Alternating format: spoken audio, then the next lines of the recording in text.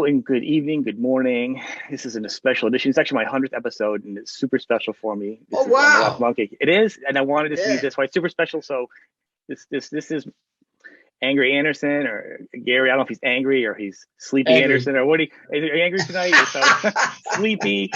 Um, he is a heck of a guy. Besides being a legend of music, he's done so much for children and charities and helping out people, and a heck of a father and you've done so. There's a trilogy of things that you've done. I always hold to. First time I heard your first album was a stand up moment for me. You and Mad Max is like my favorite character. I'm gonna tell you, if I was you, I'd get that Mad Max costume, and every now and then I go out there and I'd be mowing my lawn with that costume on and kind of look over at the neighbors just to keep the neighborhood in check. You're out there, you're doing it. You got the extra head popping around the corner. You know, I asked George about the costume, and he said, "No, it's got to go in the museum." He said, "But if you want, I can have a replica made."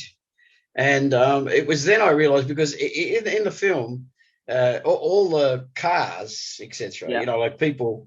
I mean, when you think about it, if they're going to trash that many cars, so that might have about 2 or 3 rehearsals.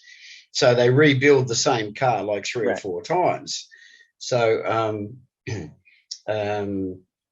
but the costumes, they've always got a copy for long shots, etc., Yeah. etc. Or like I had a stunt man, a stunt double, who did 2 of the hardest stunts. Mm-hmm. But George was funny character. He did say to us, he said, "Look, I'd like you to do. I want you to work with the stunt crew.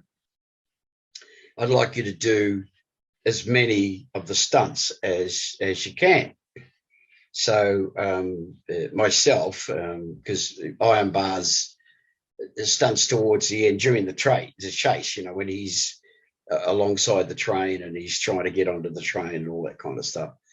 So there was a few things that we had to do, like transfer from vehicle to vehicle at speed and stuff like that. And we did some pretty intense training, but there's always another costume made for the stunt guy, right? So he did a couple of the harder stunts for Ironbar's character, or the character of Ironbar. And but it wasn't as detailed as mine was. It just, like, from a distance it looked real, rough, but so the costume, but he's kept everything. He's kept all the original cars, and even I was told we just had in conversation, but there's in the scene in the first movie, mm-hmm. and the patrol car goes through a caravan. Yeah. Well, they kept the wreckage of the caravan. What? Yeah. Where's he keeping that? He's got a couple of warehouses. Oh, okay. Collectively, like the area of a football stadium, or maybe even a couple. But he's got all the vehicles and the costumes. Yeah, he's got the whole lot. That is as a museum. Good. Okay, but that would, to me, because I'm sure you hear the Mad Max on him line, but if there's a character for you to be always known for in a movie, that's a good character, man. To get that. But I would totally have the costume. I'd be mowing the yard. I'd be at the grocery store with it. That head would be. You'd be walking. I'd be walking down the aisle, like, getting cereal, and then that head would be above the top, going over the other aisles. They'd be like, "What the heck's that?" You just see the top part of your costume. Angry here getting his milk. That would be the second best thing you've done. But my top favorite thing you did is it's been on the internet for, like, I don't know, 15, 20. I don't know when it came out. It was probably, I don't know if it was an Australian piece they did on you. It was called True Stories, and they do like a little talk about you and your life. You were doing single dad, and you weren't doing music at the time. And it was talking about you. You were actually doing work and you were cleaning houses. Do you remember this piece? Yeah. And to me, that was the coolest thing you did. You're like, "I'm a dad, I'm working, and there's no shame in doing any kind of work to anybody. I'm cleaning." The fact that you were cleaning a bathroom, like we all do, There was no airs. And this is during a time of big rock stars. You were like, this is life. And I love my kids. I'm paying a mortgage. It's a good job. There's nothing beneath anybody.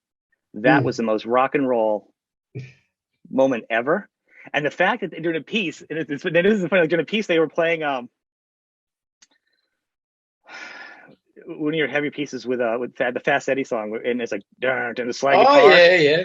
And it was almost like the and they have you vacuuming with the music to it. It's kind of like the clean version of "I Want to Break Free," but it was like heavier. And to me, I was like, that is it. That is the best moment. So to me, that was one of the coolest things. And you saying, you know, this is who it is, and that was a really stand up moment as an adult, and to see somebody do that. So I applaud you on that one. I don't know. I think that was that's cool. It was a very difficult time because, I mean, for a lot of reasons, because there was the opportunity to I don't think with the Tats at that time, the Tats weren't performing much together, but I was working with another band, a cover band, and a very, very successful.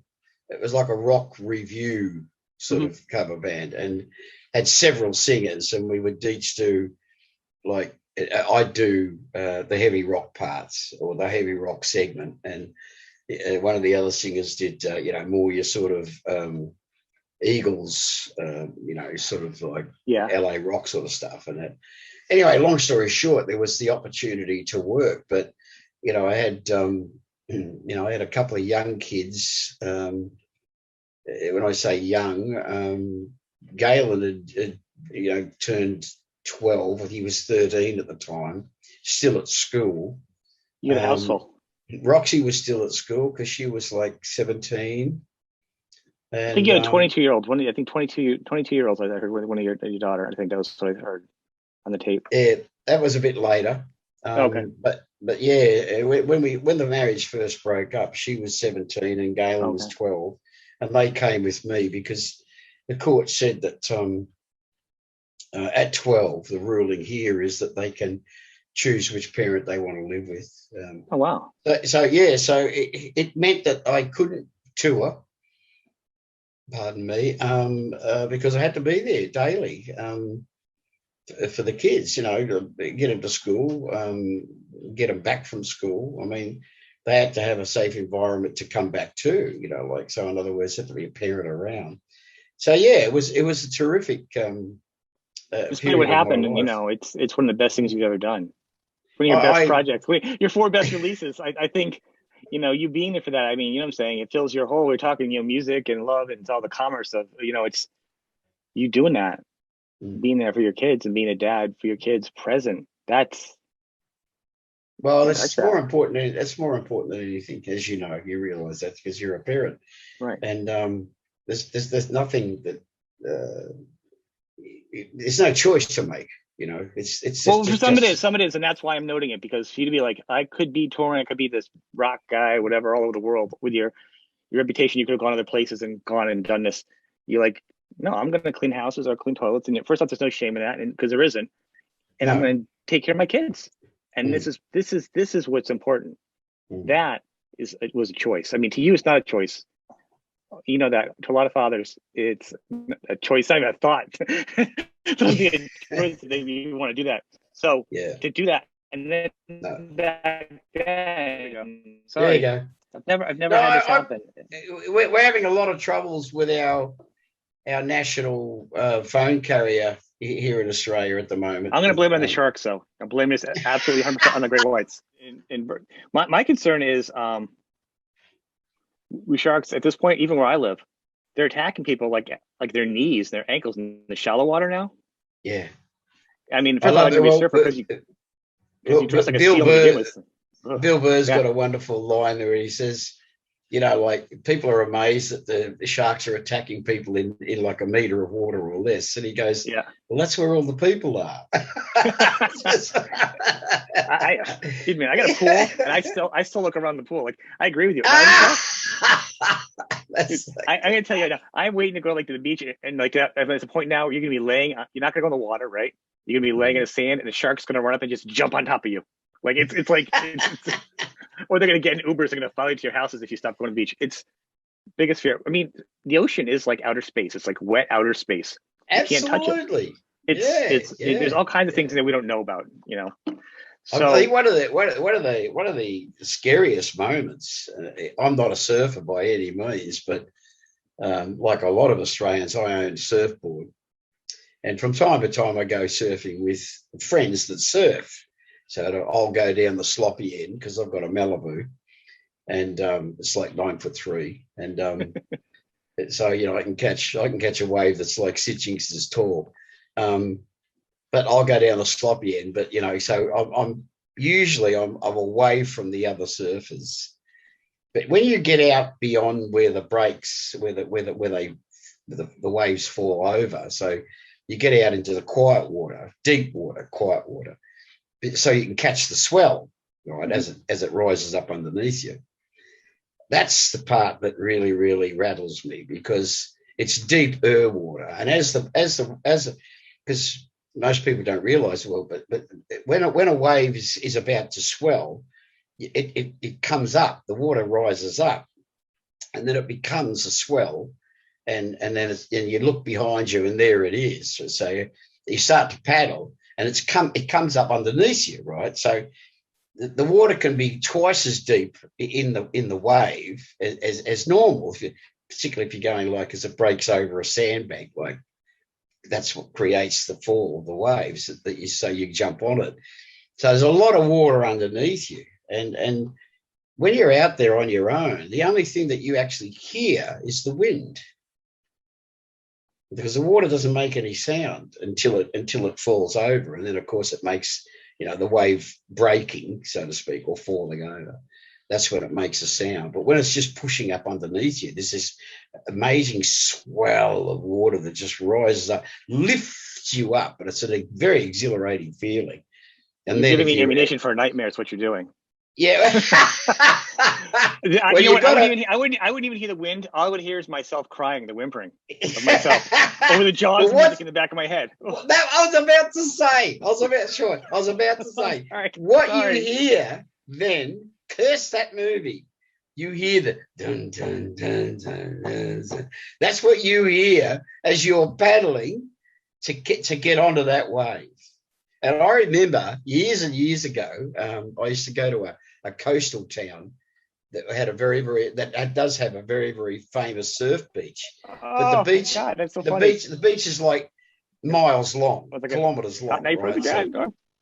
And so there's a lot of water out there behind you, like coming into the shore. And anyway, there's this one part where they break both ways, and it's a really, really popular spot. So for locals, and so we were all out there one time, and must have been in at least maybe 60 feet, maybe 100 feet of water underneath, at least 50 or 60 feet of water underneath us, because it's a huge big trough.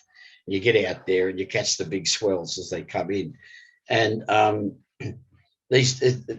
just saw this like go under the board, and I went, and like I said, I've got a 9'3" Malibu, so it's a lot of board. It's wide, it's very long, so it's very, very, very substantial in the water. And I just saw this thing go underneath me, and my heart just leapt, and my heart, because I was instantly saturated in adrenaline. Yeah. And then I saw it go past me again in front of me, and I could tell, I just sensed that there was something behind me. So, because if you turn around on a board, the board might tip and you'll slide off.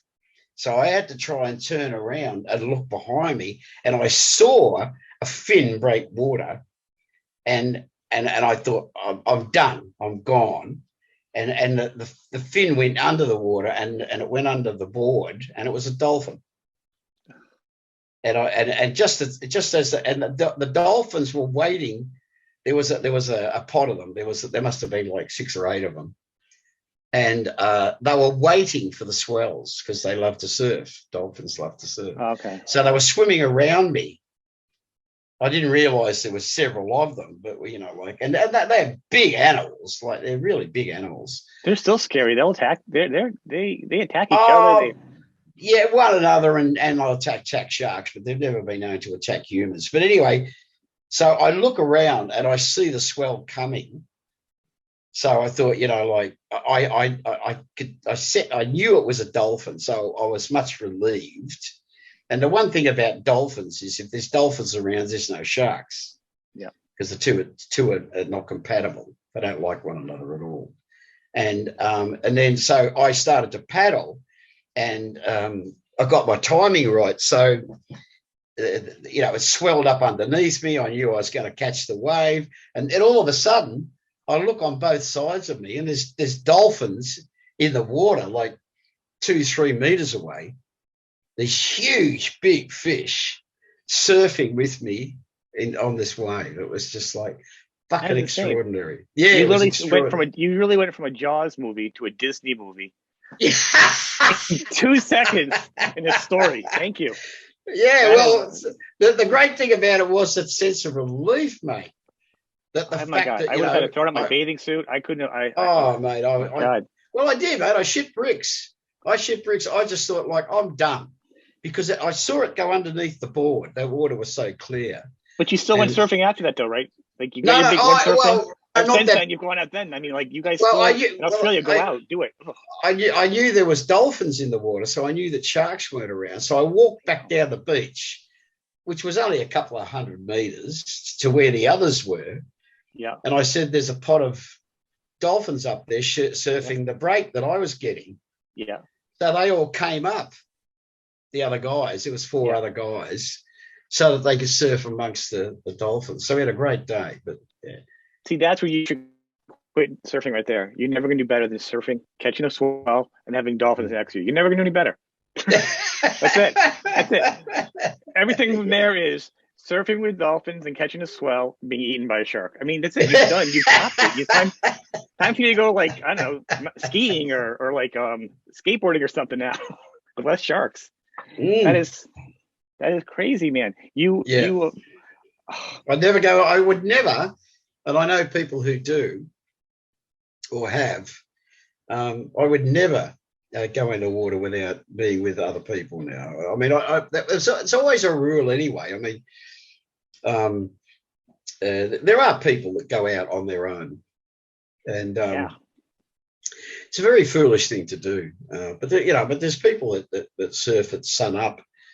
There's people I know that surf in the dark. I mean, they'll go out just before the sun rises because it's up, you know. And so they say, "Oh, well, we got to get out there because it's up." Until they get a surfboard with a shark cage on it, I'm not doing it. I don't know how the dynamics would work out with that, the whole mobility part. But no. That's dangerous. And it's very daredevil. And I hope, you know, that's like a single guy thing or a single woman to do. Like, you don't have any kids or stuff. Like, that's like climbing a mountain. You know what I mean? Like, to be a parent or a grandfather, to be like, that's really, really risky for that. That stimulus payoff is like, oh, man, I think I'd rather be around and see my kids or my grandchild. I'll do something else a little more exciting. You know what I'm saying?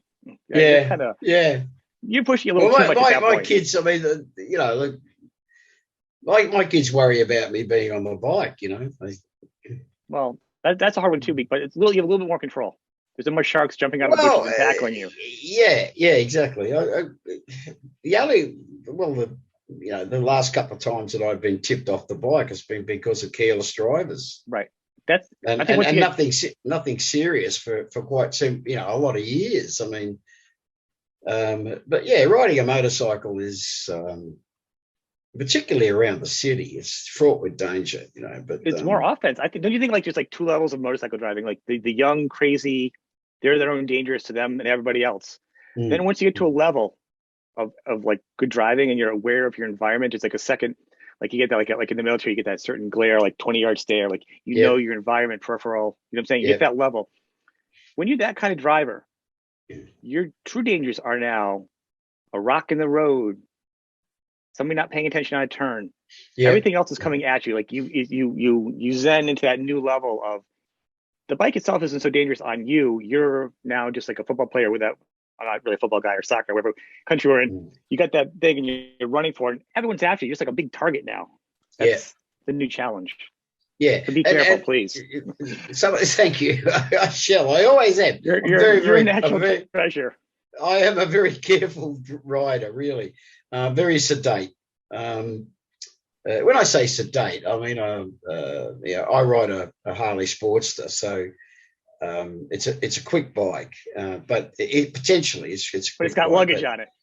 But yeah, really. But the thing about it is, it's like the potentiality is not there to be abused, so to speak, or used. It's just that, you know, it's capable of that. It doesn't mean that you necessarily have to, you know, treat it like that the whole time. So, well, it's like a tool in traffic, right? It's a tool if you use it properly. It's like back to guitar. Guitar, you don't have to shred every note. You don't have to play a solo over an entire song. It's to be used at a certain point. Everything needs to be used in modulation. You know, there's nothing evil inherently about stuff. It's where you go with it. You know, tasteful and in moderation. But yeah, you know, in the real sense, I derive pleasure even riding around in traffic because of just what you've articulated. Is that I adapt entirely to. I don't try and take shortcuts. I don't take risks. I'm not paranoid. I'm just super aware, and I'll enjoy the play, you know, with the traffic. And when I see an opportunity to get ahead and it's safe, I'll take that. You know, and it's the total thinking. You do it in a vehicle too. Like my other vehicle, I've got a Toyota Land Cruiser, and you know, because my boys and I would like to get out camping, and I bought it because it's you know, it's an off-terrain vehicle, etc., whatever, and it can tow the weight and all that kind of stuff. And yeah, I get driving, or the driving experience, from two extreme perspectives. You know, like in a truck, I'm high, protected by this, you know, 2.5 ton vehicle, and on a motorcycle I'm down, right, you know, like at eye level with all these other drivers. Motorcycle, I think, is probably like an endorphin rush, right? And a hyper awareness. Yeah. I think with a car, I wouldn't add a caveat to that, is that when you have that same awareness, it depends on how expensive your car is. Because if you're driving an old station wagon or a junker, you're like, whatever, dude, hit me. The higher of your car, the more hyper aware you're like, oh. That's why I never. A junker or something from Detroit, you're like, dude, hit me, right? Yeah, yeah. Well, I gotta say, and I don't want you to get the idea that I get arrogant about it, but one of the things about being in a truck, like a big, you know, off-road vehicle, is you know, it's so much bigger than most cars on the road, apart from others of its same kind, right? But it gives you a certain amount of you're able to sort of like exert some sort of influence in your immediate area. You know, and I never take that for granted, but I do use it from time to time. Like if we're in traffic and I want to cross a lane. It's like, excuse me.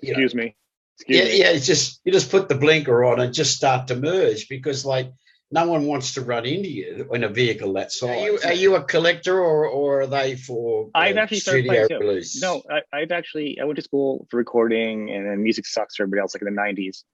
I started doing like, having autism. I didn't know where I was going to go. I didn't know yet. And I started doing like radio, a bunch of different weird things. Fell into cable. Recently, I switched to IT. A couple of years ago, I decided, you know what, I used to sing. And I want to play guitar. My kids have been playing music, and some of them are kids' instruments. So I started learning guitar the past couple of years. And of course, when being autistic, I'm like, do you know, it's interesting that you say that. When I say interesting, it's for want of a better word. These things, it's part of my spiritual belief, but I believe that the certain things are connected. Now, we're on different parts of the globe, like you might even say on opposite sides. There's sides to a globe. But in the aftermath, one of the things that when my son was killed, one of the things that it brought very sharply into focus, which was a long-held belief anyway, and a practice, I might add, but pardon me, not anywhere near as a complete a practice in my own life as it could have been. And one of the things that disaster does, the aftermath, if you like, looking for. I'm so sorry for that too. I don't even know what to say, but I don't even know. I mean, that's another thing. I don't even know how. That's my biggest fear. So bless you, man. It's something that, you know, obviously you have to deal with day by day, and it's a forever thing. So it's again, it's a component of life. Going back to the philosophic sense, if you like, that I have of the spiritual grasp of my own personal life. You know, it's a growth, growing, learning, educating thing, so that I endure and employ day by day. But one of the things that because my boys, well, my 4 children, my daughter is a beautiful singer, has never sung, has never wanted to. She spent years and years at talent schools, and she dances, and she did drama, and never did anything with it. Just wanted to extend her artistic bent, if you like. But the 3 boys were all into contemporary for their ages, which is, you know, largely rap. And the 3 of them, Galen, the eldest, was more molded. His one of his biggest influences was Eminem, and which was lovely because he brought me, pardon me, because of my wanting to know about his music and you know, what drove him and what energized him, and et cetera, et cetera. And we used to talk lyrics and lyricists, and I said to.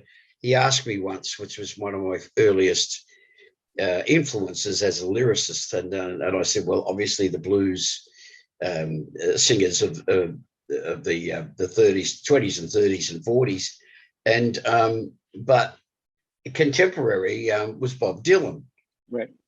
Who captured my interest as a lyricist, because in the 60s, very early times with Dylan, the first things we heard from him, of course, were things like Times Were a Change and A Blowing in the Wind and things like that.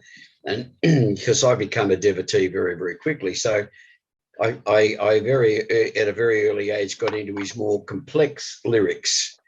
Anyway, long story short, Blaine, the middle boy, he's more of your R&B. He started writing again. Nice.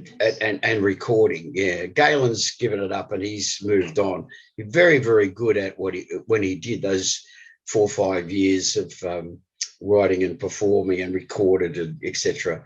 Had a lot of his stuff played on local hip hop radio, and Liam, of course, was the real star. He had wonderful charisma on stage, and was a wonderful lyricist, but he committed less of his work to video, where they made their own videos, because they all belonged to crews, and they had a large crew which they all belonged to, and sometimes the crew would perform in, if you can imagine, 10, 12 guys that would break themselves up into 3 acts and book themselves into a bill, or, you know, they were booked onto a bill, and it was the same group of friends, but they became 3 different acts. So they would do the whole night, right? And then at the end, at the end there was this this wonderful cacophony of, like, you know what it's like in the old, what they used to call it, free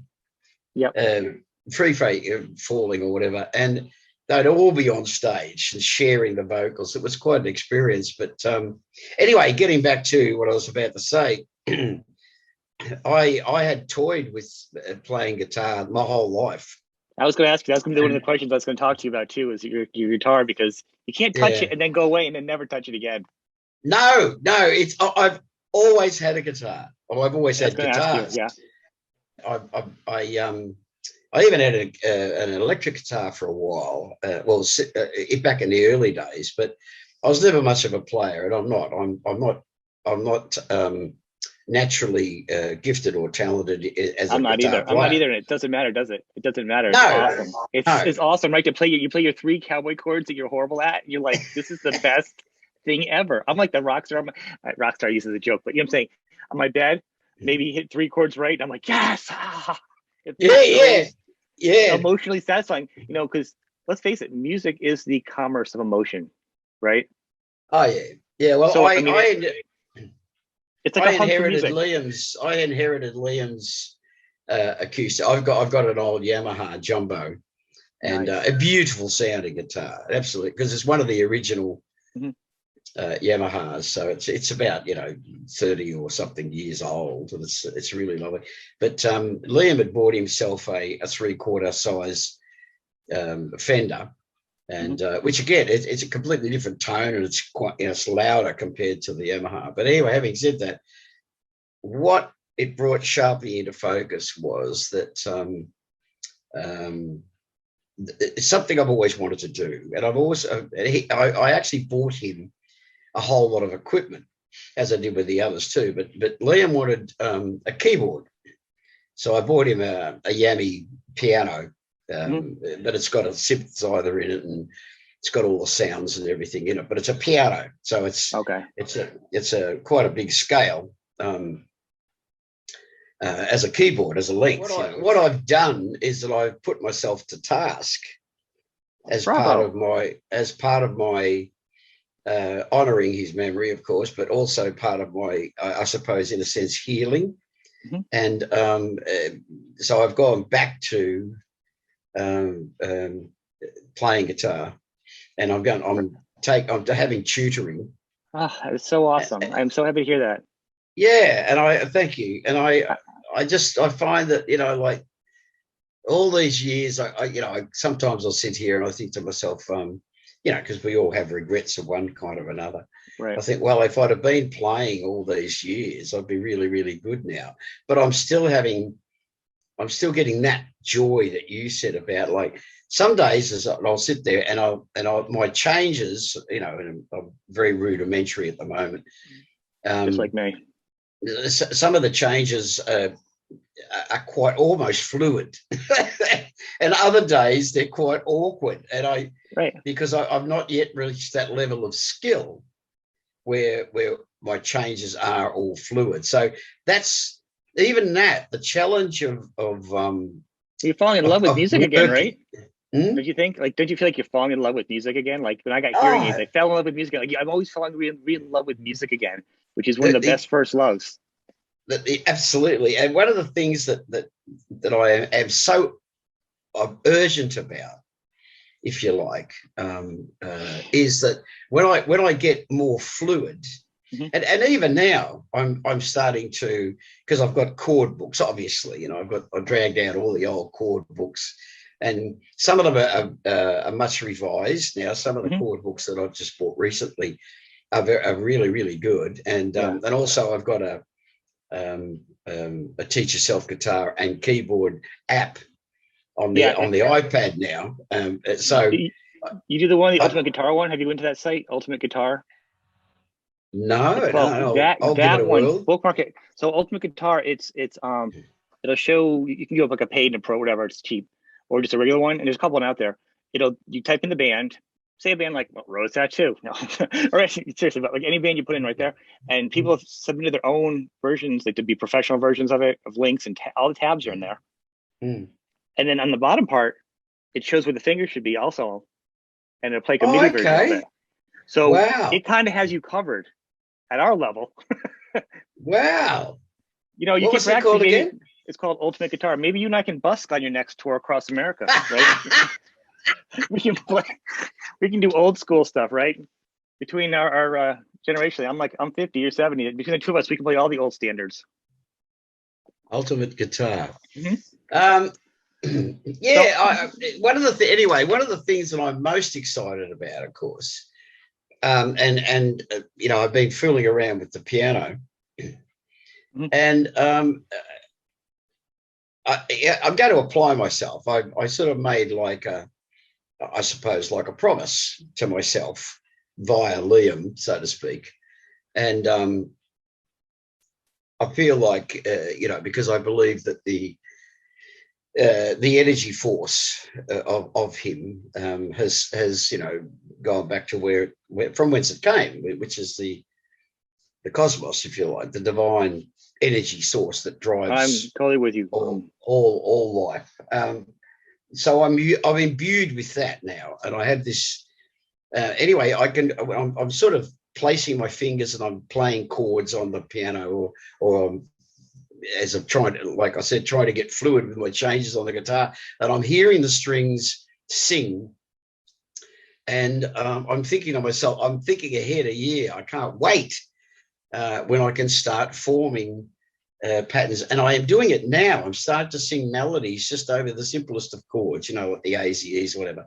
And I think to myself, very, very soon I'll be able to start writing, but I'll write the music and the lyric. Whereas awesome. I've always worked with. So for me, at my age, it's like I'm in the last years of my performing life, part of my career, but I'm about to start, which is great because it proves that life starts whenever you want it to, or like in a sense, like philosophically speaking. Yeah, I agree with you. And to me, like I grab the guitar, I'm saying, I'm not going to just learn how to play it because I wanted to play with my kids. Of course, my kids won't play with me, of course, because they're just too cool, right? That's the gift. If you get your kids to play with you, I'm like all these lessons and everything. Like there's an amp. I got my daughter was 16, wanted a nice amp. For her 16th birthday, she wanted a bass amp, playing the Pixies. Where's My Mind on Piano at a church thing. We're not part of a church, but it was a function. Does she play bass? She plays bass. I have a daughter that plays bass. Fantastic. And keyboard by ear and acoustic. That's her tan acoustic. And then the basses are hers. I'm one of the people that said quite foolishly when it first started, after about a year or two, I said, I'll give it 10 years. Oh, you got last, everybody. I thought it was going to be like disco. I thought it was going to be like another fad phase, and it would, and from time to time it would be like now. I learn, I listen to, like in the car, so to speak. I'll listen to Donna Summer and like the disco era of my. Remember back then? Did you listen to it back then? Do you find old stuff that you felt was really schmaltzy? Now you get in the car and you're like, that's cool. Air supply. You're like, you're like, yeah, I get it. Yeah. Like, I get. Yeah. Like, Boss like it's a whole new thing. Right. Yeah. Man, like singer-songwriters are really chunky to me right now. I'm really just digging. I'm going through a phase where it's just like. Absolutely. I mean, I was so enamored with Boz that I went out and found a brand new pressing, like an album. Yeah. A brand new one. I mean, when I say brand new, I bought it at a garage sale. I bought a whole box of albums. Like I'm a vinyl LPs. guy. I love vinyl. And I only use about used vinyl too. I want something used very rarely. Everything. My guitars are used. I love used stuff. Oh yeah, it's pre-loved, which is a wonderful turn of phrase. So the fact you got to recondition is even better. Well, yeah. I mean, but it's like it's like anything else that's been owned and loved. It might have the marks of life on it, but it's matured. Yeah, absolutely. But it's matured and it's being played, and the wood sings, and But I remember this when I got this Boz Skaggs album. There's 3 of them actually. There's KC and the Sunshine Band. There's Kool and the Gang. There's a whole box. There must have been 20 or 30 albums in this box. I said, nice. What will you take? And he said, I'll take $1 for each album if you buy the box. So I think I ended up giving him like $30. And that's a deal. Anyway, I got them, and I had a quick look at them, like took them out and I had a look at them. There was not a mark on them. They were beautiful. And I got them home and gee, I've got to tell you, I've got really old in my room. I've got really old. They were a late 60s, early 70s Bose tower. And so they've got a couple of bass speakers in the cabinet, but in the top, it cut off at a 45-degree angle, and they've got little clusters of tweeters, like two sets of two, right? And they're like about an inch, maybe 2 inches diameter, but they're a classic Bose box of the era, and and I've got a big Yamaha monster amp to drive them, so they get a workout, and but they sound just glorious. Bose still does good. I have some Bose on. I said the other day, even now, they have through the years. You buy a Bose, it's like an investment. It's like buying a Rolex. It's going to last you. Bose from A to B, but the analog sound of those records. What is your bet? So I'm gonna have to check it out. What would you say the go-to Boz record should be from me? What do you recommend? What record do you think I should go to first? Boz Skaggs. For records, what do you recommend? What do you think? Any of them? Any Boz record you think I should go to first? That would be the one. What's my gateway drug to Boz Skaggs? Just trying to think of the one. I think my favorite. It's got a pale blue cover. What's it called? I can Google it. It's always fun to ask people off the top of their head because you really get because it depends on the moment. As far as yeah. I could never tell you. If somebody asks me, I'd be like, "Damn you! Don't you dare ask me that question." My mood changes every 10 minutes. You know what I mean? My top 10 goes like literally 5 times a day. It changes. Oh, absolutely. Yeah. But one of the best, of course, very biased about the subject, but I think one of the best sounding albums, like as a pressing, still to this day stands up, and I play it often, is Sgt. Pepper's. The Beatles, George Martin just did it. That's just how it goes. What they did, and I've watched absolutely endless videos and documentaries on the Beatles, because there's just so much material.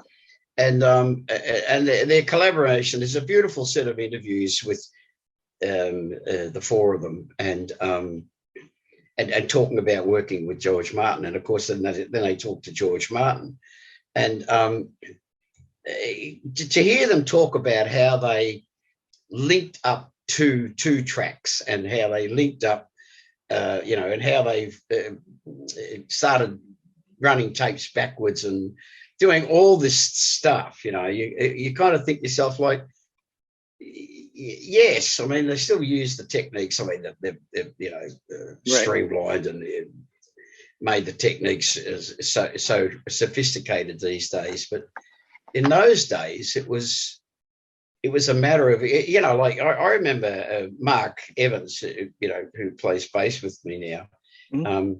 He was, because he's he for many years he ran a guitar shop, and I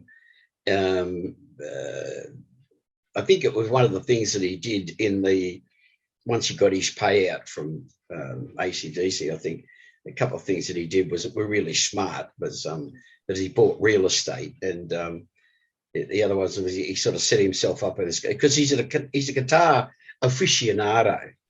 It's amazing the knowledge that Mark has. Oh, really? That's extraordinary about guitars. And he still now works in the shop as their main buyer, he can tell you. It's like he can tell you when the model changed and when they changed this model, they changed the machine heads, and then the nuances get deep on that. They get so deep on that, the nuances. Yeah. Oh my goodness.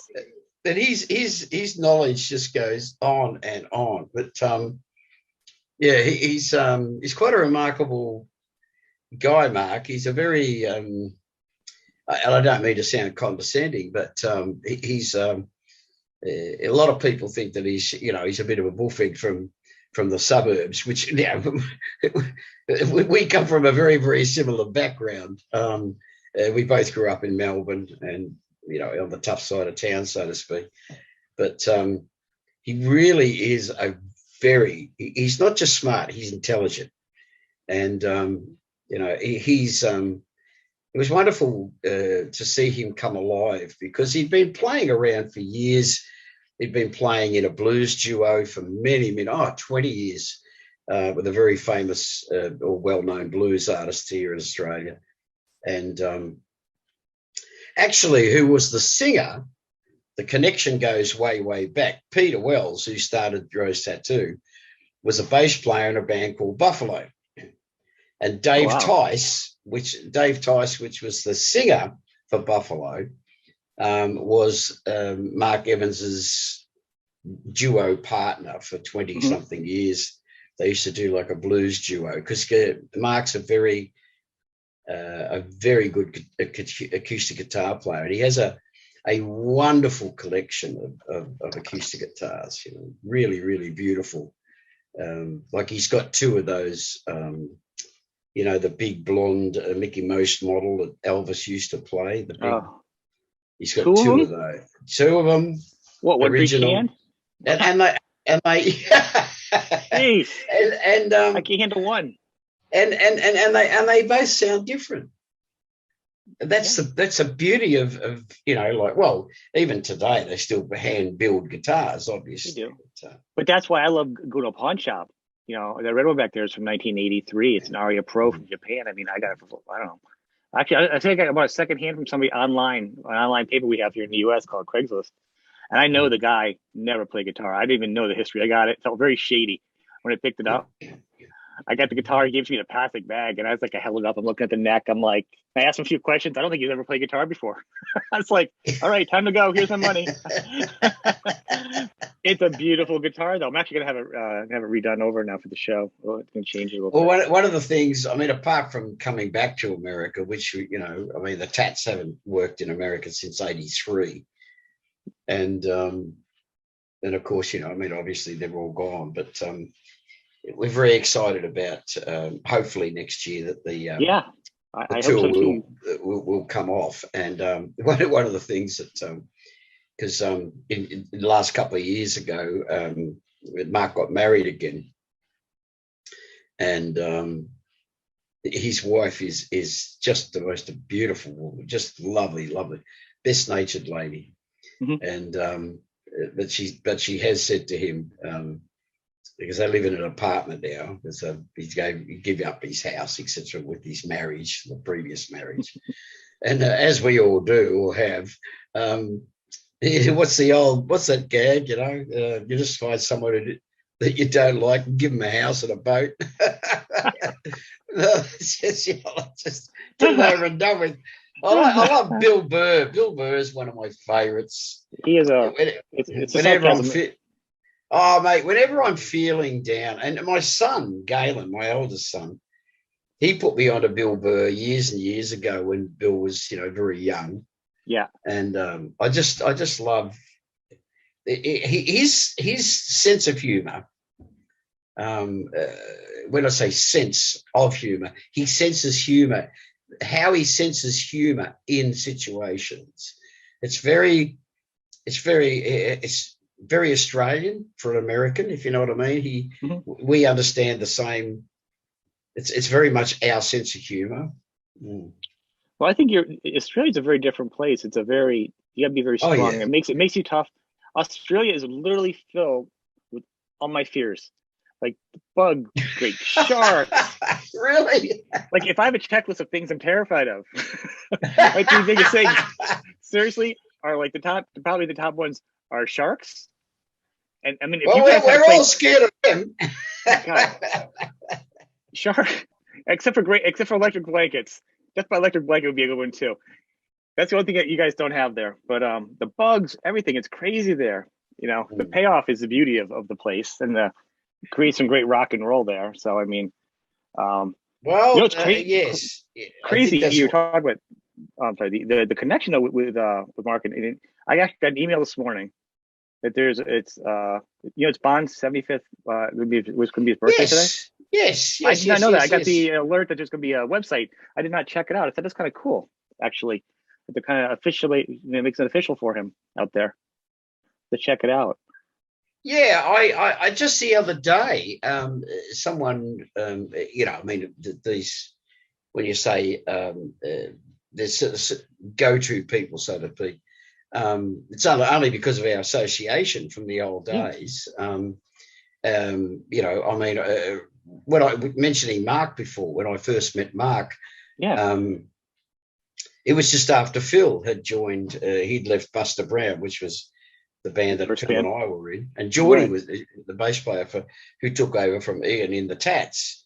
Phil knew him as a very young bloke and got him into the band. But so Phil, Buster broke up, and Phil went and joined AC/DC, and then not long after Phil, Mark came in, and we were still all hanging out together in Melbourne, and that's when I met Mark, and I liked him. I told him years and years later, because we've been best mates for all those years, and although there was lots of years in between where we didn't see much of one another, we ran into one another only at gigs or at pubs where lots of musos used to, like, there's always several pubs where musos go to drink, and so we'd run into one another from time to time, and I used to go and watch him play from time to time. But I remember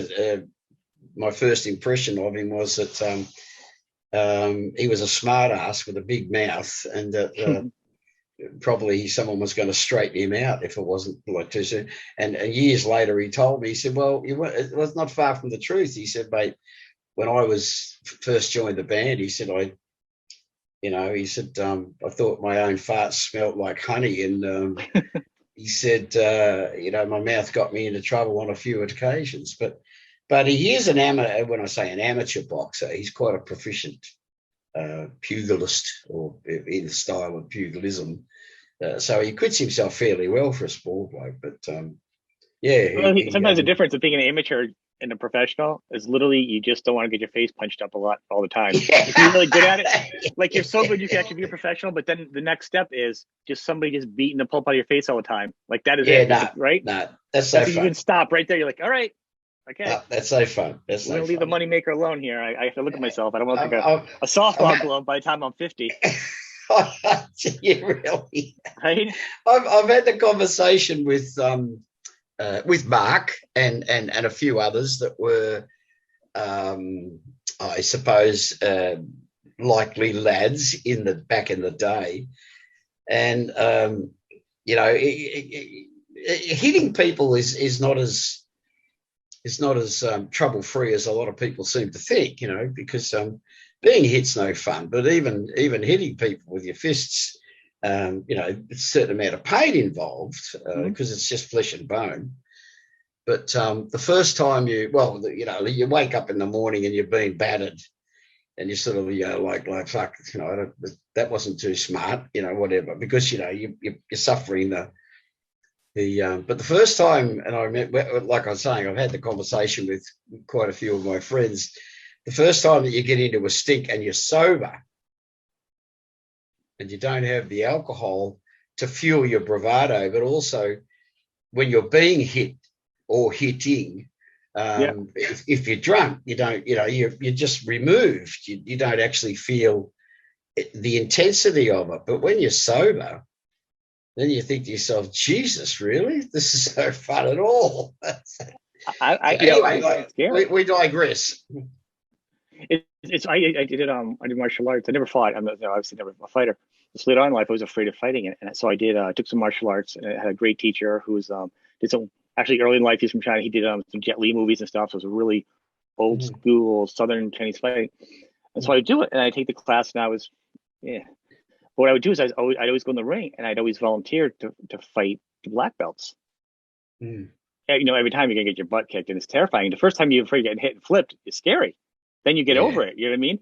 And the teacher's like, "Why do you keep doing it? Why do you want to fight?" I'm like, "Because I'm not gonna fight the person next to here with a white belt next to me. You're in the street, you want to fight somebody, you want to know you're going to fight the best. You want to get beat by the best every single time. You want to be prepared. And it's there's a fear of when you're sober and you're getting flipped and thrown and punched and approaching somebody and you're that close to them physically. It's a weird emotional thing too when you're grappling somebody. Yeah. Like there's that weird connection. All of a sudden you're like, you see them, you're like, it puts you in a different spot. It's I could never be a fighter. This is not my thing. Me either. Wasn't cut out for I am. Great to see you. I want to talk about your album. Just you redid your classic album and you threw some songs on it. It's great recording. And one of the things is as a singer, your voice has never weakened or changed. I know you really haven't done any formal lessons with it. Do you feel you have to do anything now to your voice to keep it so strong? It really does answer to if you don't use it, you lose it. I mean, I haven't lost it as yet, but I found that in recent years, because we're not working as much, it takes a little bit longer to get to the point where, like for instance, the best example I can give is like, if I'll do like at the beginning of a tour, I'll do 3 nights and then I'll have a night or 2 off. And then I'll do another 3 nights. And then after the first, like week or so, that you can do night after night after night, like you can do 5 or 6 nights in a row. And it gets that the quality that I really enjoy about, it gets that raspy, like sort of Roddy Stewart sort of effect, which is great because he's my favorite singer. Oh, I was gonna. That's like, we're gonna talk about him in a minute. You and Rod Stewart. I have a question about that, my friend. Okay. It's one of those things that the more, if we worked more, I'm sure it'd be easier to sort of break it back in, like from time to time. But it's like we've worked twice. I've done 2 gigs in 14 months since the industry ground to a halt here in Australia. And one was with the Tats. We did a special show up in Darwin. They do this show every year, and we did that one. And I did 2 other nights with a cover band that I do that I was talking about before. Yeah. And they were the only 2 gigs that we've done since March. We were 2 weeks into our first European tour from last year in March, and I think we were sort of like about maybe 3 or 4, maybe 5 gigs in, and we're in Oslo, and they said, they're going to close Frankfurt Airport. They're going to close all the airports in Germany, but they're closing Frankfurt the night after, like now. And so they said in Oslo, I didn't realize how far Oslo was from Frankfurt, but it was like a 36-hour panic drive. Oh, wow. Yeah, we had to, a bus driver had to come out by car, be driven out to meet us halfway because, bus drivers can only do certain amounts of hours before they've got to have a certain amount of hours off. And our bus driver was not going to be able to make it because we had to get back to, so we came back and, it'd been 3 gigs, 3 nights, 3 sets in all that time. So come October, we start touring again here. That's exciting. So it's going to be, and the gigs are starting to really pile up because there's no one coming in from outside anymore. It's so a lot of Australian bands.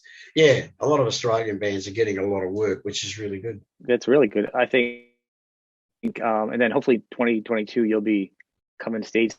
Well, that's the plan, and the dates have been released, all in good faith. So we're going to do the Monsters of Rock cruise again. We did that a few years ago, a couple of years ago, or 2 or 3 I years keep ago. thinking about that. People keep talking to me. I think I'm going to have to do it. Even I'm going to have to fight my fear of crowds and sharks. Seriously, it's a big, mate. It's a big ship. You're right, safe. But then it's people, right? So then you got crowds of people. Yeah. Sharks. The only thing to make it worse is if my bedroom or whatever they call the little docks had an electric blanket. That would be it. That would be over the top. That would be too much. But there's so many good acts on there. It really feels like I'm going to have to just take the plunge to see it. It sounds so good. Oh, mate, it's the most fun you can have standing up. It's really, really a lot of fun. Yeah, we've done tours here out of Australia, up around French Polynesia, what they call French Polynesia, but we did one for Rockin because the guy or the guys, the company that runs Rockin, Thomas Jensen, who was he and a couple of mates started Rockin. Well, Thomas manages us through Europe, and they started the rock cruise up there, so we did that a few years ago now. That was a huge amount of fun. But the one through the Caribbean, as Americans say, it was absolute hoot. It was just such a good tour. Yeah, you should do it. It was fantastic. I'm gonna have to do it. People keep talking to me, and just finally a reason to go on a boat for me, I guess. You know. I got to see live a band that I hadn't seen for many, many years, which is an English band called Choir Boys. And, I love them. I've never seen them live though. Oh, fantastic band! Yeah, great band. Another great voice. Another great raspy rock voice. But like as you get older, the voices change. I mean, like so, there's not a lot of singers in your peer group in the rock and roll genre, or whatever you want to say it. As you get older, it's harder. I mean, it's the hardest tool besides like drumming. You know. I'm not gonna make any bass player jokes right now because there's enough of them. You guys know who you are. But you know, and the guitar player has to practice. But then the physicality of being a singer or a drummer, as you get older, it's more of a challenge. I mean, there's a handful of singers that can still really deliver it, and you're one of them. I know you say it's a little slow. You feel slow. It's good. I mean, you have like Sammy Hagar's got like a voice of leather at this point. I don't think it's getting weaker. It's getting stronger, right? How strong is that guy's voice? But you know what I'm saying? Like, there's some. I remember saying to Angus, I hadn't seen or spoken to Angus in 20 or more years. It would have to be at least 20 or more years, yeah. And he was out here, visiting family, and when Guns N' Roses were here. Axel had just done a stint with them, and so he was invited to get up and play the encore, as I'm always asked to get up and do Nice Boys with the Gunners because whenever they're here, they get us to do an opening support for them, and which makes sense. I mean, and yes, it does, and it's a lovely thing for them to do, and I've always been appreciative of it. But so I caught up with Angus backstage, and we hadn't spoken for 20 years or plus, and anyway, it was great to catch up, and I remember saying to him, I said, when you were thinking about singers, way back in the day when they got Brian, or particularly when they got Axel, I said, did you ever consider Sammy Hagar? And that's brilliant. That is a brilliant thought. That is. And he looked at me and he said, "Fuck me." He said, "No." And I said, "Man, the fucking guy could, he could sing the shit out of anything. He's a great singer. He can. Great singer." And I said, that never occurred to you? And he went, "Mate," he said, "Mate, I quite honestly," he said, "I didn't enter my mind." He said, "If it had," he said, he might have been, but they wanted someone for that tour to obviously to create the controversy, if you like. You do, and there's got to be a relatability of a certain fans. Sammy Hagar fans there's gonna be a crossover accepting AC/DC. Yeah. Axel. Yeah. I mean, Axel did a job. I mean, he's known for doing AC/DC. Oh, absolutely. I'm surprised you weren't on part of the short list for that either. I think it goes back to the early days, and I think Mark Evans tells the story that because people say, "Oh, why haven't the Tats ever done a tour with AC/DC?" Because it was the members of AC/DC that got us signed to Albert's in the first place. If it had to be from Malcolm and predominantly Bon, I mean, we had that association with Phil, but I'm not sure that Phil strongly went to bat for us, but he certainly would have said, "Look, you know, you really should have a look at them." But it was Bon and Malcolm predominantly that really pushed for George and Harry to come and see us, and because they were excited with what we were doing musically. But they also, if Mark, and I don't doubt Mark tells the story accurately, but he tells a story that someone said, "Well, maybe what we should do is put the two bands out together." And George said, "That'll never happen." And he said, because we don't want the two people, we don't want the two bands.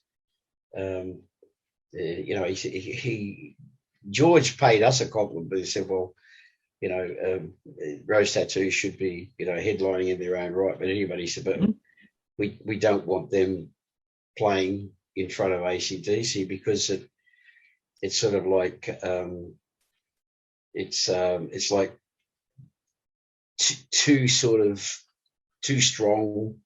Right. It puts you in a different position. It puts you as an opening act. It puts you, or vice versa. It could be. It's no disregard to either band. If AC/DC went for you, make AC/DC. And that's not. It's this and then that. Subconsciously, people do things for the first time. It's that first impression. But now that things have changed during this tour, like have you come out? You know what I'm saying? It'd be interesting now. Things are so different now. Like to have you just. I think so. With the band. I think that would be a really good thing now. I think it'd be. I think you're right. I think it'd be more applicable now to see Tats as an opening act for AC/DC now these days than it would have been. I can see why. We took it as a great compliment. We took it as a bit, well, okay. Not that they ever saw us as the threat or anything. It's just that the two bands were, I suppose, vying for the same. Well, there are similarities, the same place, the same album release year. I mean, there was such a thing you really wanted to. It's like two siblings. You want to make your own name. Yeah. But you guys are the only other band that we did tour with extensively later on, once they'd left Elvis, was with the Australian Choir Boys. And they did their first works with Elvis. They were part of the Elvis family. And then they had a disagreement over musical direction, and they went to Mushroom and had their biggest hit actually here in Australia, the song called Run to Paradise. But they were never able to sort of follow that up. And I think in retrospect, if they'd, not that you can go back and change the past, obviously, but one of the things about Albert's was that it was an exclusive family to belong to. And that's why we used to call ourselves the Albert's family. Business-wise, they used to call us the Albert's stable, but we were definitely a family. There was, ourselves, a band here called the Angels. Yep. There was AC/DC, the Angels. There was Rose Tats. There was the Choir Boys, and there was a couple of outfits. John Paul Young, pop singer, which George and Harry wrote for, and Stevie Wright, who was the singer in the Easy Beats. They wrote albums with him, for him, and there was a trio. No, they were a quartet led by the bass player singer called the Ted Mulry Gang. and they were a pop band too, but we very, very successful bands here in Australia. But we were all part of that the Elvis family. Now, when you say stable, it almost sounds like, you being part of stable, it's like, oh, it sounds like you're like the pool boy for a rich woman. Angry Anderson is part of the stable. Here comes Angry, the pool boy. Miss Judy, she could have me every hour exactly of the working day. That's awesome. You were so funny. What I love on this album, and really two things. Before we wrap up, for at least for today, before we lose our freaking interconnection, there's the Sweet Love. You have three. So you had the album. It's great. Your voice sounds great. But Sweet Love, I hear basses. I hear early Rod Stewart. In that, I hear, why isn't he doing a Rod Stewart compilation of old bassist songs? Your voice is so good. It'd be so fun to have you do some old songs like that. I have just launched, but we've been held back by COVID.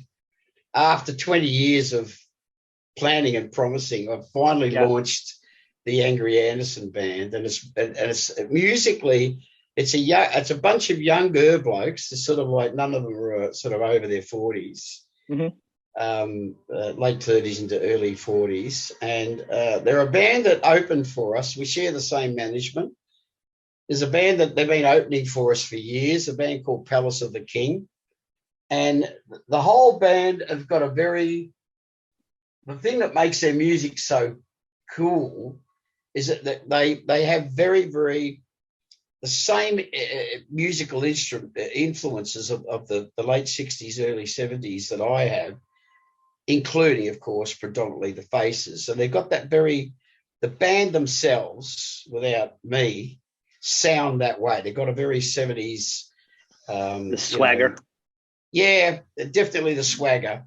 But they've got that... the guitar sounds, and they affect that influence on stage. Like that. The way they dress, they're all long haired. They wear flares. They got that very sort of like. There's a keyboard player in the band, and they got a sort of like a Spencer Davisy, Stevie Winwood thing going on.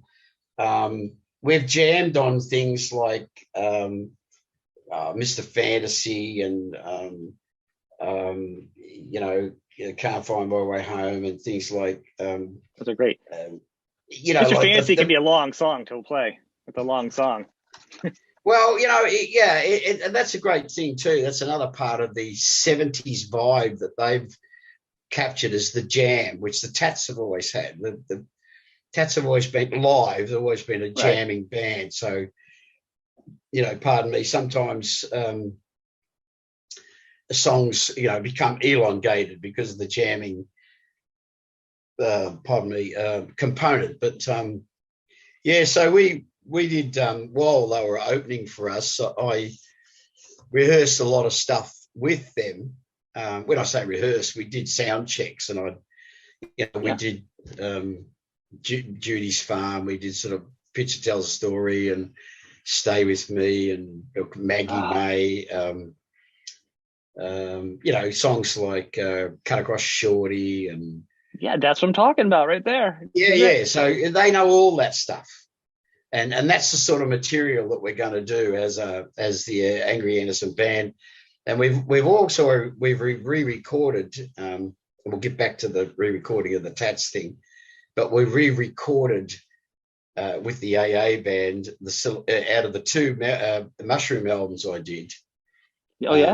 We've taken the best songs of both and done a new re-recording of the album. But getting back to the re-record, a lot of people sort of said, well, why do you want to do that? They said, well, we want to mark, acknowledge the history.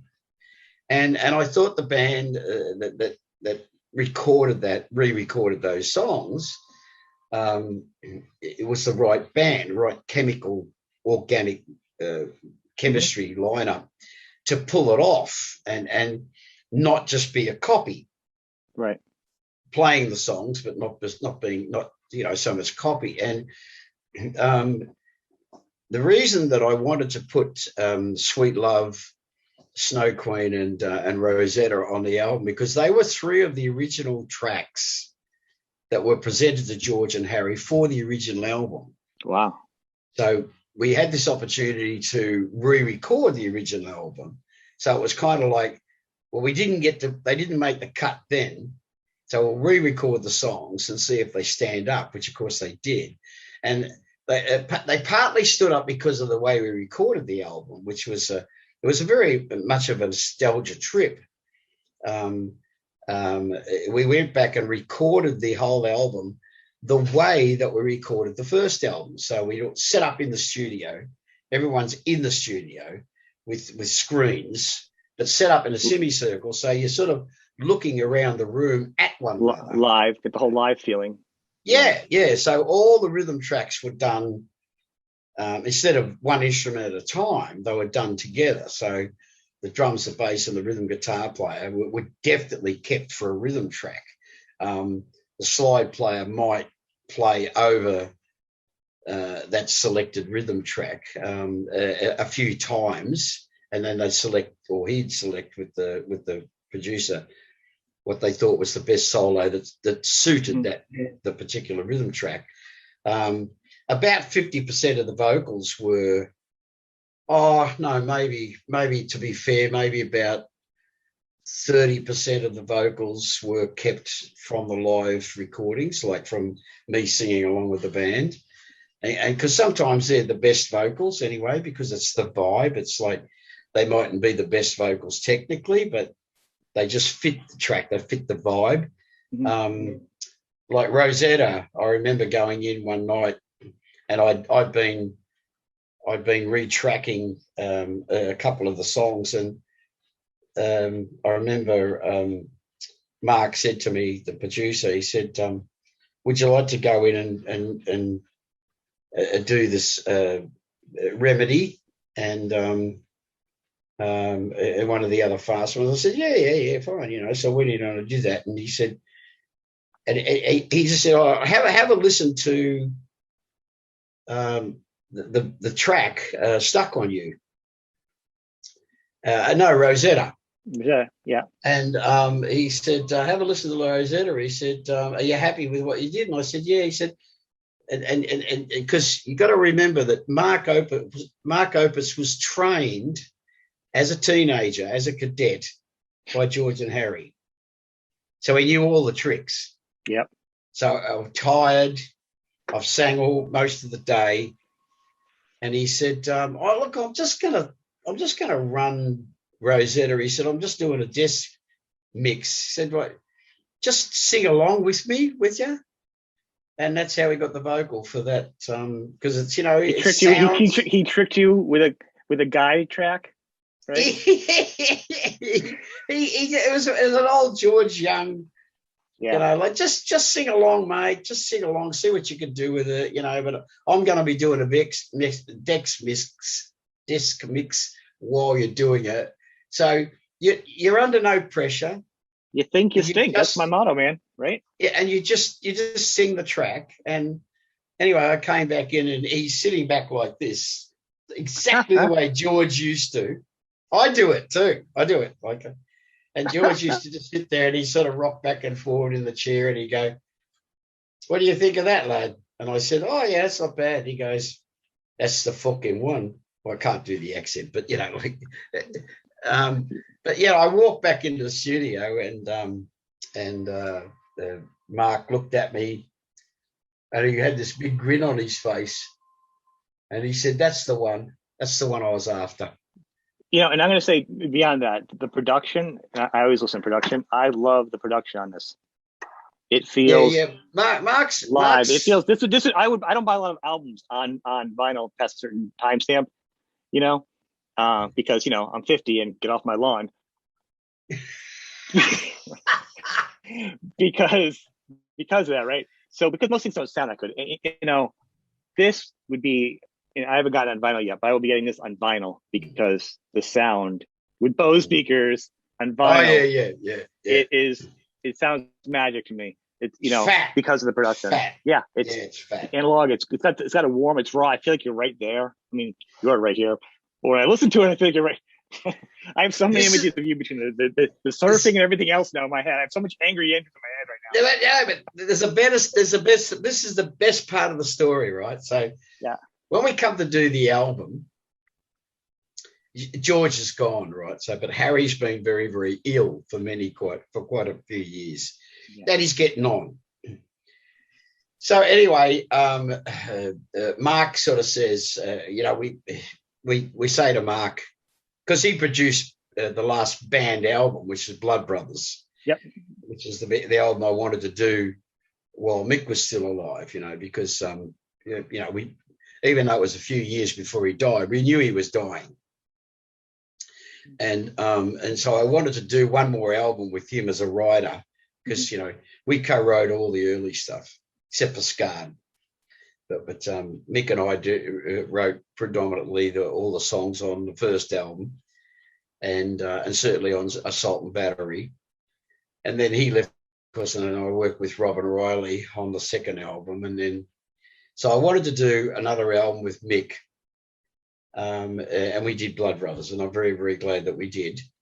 But Mark Opitz produced that album too. And so sonically, it's a very, I love that as a sounding, isn't it?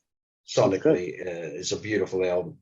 But anyway, Mark, being the producer, had the pick of the studio, So he said to me, I've got something very exciting to tell you. And I said, yeah, okay.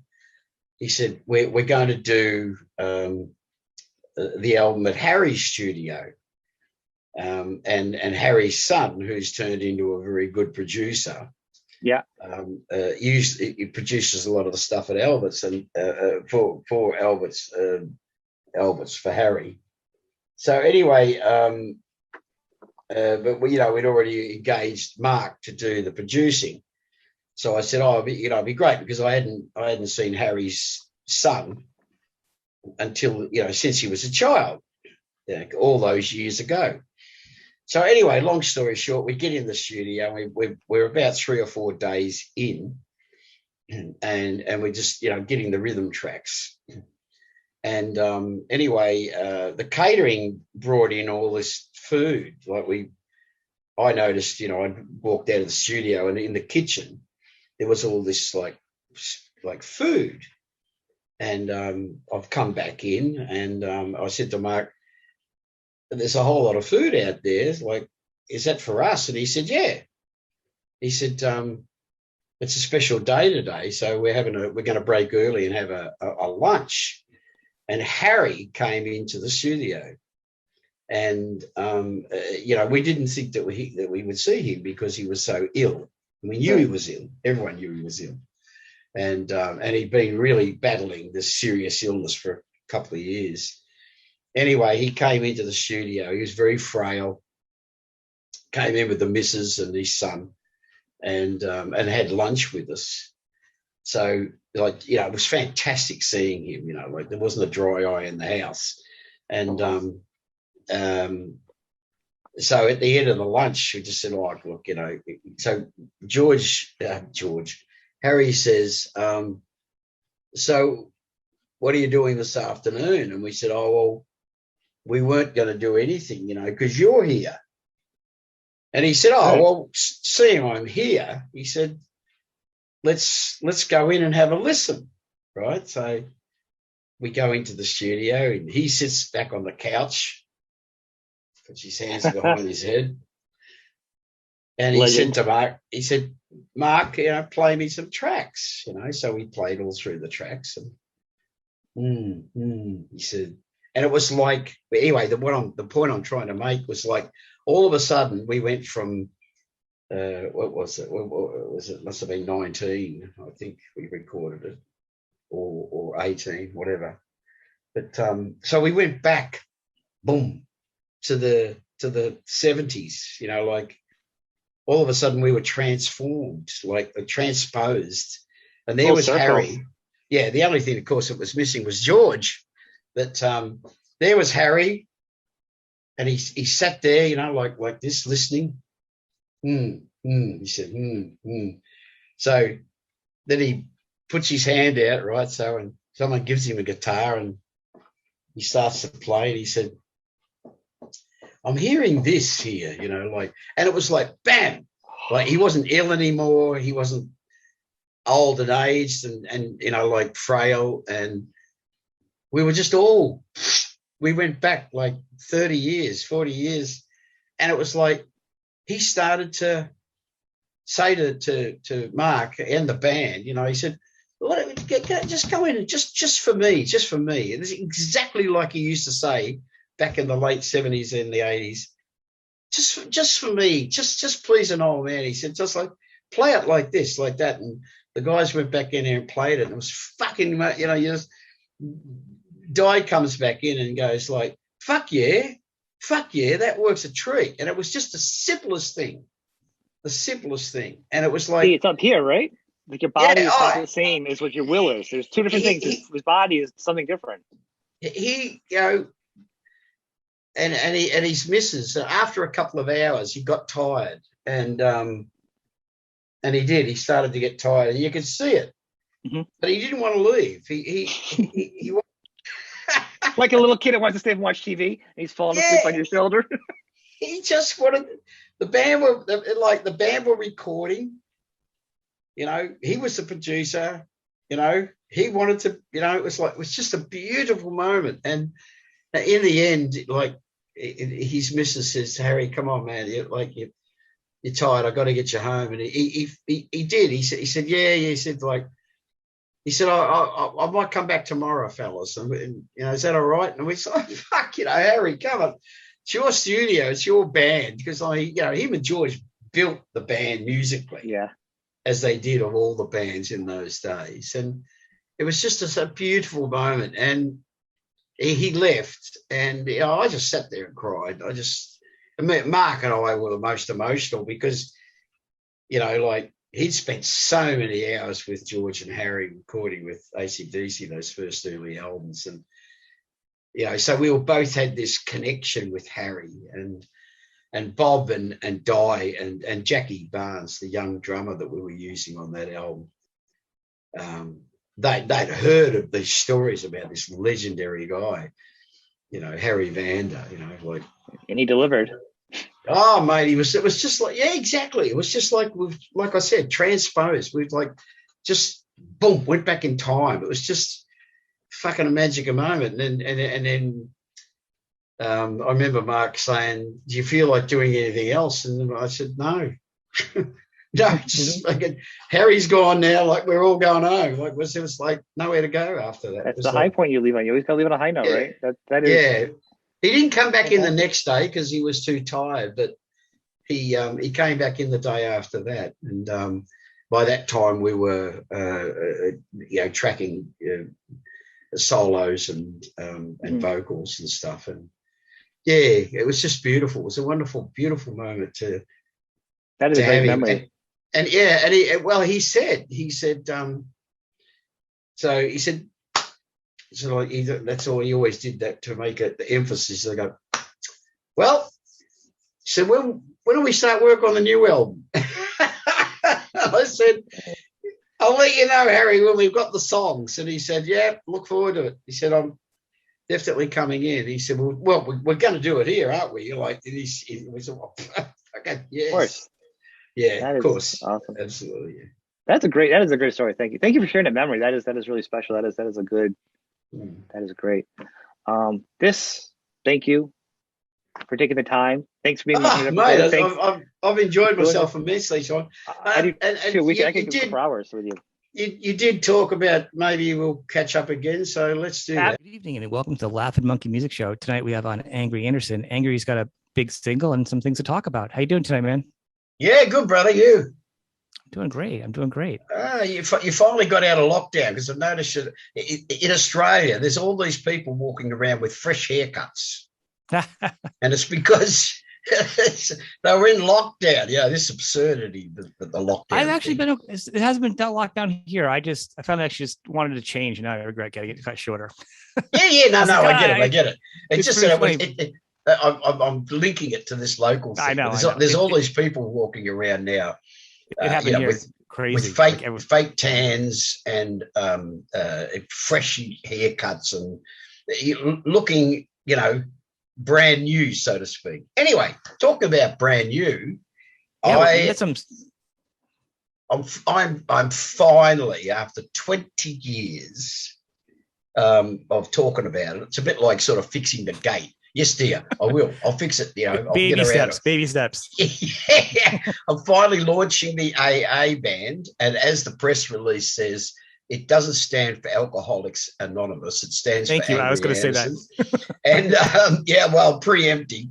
But yeah, it's been a dream of mine for a long time to. We've talked about it a little to launch my own band, and it's an R&B band, so it's a different kind of music than obviously the Rose Tattoo does, and with the accent on.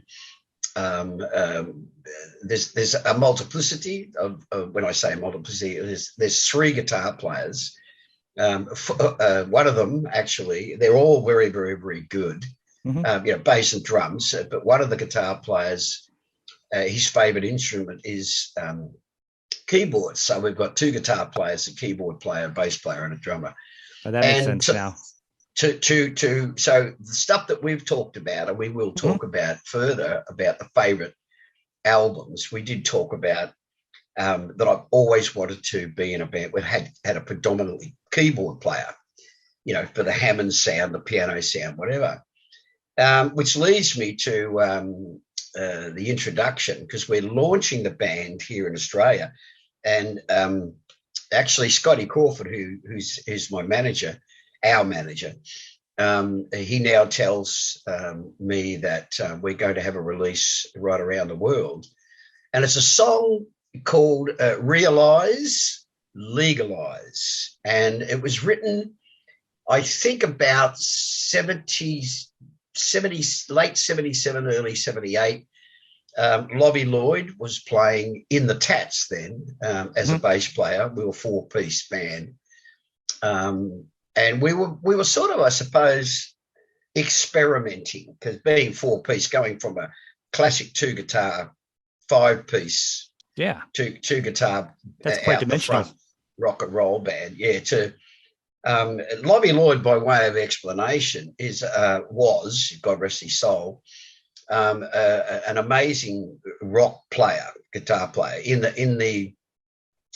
in so much that Lobby is accredited with bringing about or inventing or innovating what become then known for years and years with the Tats, with AC/DC, with the Angels, with Chisel, with all the great Australian rock bands, the Australian guitar sound. And Lobby Lloyd is accredited with having come up with that. So it's a unique combination between certain guitars, Marshall amps, and a propensity for ear-splitting volume. But anyway, having said that, crunch. Yeah, really, the crunch. So while Lobby was in the band, back in the day, we were all prolifically smoking marijuana, like most people in the industry were. And he, the cannabis movement, or the marijuana, the decriminalization movement, got in touch with us through Lobby, because two people that he was very close to were part of that movement. So we're talking, like I said, the late 70s, about 77, 78. And so we went into a studio one time and just had a jam on this little kind of jerky little feel that was kind of like, and I think what Pete was aiming for in Pete's quirky, inimitable style was he was trying to get something that sort of resembled a reggae, but it wasn't a reggae, because Bob Marley and the whole reggae movement synonymous with smoking dope, right? And so I think he wanted to like nod towards Marley and that music format. Yeah, so it's not exactly a reggae, but anyway, many years later, that song has laid around for all these years unused, and it's a quirky little thing. So myself and my band, I said to my band, can you come up with a new arrangement and a new musical treatment? I'm sorry, this wasn't released before, so it was just a song you guys did. The song wasn't released prior. No, it was never. It was destined for release, but they couldn't get a major release. And of course, back in the late 70s, no one really wanted to touch a song that was about decriminalizing marijuana. But the people at the party thought that because the band was so controversial, if any one band was, had the guts to take it on, it'd be Rose Tattoo, because we were just known for being not just unconventional, but, like truly rebellious in the true sense of the word. So we weren't conforming, in any way, which is what kept us off mainstream radio, because we wouldn't conform musically. But anyway, that's another story. But yeah, the song's lain around since, like I said, 77, 78. Wow. All these years. So this version that we're now releasing is with my new band, and it's to bring attention towards the need for us globally to address the genus cannabis as a beneficial plant, and stop this ridiculous, obstructional politics about discussing how to either decriminalize or legalize the use of cannabis medicinally. Because in the last 10 years, way back in the day, we knew about its recreational use. I was a prolific user myself. But we also knew about very, very quickly, I remember that marijuana party sending me some T-shirts made from fibre, hemp fibre. And of course, the old cliche that sailors have been making ropes out of hemp. Why did they pick hemp? Because it's incredibly strong fibre. So in the ensuing years, we've found out that Henry Ford wanted to press car parts, body parts out of hemp because it was such a strong and pliable fibre. We now know that, you can manufacture sustainable, eco-friendly and sustainable building materials. Instead of chopping down trees, you can use hemp stalks, because it's incredibly, once it's compressed, it makes an incredibly strong component of, like a fibre component. So you could replace paper, wood chip paper, with hemp.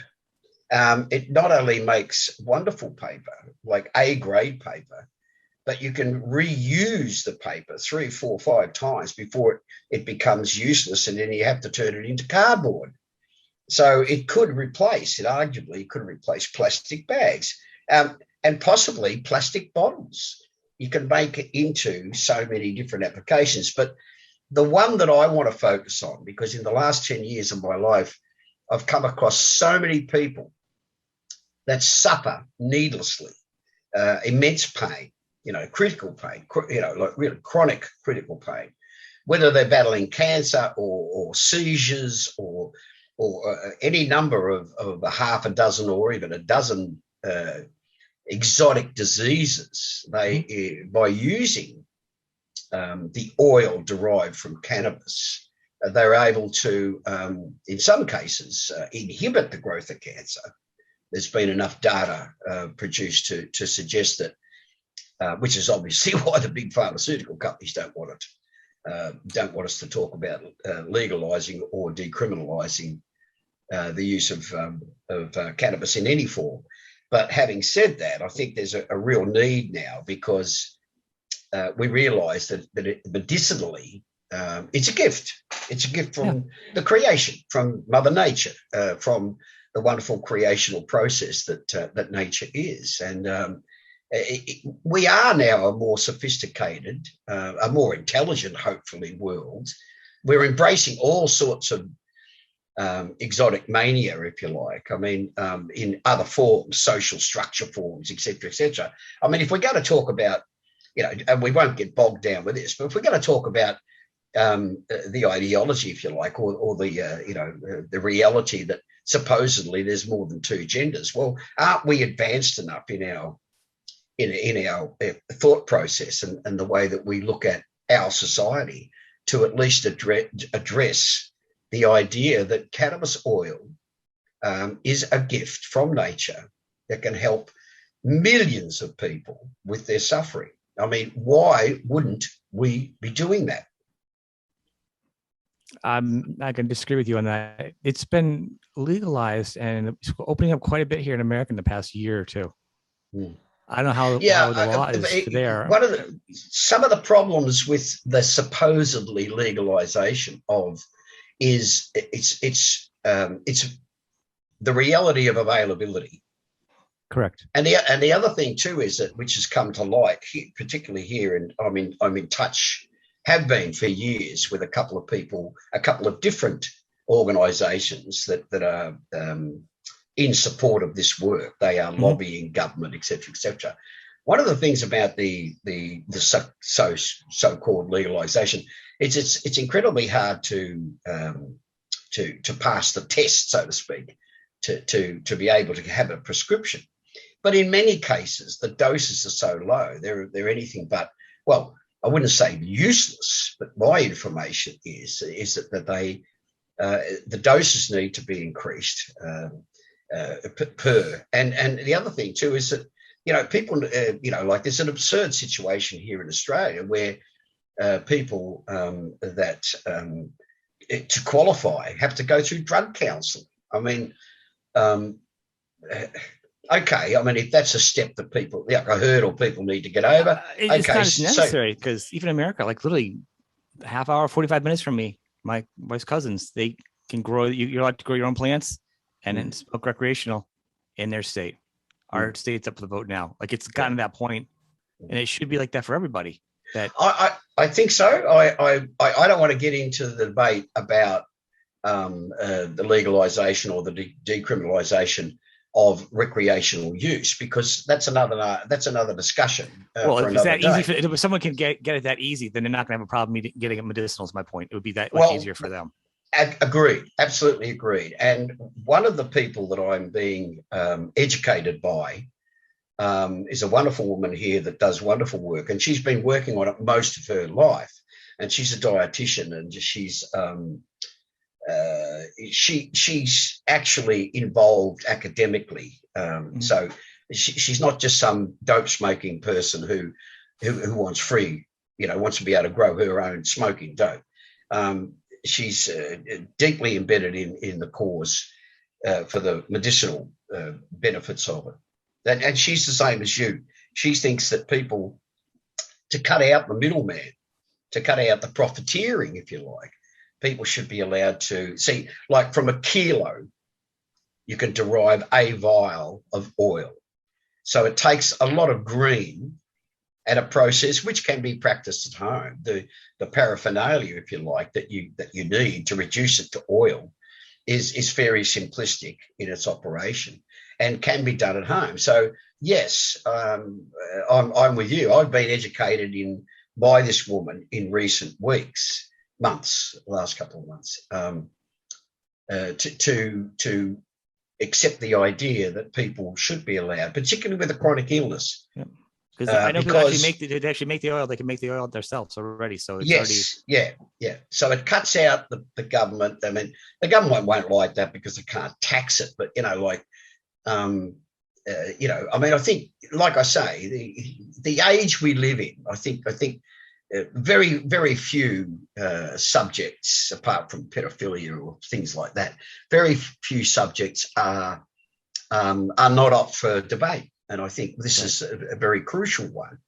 And I think people right across, like you say in America, in our state or in this state. Yeah, each states are voting themselves free. It's like absolutely. How we're broken down. I mean, it's different, and this is a worldwide issue. And I realize that we're talking on a global thing, because some places, and people still go to jail to make getting caught with weed more of a fine, or it's not a crime anymore, or if you break probation with it.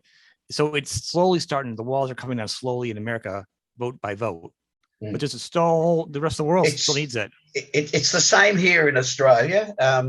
We are a federation of states in the same sort of similar situation from America to America. Is that to bring about federation, the different states that existed had to retain control over certain parts of their future, their destiny, if you like. And I think appropriately at the time, it's worked against us by having like state by state police forces that don't that aren't good at communicating with one another. So in that sense, it works against us. We don't have a national police force. We don't have a national ambulance service. Each state, education's another one where it falls down because, you know, some states have got a completely different educational curriculum from other states. And so it doesn't always work to our advantage as a nation, but the states cling to that, you know, that residual power, if you like. But it was the only way that they would federate to produce the nation that became Australia, but largely to do with defence and larger issues. I mean, anyway, getting back to the realise, legalise, I just thought that it was the timing was right, which actually is part of the lyric. The time is right. Yeah. Can't give up the fight. And I think we have to keep regurgitating and agitating, and agitating is the correct word, to bring about change. And I think you have to do that with anything that's worthwhile. Is that okay? If they'll come up with, which I think are inane arguments. Oh, it's an entry drug. No, it's not. There's enough data to prove that it's not an entry drug to heroin abuse or cocaine abuse or whatever. But lots of people don't graduate from marijuana they use marijuana. That doesn't promote them to take up ice or heroin or whatever. Right. I think there's a wonderful little ditty on Face Farce that said the overdose deaths attributed to cannabis now are equal to that by deaths created by unicorns or with effect. And I thought, that is just gold. You could probably put like the amount of more people die per year of vending machines falling on them than drug overdoses on marijuana. Yeah. Well, I mean, there's the absurd contradiction, of course, is that cigarettes and alcohol are legal, but something is like, you know, I mean, there are certain people in the press, of course, with vested interests, or their bosses have vested interests. And there are some people in the press, and particularly on radio, and a lot of people on television. So the media, we all understand now, we've seen that all too plainly, how the media has been not only infiltrated, bought by people with a political agenda. So they've become propaganda machines. I mean, you can't rely on the mainstream print, mainstream television, and for an accurate, informational outlet. I mean, they just aren't. They're not credible anymore. And I think more and more people, shows like ours, well, I say ours, yours. It's ours. I have no control of anything in my life. Yeah. No, but I surrendered. This is true. This is why I love our chats. Yeah, because this is what it is. This is real people talking about real issues.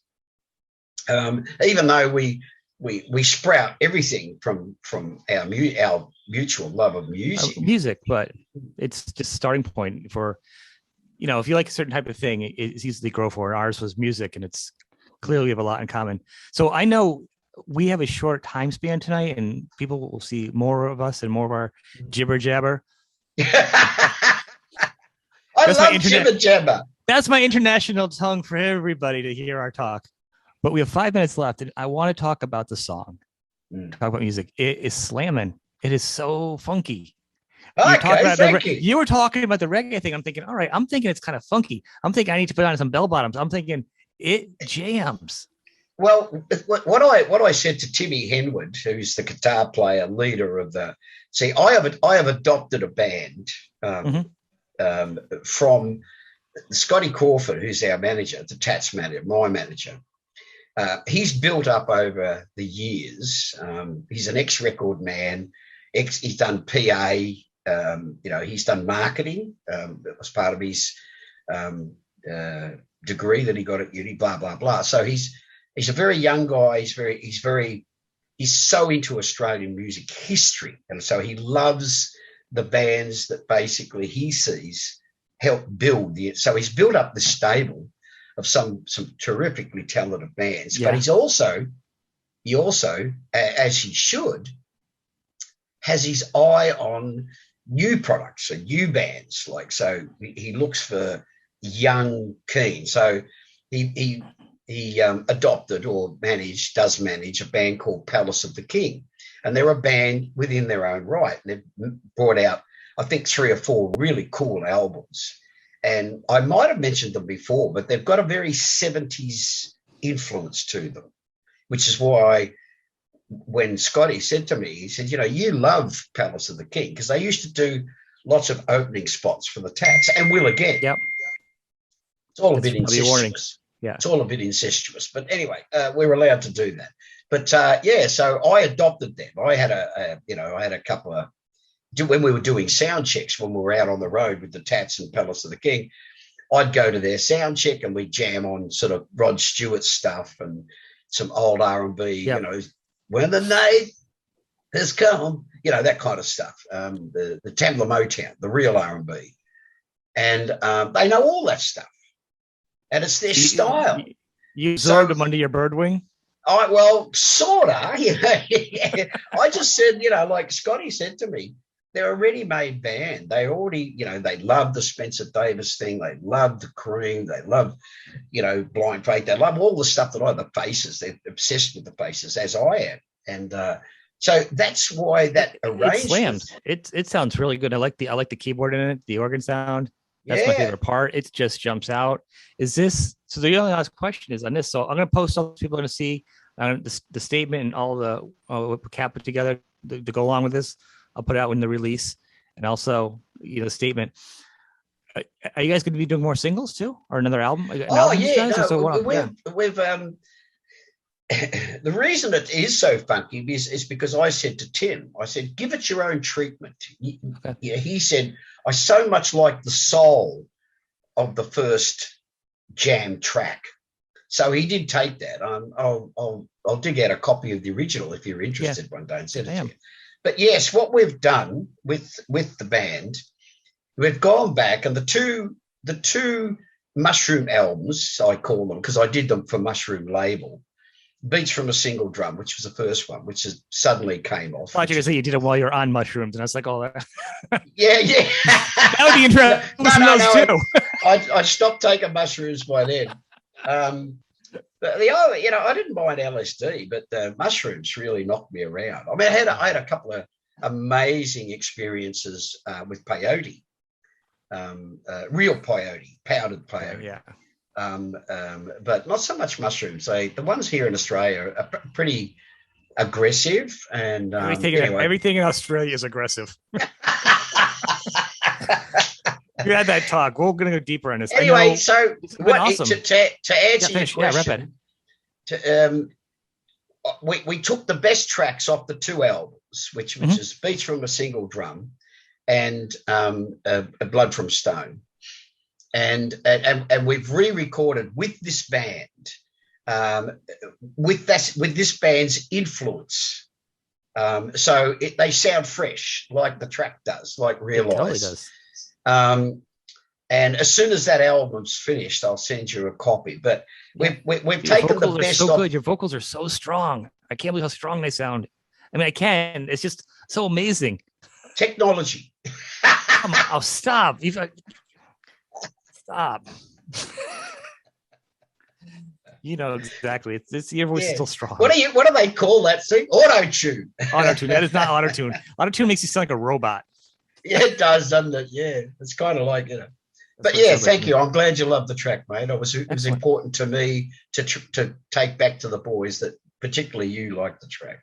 Yeah, tell them it's awesome. So everyone take away what we're talking about now. Anytime you want, you come back.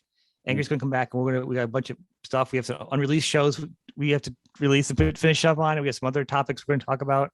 And I want to talk some more about this too on our other shows. We'll keep the topic going. Cool. Yeah, I think it's an important enough. It is an important enough issue. Yes. That it is global, because there are people who suffer. I mean, I read one case history story of a family who their child, around about 18 months, less than 2 years old, all of a sudden started having seizures. Now, we can argue, I mean, the parents said, well, she'd just been vaccinated. So they are of the opinion that it was a reaction from the vaccination. Having said that, that's another argument altogether, or another debate, another day. Not for me. I'm not qualified to talk on that. But she started having these violent seizures, and they got more and more commonplace. So she was having, on an average, one every hour to an hour and a bit, and quite violent seizures where they had to tape her hands up in mittens, and she was in total distress and obviously in a lot of pain. And the father actually did spend some time in jail and had to go through drug counselling, and does have to, but he will not give up. And he obtained oil on the black market, and the seizures went down to from one every hour to hour and a half, let's say, to maybe 2 or 3 a day. So as a father, like any father would, he said, the law's an ass, or as you Americans say, an ass. But the law's an ass, we say here. Your American accent. The well-being of my child is much more important to me than anything. Any father would say that. I agree. I would totally do that in a minute. I wouldn't even think about it. I know. I'm talking to the converted. We're on the same page. We are. Yeah, we are. Yeah. Okay. So can't thank you enough yet again for your time.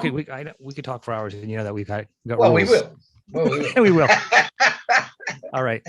So I want to thank you for being on the show, man. And Angry Anderson back on tonight. We're going to go over some of his favorite records. And welcome to the show, man. How are you? I'm good, brother. Thank you. I thought we'd start off and we'd drink a toast to the late and great Dusty Hill. And early for me, so I'll do coffee. I've got a bourbon because the great story, one of the great stories of us and ZZ Top. And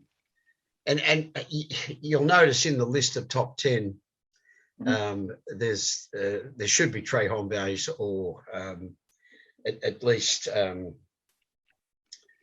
ZZ Top album in there, but it's hard to pick which is the better ones. Yeah, I don't think one of them made it, did it? No, I didn't get it. No, because I thought we'd save it for the next when we do another 10. Yes, please. I would love it. Because when I sat down to make the list, I mean, there was about, as you would imagine, there's about 20 or 30 albums. I mean, I left off Joan Baez, and I just thought, when hearing the purity of her voice. Anyway, it's hard. To Dusty Hill, who taught me. Well, he and Billy and not so much Frank, but him and Billy, their first tour we did with them, introduced me to the delights of a bourbon with a beer chaser. And when we got to Texas, they took us to this bar in the middle of nowhere. It was a biker bar. And they had this fantastic band on. And as we pulled up in the cars, it had a big neon sign out the front, and it said beer. No, it said, beer, beef, bourbon, and boobs. And I thought, this is going to be a big night. And that's when I discovered the delights of it. I always loved bourbon, but I always remember that night because anyway, I'll tell you that story another time. It's a really good story. To Dusty. To Dusty. Mm. Normally I'd have a beer, but it's only like 6 o'clock in the morning, and I would be considered an alcoholic if I was drinking beer at 6 o'clock in the morning. And then I don't do that anymore. I do not do that anymore. No. In fact, I remember way back in the early days of the Tats. We would drink Bloody Marys in the morning. Recovery. Yeah. You know, the hair of the dog. Yep. Righto. Now, I have my list. I gave you a list. Yep, I went over it. I actually have a lot of those albums. This is gonna be fun. So do you want to go through the 10, like starting from what you consider to be number one, or because I was wondering how we were going to do this, you know, and I thought maybe we should do it chronologically. I mean, let's do yours. We're just gonna do yours. I didn't do one because this actually is the same. I literally have almost all these actually on vinyl, and I love all these. So okay, yeah. Talk about these 10. It's hard to pick out, right? It's hard to pick out these albums. It's a deep dive. Then you're like, you start listening to stuff. Like it takes you on an adventure putting a list together. Oh, mate, I just had so much fun putting the list together. Mm-hmm. And like I said, I ended up with about, you know, at least 30 albums. And I'd love to have you back. We can do more. I love to talk about this stuff, especially with you. Yeah, well, we will, because there was at another date, because there was some very, very, when I say influential albums on me, they were influential in different ways. Like, you know, I mean, Odetta is I had her on my list, and mm-hmm. I think I told you that story the first time I heard Odetta sing. Yeah, was on the radio, and I didn't realise two things: that she was a female. Yeah, you know, because she's got that beautiful, deep voice, you know, beautiful, almost baritone voice, and I didn't realise she was black, but it didn't surprise me. There was another in the series, and they were on a label called Vanguard, I think, if memory serves me well. And I got a series of them. I had about half a dozen of them. They had very thick cardboard covers, and the Odetta one was heard live. Oh, wow. And I can't remember where, but the other one that of note, which I loved and still love to this day, was Pete Seeger and the Weavers at Carnegie. And I think Odetta might have been Carnegie as well. But you know, when I say they were influential, they were inspiring albums. So I mean, beautiful songs. So we could probably, I mean, you know, if you want to do that, we could probably talk about those kind of I love to deep dive too. And what'll happen is I'll go back and I'll say, I haven't heard this artist, and I'll go back and listen to it because I get exposed, you know, from stuff like this. So I love it. Mm. You can do as many as you want. This is great. For this list you gave me, I actually went back because I have a lot of them vinyl. I had to go back and listen to all of them.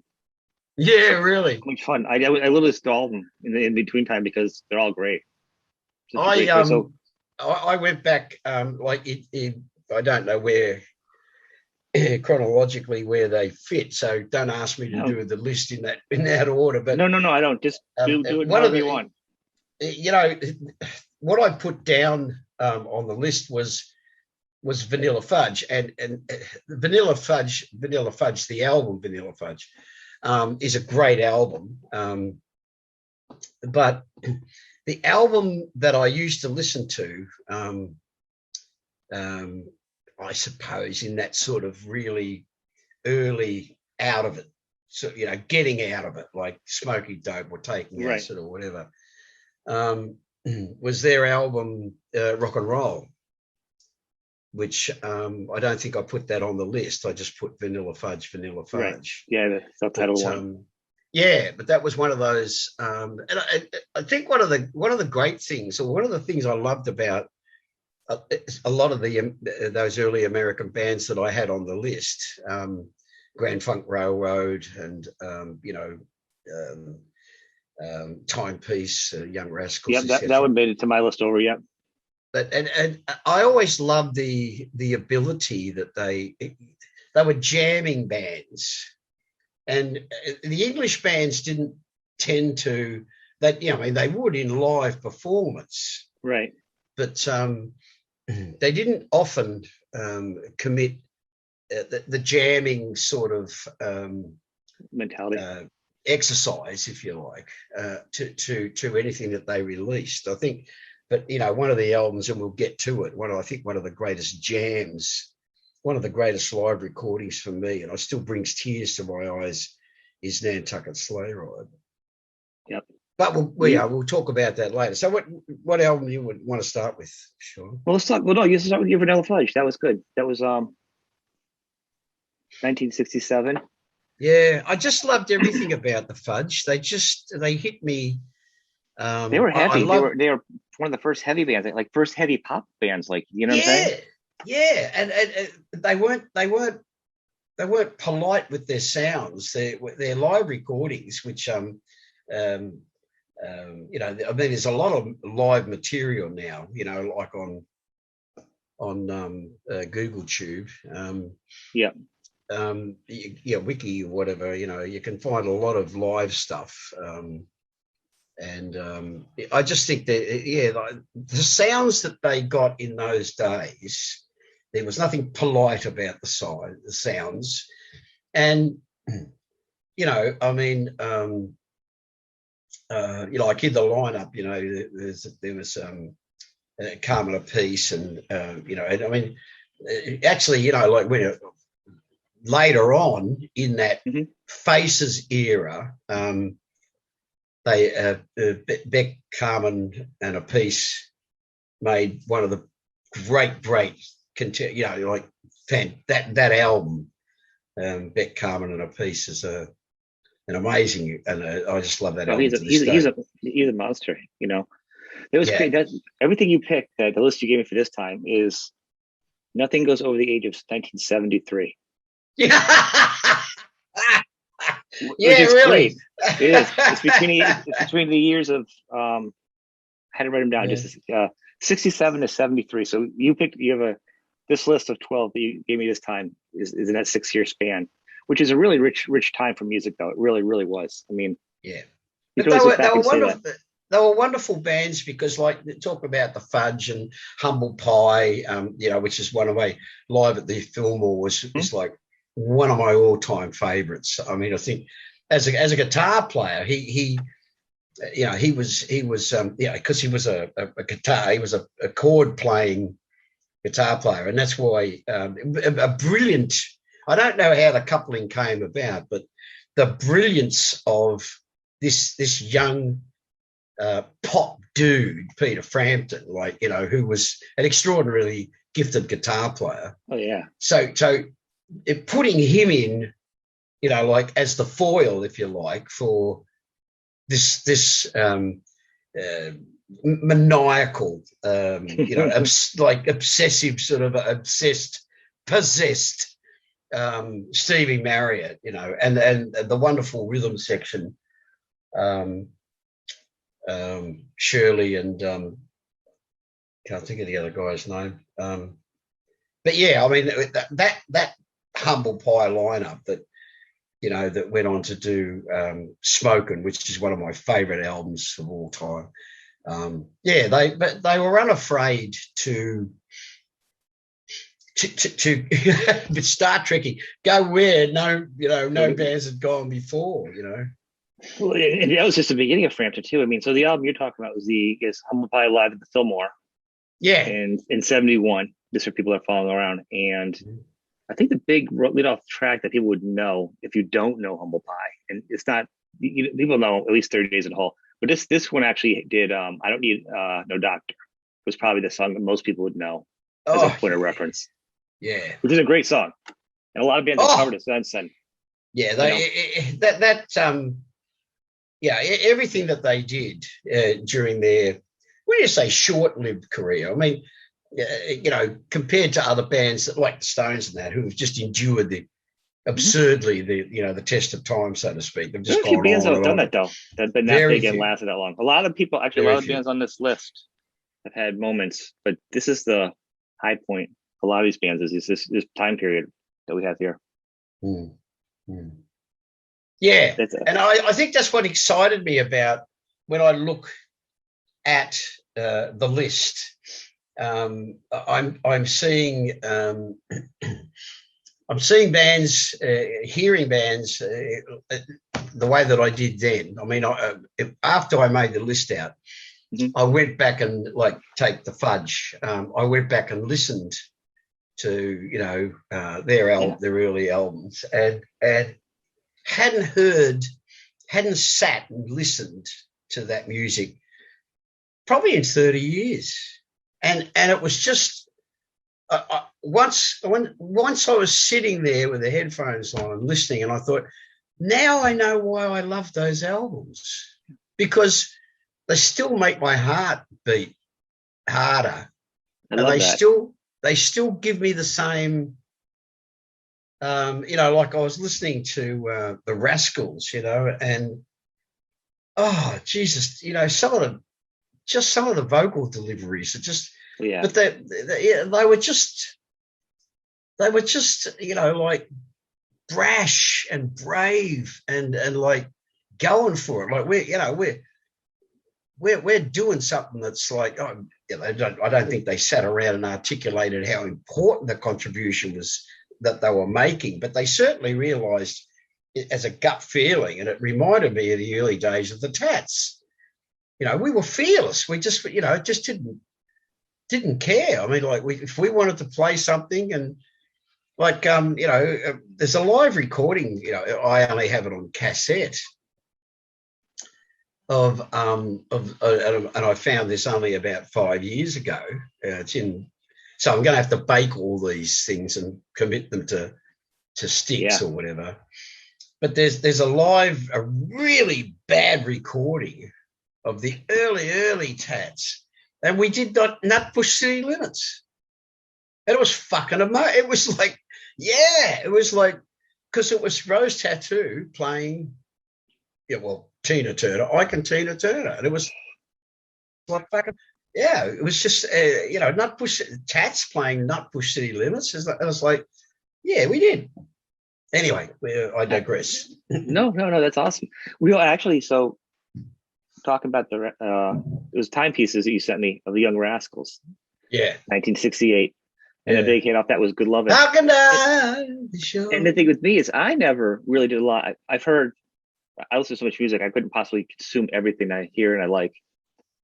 So I took some time with this one. This is the one rare one I actually sat down and heard the whole album, but I had never listened to the whole album. So that was actually a bonus. And I found it a vocal powerhouse myself.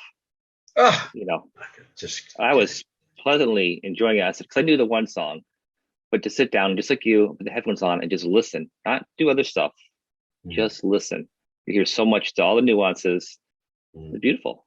It's really enjoyable. It was. And it was a one of the things that I love about those, and I was again the same experience as you had. I went back and listened to those albums too. The clarity. I mean, the recording is not cluttered, and there's this guitar, drums, bass, and Hammond. But the Hammond sound is as clear.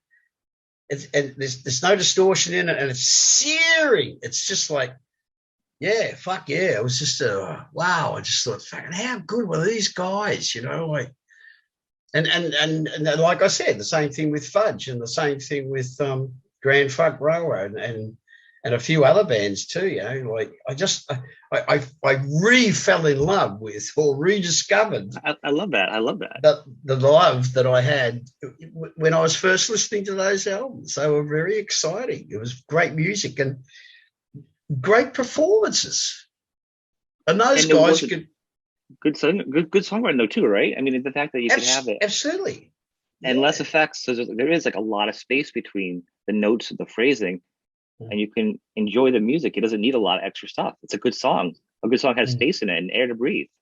Yeah, and that's what I'm saying. Like it's like when you listen to the Doors. I mean, again, a jam band, a band that love to jam, love to explore. No bass player. Right? Just the left hand on the keyboard. Yeah, it's just like it's like like. Yeah, exactly. Yeah, and it's like some of the early Zeppelin stuff. He's playing foot pedals, and you just think to yourself, like, is that a bass guitar? No, it's not. He was playing keyboards and he was playing the bass lines. Sometimes he played guitar. I mean, a lot of the time he played guitar, but sometimes when he was playing live, that they wanted that keyboard bed. So he would play the bass. Yeah, play the bass lines with his feet. It was just like extraordinary, too dusty. Too dusty. Yeah, I think with Zeppelin, the thing was neat about them is they got to a point where they did do a lot of extra dubbing and stuff because that's what Jimi was into. But it was still very raw. You could still listen to early Zeppelin, and you can kind of you can hear the guitar, you can hear like little mistakes, you can hear you really break it down. So it really makes it still fun, even though there's a lot of overdubs in it. Yeah, tuning. Like it's very, it's really, some of it's off. I mean, before it's remastered, if you listen to the early ones when he was starting to do it, which I love. The imperfections are always the best. Yeah, absolutely, without a doubt. And there's always the rule, Peter. There's always so if you make a mistake, next time it comes around, you play it again, just so it's not a mistake. But the other thing too is, it was easy for him because he being a slide player, but he actually part of his technique was that he would purposely play things that were just not right on. They were just shade one way or the other. Yes. Yeah, from the concert pitch, if you like, and it just made that sound that little bit more like, it's like it was just made it just tasty somehow. But anyway, I think one of the things that when I was reminiscing with our list, I was so grateful. I kept thinking to myself, like, I have to say this to you I was very grateful for the idea that you said, well, go away and pick 10 albums or however many or whatever. Right. It's hard to do 10 because it gave me the opportunity to go back and listen to those albums and just think to myself, you know what, fuck me. Yeah, like I said, that's why I just rediscovered that. Why you felt the music? Oh, mate, there's some fantastic sounds on those albums. I'm so glad. You're welcome. Doing this has been one of my favorite things, and I don't think people realize all the artists that a certain type of artist likes, because of the style of music you like, they'd assume, or out what you like. And you're like, no, you have no idea what really gets somebody going, And it's beautiful. It's, I remember when I got my hearing aids years back, and I started listening to music again. I heard everything all over again. It literally, like you just said, described it as like falling in love with music all over again. Like one of the best romances ever, Because you just hear everything all over again. You're like, oh my God. Yeah. Yeah. For like the longest time, you just have your headphones on, you listen to everything all over again. It's so beautiful, Yeah. And these are great. I mean, you actually put up for a great jam band. While we're talking about jam bands, is Mountain Live. Oh, God. 4 songs on one album. That's it. It's all you need. Yeah, right? Yeah. Because one of them's like 20 minutes or something epic. Nowadays, some bands do that, but back then, well, with Sleighride, which is one of my favorite songs, but I think it's probably my favorite jam. And yes, they did have movements that they played every night, the sections or whatever I call them movements, and they'd worked out that this was a great riff, and they would jam on that for a while, and then there'd be a signature or there'd be some sort of signal or whatever, or even if it was just a nod across the stage, and then they would change into the next part. But some of those musical passages in the jam, in the when they're just free flowing, free forming, and once I understood what the Nantucket Sleighride was, or what inspired the song, I mean, obviously the lyrics give it away, because it's kind of almost like a lyrical version of Moby Dick, but sort of with the different characters portrayed as as part of the crew, but the guitar playing, and it's not just guitar playing, the band. When you listen to it, and I was obsessed with this album when I first heard it, because to me Leslie West is he's right up there with Billy Gibbons and Ronnie Wood is some of the best guitar players that just just reduce me to blubbering sort of like I can listen to them endlessly, and I've got everything that I could possibly put my hands on that Leslie West has ever done, and or Billy Gibbons and or a handful of other people like that. But I just think the flow, to use C terms, the ebb and the flow, the amazing heights that it reaches, when they're really, really going for it. And Papalati's just like fucking maniacal, there's just this fantastic fuzz sort of bassy thing that he got going. You can tell they've been playing for a long time, that there's moments of genius that are just happening at that moment when they recorded it too. You can tell. I mean, it's just that particular performance is inspired. It's inspired, and I have it on good authority. And I mean, it's I don't want to find out that it's not true, but apparently that was just a jam. And I've heard, I mean, on the net, there's probably a dozen. I've collected, different versions of Nantucket Sleighride off the net. That they've, like one's in Hamburg, the other one's in Dusseldorf, and there's another one in London, and there's, one in Texas, and there's one in, blah, blah. So there's all these different versions of Nantucket Sleighride, and they're not all identical. So I think it's live. It's a jam at that moment. I think that was a moment catcher. I think it's a special lightning in a bottle moment caught live with them. It was 72. I don't think there was. Bands were doing that much overdubbing. I think you're right, spot on. I think it's pretty much live. Yeah. They may have just an EQ balancing, but that's probably it. I definitely want to believe that till I go to the grave. I just think that, like the times that the countless amount of times that I have lay there, even in, like touring, like you go to bed and you put the headphones on and in your bunk, and, and the times that I have listened to Sleighride, and just, I've had a bit of beer and bourbon on board, but I've been reduced to tears. I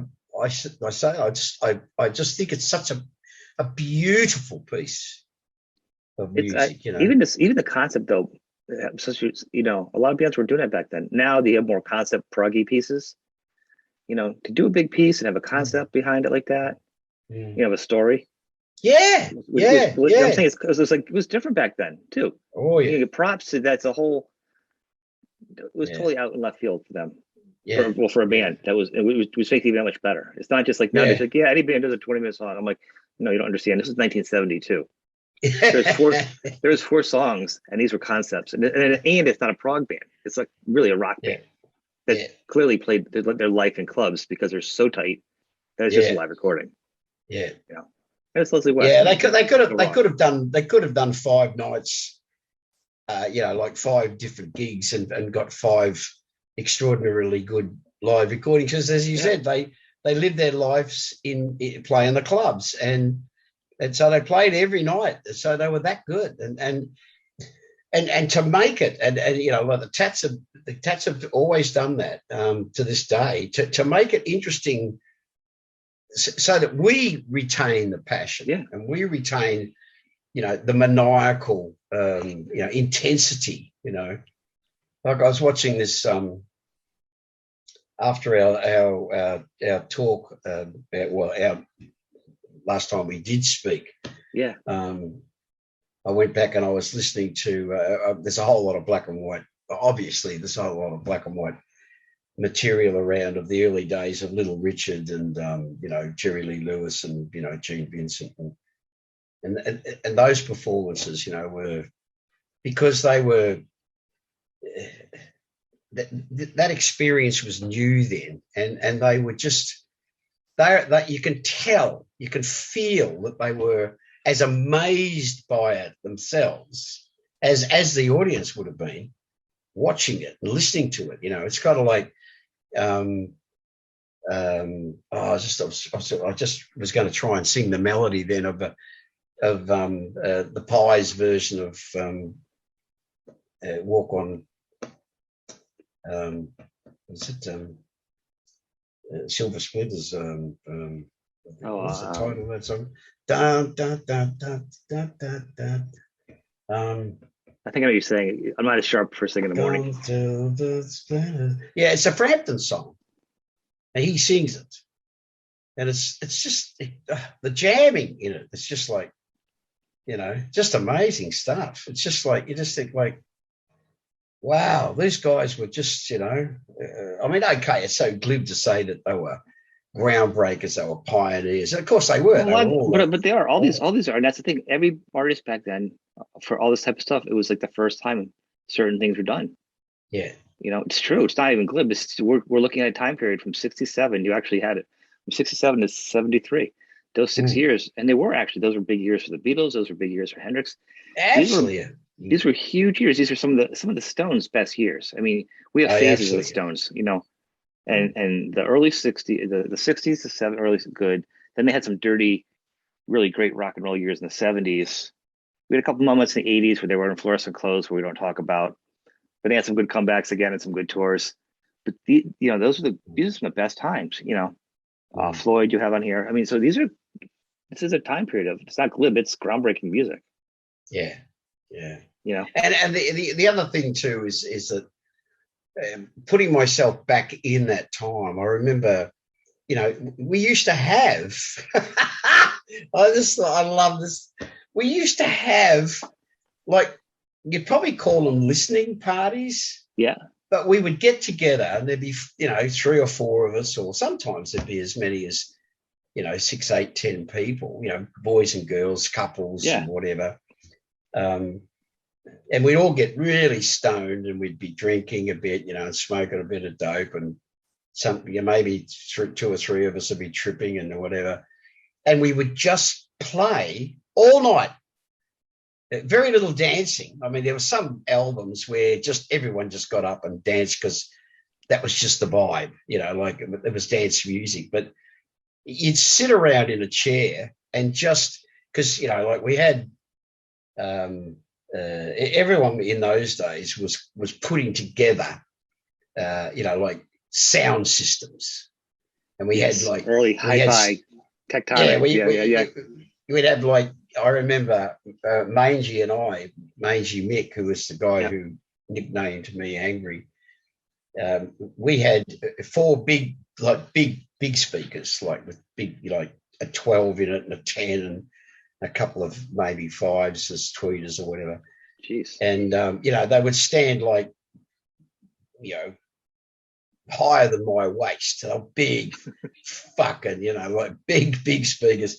And then there'd be a series of small ones. Like I remember we put speakers like in the corners, like not obscured entirely, but like we tilt them back, like so that they were leaning back against the wall, right. So the sound threw upwards. So even though there was a chair in front of it, like an armchair or whatever, it didn't block the sound. The sound was going up over it. We experimented with sound, because we were getting into, the whole vibe, and we would just play album after album after album, and just people just, we were so inspired is gets you kind of part way there. It was more than being inspired. But the fact you could share it together, though, too. You know what I mean? It was community, and let's face it, music is, besides an emotional conduit, it's also a huge piece of community. It's communal. You know what I mean? Yeah. Concert shows. So the fact you guys could sit down and share that's special. No one does it nowadays. I think the closest you get these days is, and I'm not belittling it. I'm certainly not being judgmental about it, but I mean, there's lots of times when, we've always had, because, my 4 kids are, the spacings in their ages are such that, there's always been young people in and around the house, always. And the great thing about my kids is that they share all their friends, right? From the youngest with his friends, and then Blaine, and then Galen, and then Roxy was 5 years old. So they had this cross section of age, if you like. So there was always young people, and they have their music in the background, but it's always background. It was never. I've never seen them do what we were talking about how they would just. But you're probably still the strongest influence in the house all through those years. Like I was still the one, even as an adult. Hey guys, here's Frank Zappa. Here, all my kids know all the words to Billy the Mountain, all 20 minutes of it, and they're all in elementary school, right? And then like the other day, my daughter, who's graduated now, like did all the lyrics to me. Like she still remembers them. Wow. But that's what I'm saying. As an adult, yeah, I agree with you. I was still the one playing and influencing. And a lot of the music, my kids have some of it branched out, but the basis of a lot of the bands I listened to was from stuff they heard from me. Yeah. But I can't say a lot of stuff they've given back to me though, musically. The thing about it's like my kids. The 3 boys have been performed. They've all performed at different stages of their lives. And Galen was always into, and he was a great performer. I don't know why he never ever did anything, but it was just, it was one of those things. It was a choice he made. But he was more that early style because he's the eldest boy. Mm-hmm. And his great inspiration was Eminem and that time period, right? So, and then Blaine, who's the only one left here at the moment with me, and he's more your sort of R&B. The stuff that he writes and records is very melodic. And Liam was the he was the master of freeform. He did a lot of busking and a lot of freeform stuff. Freeform as in just letting it happen on the moment. But and he was very clever that way. But he also wrote some, I've had a look at his books of his lyrics, because out of the 3, he recorded the least, but he wrote the most. So he's got, there's books and books of lyrics that it's a shame that he never got the chance to, put them down to tracks. But he was very not political, but he was like most good lyricists. He was a real observer. He used to, when I've looked at his books, his lyrics and his stories, and he had an eye for seeing the moments in this contemporary world that he lived in, or the life that he lived in, and he was able to write it down very, very accurately. And so he there was a lot of social comment, is what I'm saying. That's a good songwriter to do that. Yeah. He it's a damn shame that he never got the chance to record more. But I even said to the boys one time, I said, if we, if one of the, one of the things you're going to do if you win the lottery, I said, I yeah, really. I said, I think what we'll do is we'll go into a studio with some musos that I know, very talented players, and we'll put some of his lyrics to music, and so that they get a chance to live in the musical form. Yeah. But how do we got talking about that? Because we're talking about kids and music and life. That's how it goes. Yes. Yeah. This show is about music and life. It's not just it's rock and roll. You just know rules. You should know that. Nice boys don't play rock and roll. So this is a conversation we're having. This is not an interrogation. No, exactly right. I think one of the nice things about when you can communicate, on our level, with your kids, as you were saying about, your daughter remembering lyrics, etc. Yeah, we've introduced our children, to our music, and because they're into music, they're not, it's not like they're politically sort of one-eyed, like a lot of people, that are into politics. I mean, particularly these days, politics has become very a divisive thing, whereas music's a very uniting thing. Mm-hmm. And, they talk about inclusiveness and, equality and all those kind of stuff. And those sort of things have always been part of music. I mean, there was, there have always been elements that make... Well, every artist is so different. I mean, and so I'm a big fan. As I showed you earlier, picture of Beatles. Mm. Now, another band that my kids grew up listening to a lot. Yeah. Because and the lyrics and the different. So you're right. I mean, there's not gonna be a time where my kids are gonna be able to sit down with theirs or whatever and play certain stuff like that, because music is not the same anymore. You cannot. Like I said, my kids have heard, Steely Dan. A lot of these things they've heard in the car or at home with me. My kids know how to use a record player. Some kids don't even know what a record player is. Yeah, really. It's like a spaceship or a laser gun. That. Yeah. I'll tell you a funny story about that. Yeah. And it was Liam, my youngest, and anyway, he's in my room. He'd been in my room, like 1,000 times, if not 100, if you know what I'm saying. Yeah. And he'd always walk past the radiogram. So I've got an old, like a 60s radiogram, with the tops. And oh, wow. one side's a radio, and then there's a middle section where all the albums go. Yeah. And then there's a record player. And anyway, he comes into my room one day and he goes, "Oh, that's cool." Well, I don't know what was playing, but he said, "Oh, that's cool, Dad." I said, "Yeah, that's blah, blah." And he said, "Oh, yeah, really?" And, because the sound was coming out of the, out of the radiogram. So I pulled the lid up to change the record, right? And he's looked in there and he's gone, "What's that?" I said, yeah, he was probably 12 years old or whatever. I said, "What's an album?" And I took the arm off and I took the album out.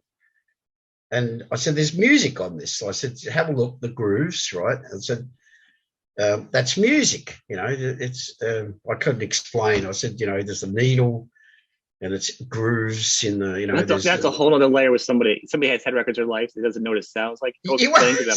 Let them learn how a record actually works. That just... Well, their experience, and this is the part of the story.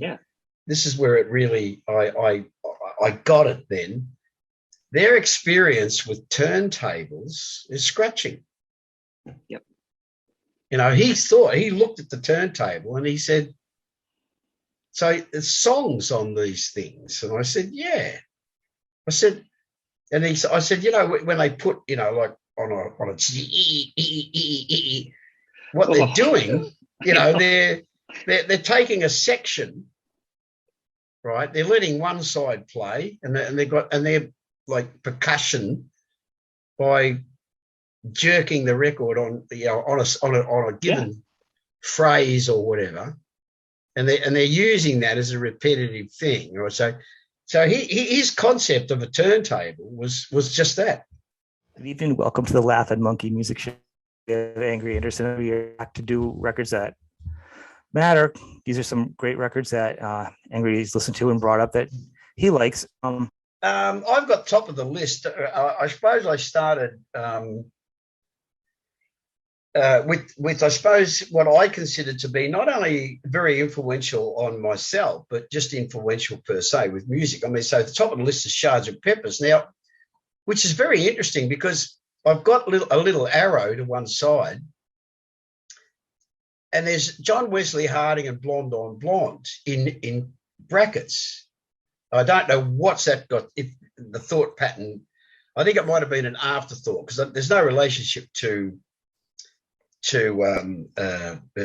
Pepper's, apart from the fact that the Beatles were huge Bob Dylan fans. And then I've got Goat's Head Soup and Exile. I think Goat's Head Soup for me, I think one of the earliest impressions for me is when I took it home and put it on, and I had by that stage, I had a fairly good stereo setup, was how sonically superior I thought it was to previous albums. I think 12 by 5, it's like most people's albums in those days, very, not so much echoey, but roomy, had that wonderful sort of,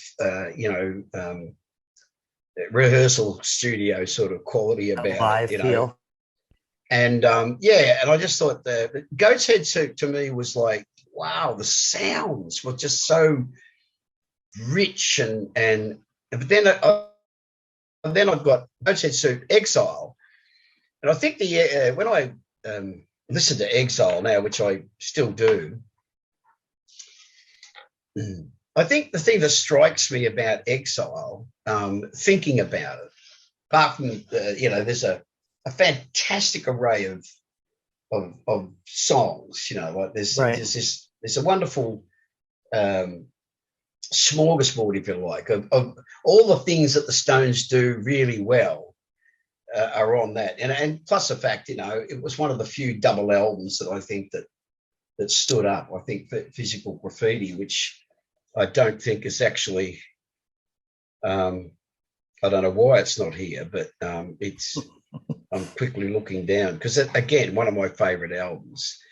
But I think with Exile, I think it's a wonderful acknowledgement to their roots and probably their best manifestation of their acknowledgement of American blues music.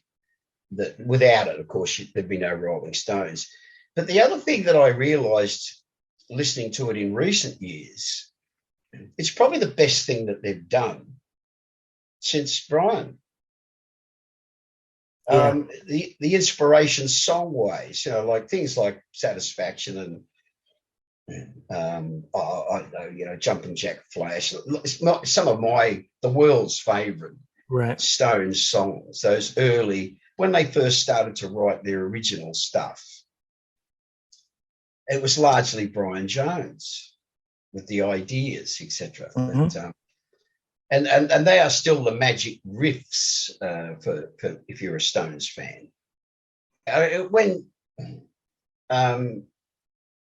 I think that's why, because I have to say, as a Stones fan, when they turned around and said, "Well, we're replacing," not that they replaced Brian Jones, but there's a chair at the table that's empty. And this young, very pretty Mick Taylor is chosen as, even back then I thought, well, fuck, there's Ronnie Wood, there's a bunch of, Jeff Beck even. There's a bunch of players that would probably suit the Stones better. Who was Mick Taylor? He was like a very young muso's muso, a bit like a young Peter Frampton. I mean, Frampton goes on to produce something as amazingly accessible as his solo stuff. And he starts out as playing second guitar to Steve Marriott in Humble Pie. I mean, for fuck's sake. I mean, that's a way to get a bloody, throw this pretty boy who is, it turns out that his original band was a band called The Herd, a terrible name for a band, but they were like a glam, teenage sort of glam pop band. Oh, really? Sort of was, it was a sort of bluesy sort of, like a lot of bands did coming out of England in that time, but they were sort of like a very, they were too pretty for words, you know, all hair and good looks and like very, very sort of, but anyway, and then all of a sudden he pops up as second guitar player to arguably one of the toughest guitar players in the world, and certainly one of the toughest singers that we've ever seen, Steve Marriott, and with this amazing rhythm section. And then you got this pretty boy lightweight on the other side of the stage and say, righto, sport, hold up your end of the bargain, you know, and he did, to his credit. So same with Mick Taylor. I thought with some of the stuff that they produced with Mick Taylor in the band, as I said, you know, Goat's Head and Exile were extraordinarily, to me, you know, I suppose I could have listened to more of what they produced in the ensuing years, and maybe I've just been a little bit too dismissive. But do you think, on that subject, you being in your own bands and over the years from band members, have you had a member come in with a public audience that goes, what? But you know that person has that talent, the drive in them to help work with band, and that fits the puzzle, even though no one else knows, but you know. Like those bands did when they brought those guys, you know what I'm saying? Yeah. Everyone's like, what is Angry thinking? You know what I mean? And it's real. I know what I'm thinking, because you're not part of this. It's not just the breathing 5-person, 10-arm living creature. Is more than of its parts. That cog has got to work, otherwise the machine crashes. You know.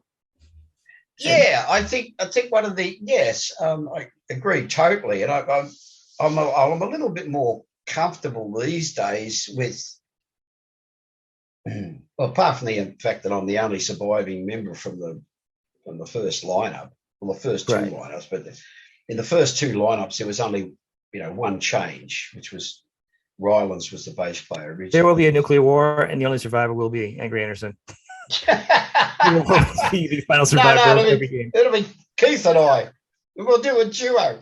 I'm a little bit more comfortable with the role and the contribution that I've made, and so I'm a bit more comfortable about that.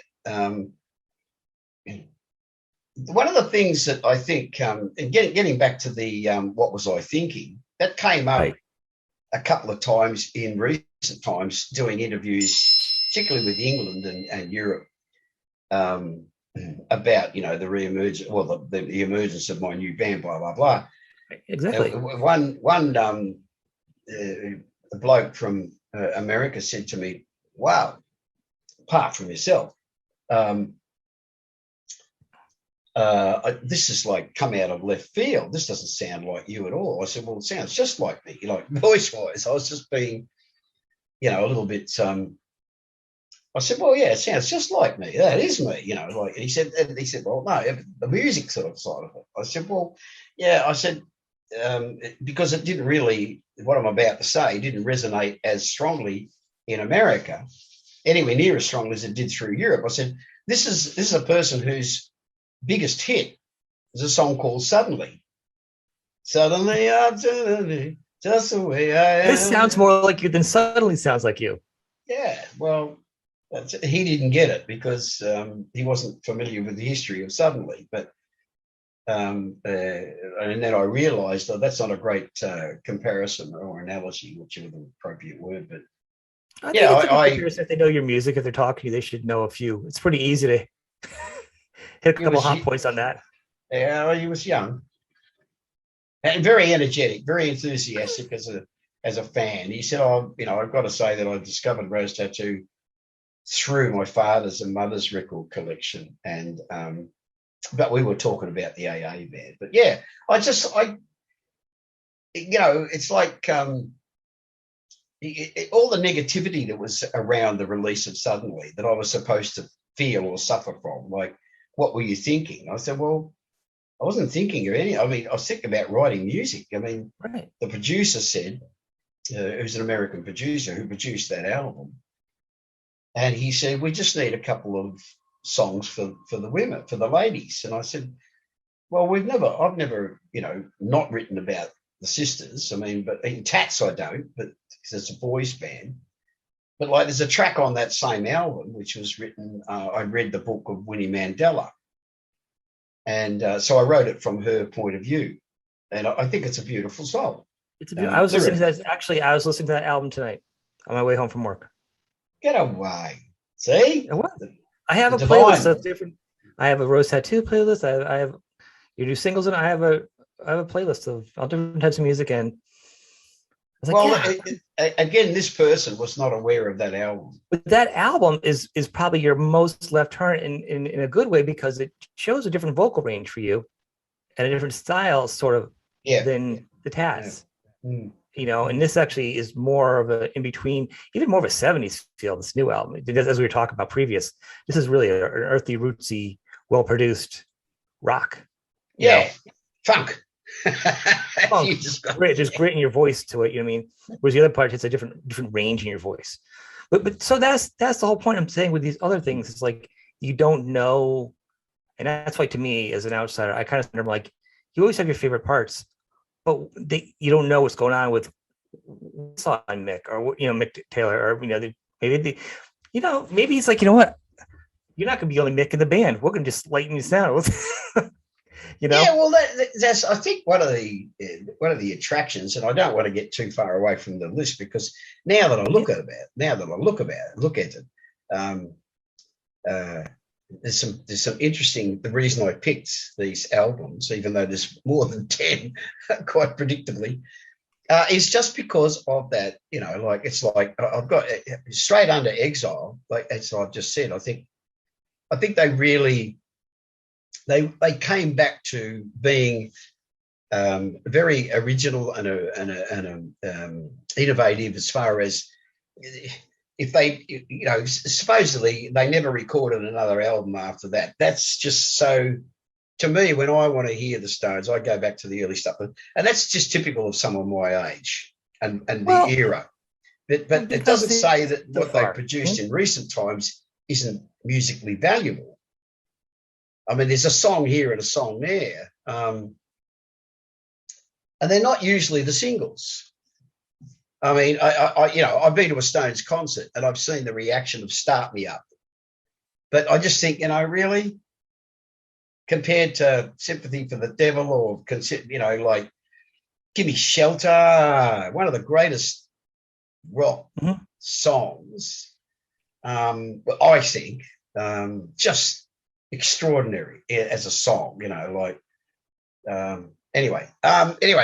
moving on. I don't know if you want to move on this quickly, but right under that, of course, I've got Are You Experienced, which was I think we talked about this. The first time I heard Jimi Hendrix was on the radio, but it was coming out of England, because he was living in England. And I think I told you the story, didn't I? Where I went and saw Eric Burdon and the Animals, and they came out to play a 3-song encore. He said, "We're going to play a tune now." I don't think it was the Animals. I think it was Eric Burdon Band. More to the point, I think.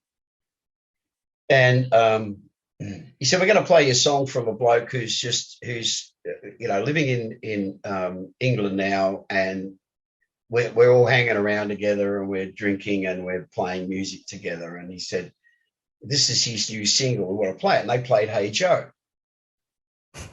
And Eric did say that it was a tune that Hendrix covered. But he said, you'll come to know this guy because he's an extraordinary guitar player and a great singer. But we're going to play this song for you. And they played "Hey Joe." And they played it really, really, and I fell in love with the song. I thought, fuck me, what a beautiful song. And great song. It's beautiful, but it's just so powerful. Like, I went down to shoot my old lady. yeah, baby, you know. But not. It's very it's a very emotive song too. There's a lot of it's just tough. It's kind of go. It's tough as all fuck, you know. I mean, that was the first time I'd have heard anyone sing such a blatant lyric. I caught him messing around. With another guy. I go, shut up. Blues. I put it down. Blues. You go, fucker, what? You did what? I mean, you know, like no one had said that in a song before. You know? What are you doing with that gun in your hand? What? You think about the era. No one had said anything lyrically like that. And the song had been written years and years before. You know, and those black people that we were talking about my earliest influences, they were singing songs about, but they weren't quite that blatant. I mean, yes, they talked about, you know, I remember one song, I can't remember except, but he was talking about it cut some guy up with a razor or a knife, but I think it was a razor. I think he mentions razor. Great word, you know, razor, you know. And I thought, you know, that's pretty sort of heavy duty, but it was in the context of a blues singer sitting on a stool. Well, I think a lot of blues songs had a lot more grit in them that were commercial. They had their own underground following, so they were a lot more uncensored. Yeah. So, Are You Experienced, that collection of songs? It just, to me, I was so moved by. What's your favorite song on it?